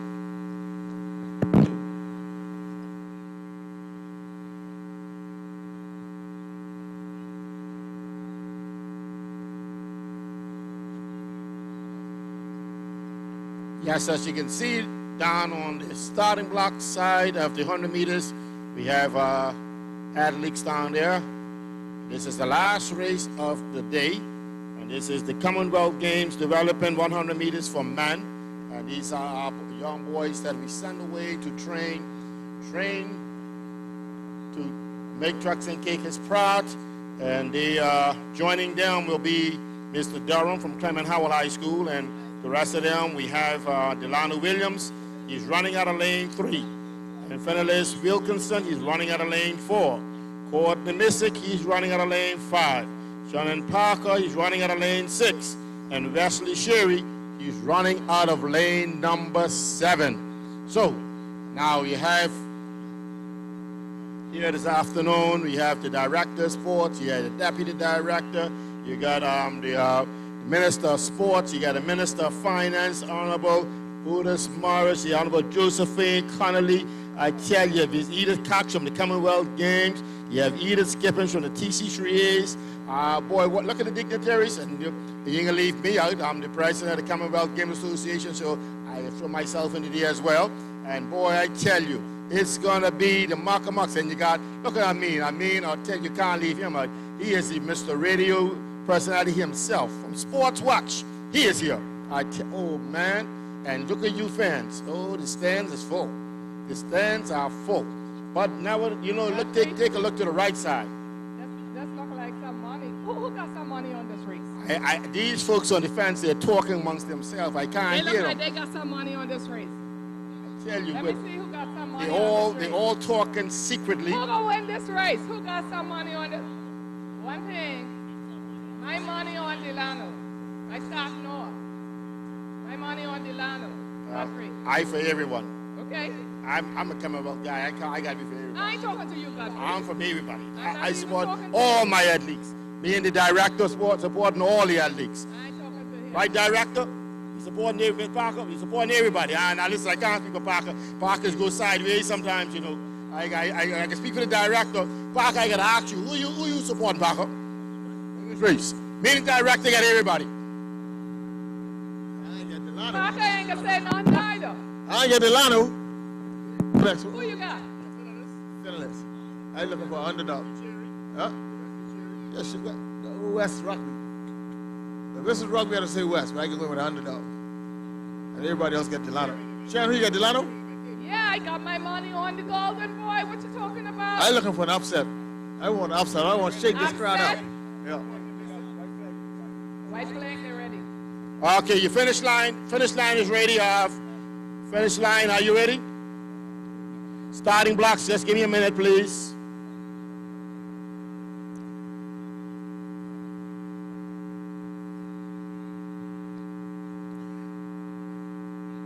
Okay, ladies and gentlemen, we are ready for this race. We are ready for Sharon. You ready? I'm ready. Okay, white flag is at the finish line, and the white flag is at the starting line. Yes, haven't seen one yet, but one was flying high earlier. Yeah, young man, they are on the track, Sharon. For the finish, they are ready. And ladies and gentlemen, I think you should be getting out of your seats right now, making sure that you can see exactly what happened. And they are down on the track.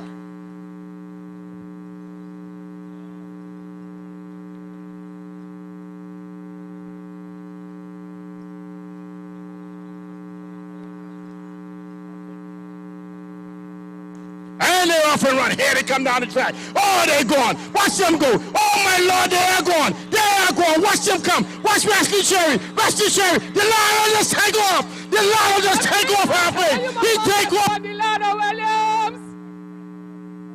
Golden Boy sure. He pulled up at what, 60 meters?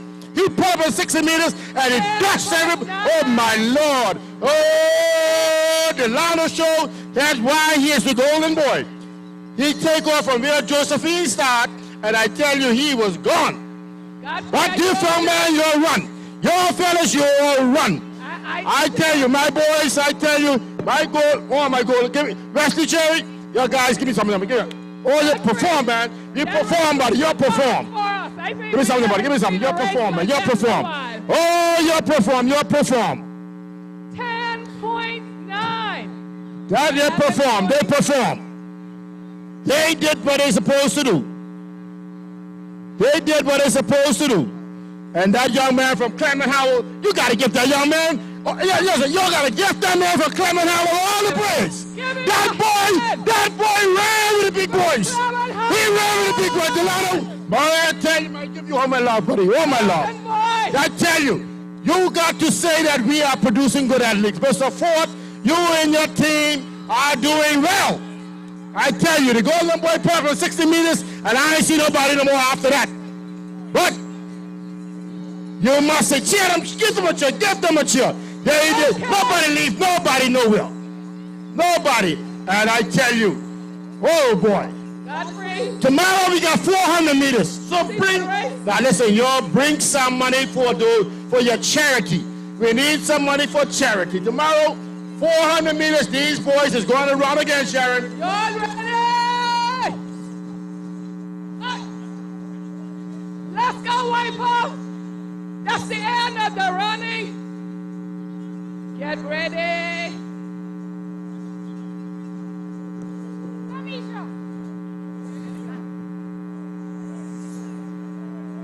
Take your shoes off. Take your shoes off. Sharon, Delano can bring us a medal at the Commonwealth game over there in Birmingham. I want you to know that. But like DCI, I just want to thank the fans for coming out today. Someone tomorrow before the athletes are Thank you. Don't forget, be here tomorrow or be square. We're going to have some more giveaways tomorrow. Where are my Warriors friends?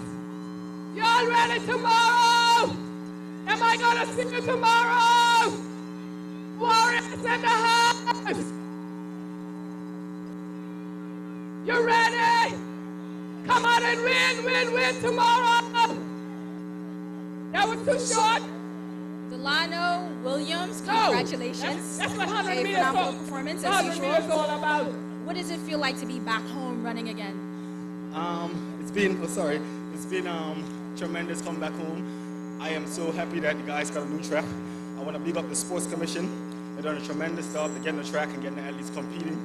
I am so happy to be here. It felt so good running against my countrymen. So hopefully we get more meets like this, and I can come back from Jamaica and perform. What has your preparation been like for the Commonwealth Games? To be honest, I was out for like a month and a half. I had plantar fasciitis. I could barely walk, but I'm getting slowly over that injury now, and I mean, I feel good. I feel now. My first race is 100 meters, and tomorrow hopefully I take on the 400 meters, just for fitness and race plan. So, I mean, it's going good thus far. Not where I want it to be, but work in progress. What is where you want it to be look like or sound like? And to be honest, I kind of a little disappointed in myself that I looked cross at Courtney and ran 10.9. But other than that, I think I would have been running more 400s. This is my first race of the season since 2022. You know, at the Olympic Games trials, I had a hamstring injury, so I didn't run the finals. Very devastating for me and the country and people who are around. So I think this year I want to make it count. And I definitely want to put back on that Team TCI on my chest, which is something I want to do before I hang out my spikes. And how did you enjoy the games today? Definitely, it's tremendous. Spectacular, I just love it. I just want to big up the Sports Commission, big up TC Trials, big up the sponsors. You guys have made this possible. Thank you. Thank you.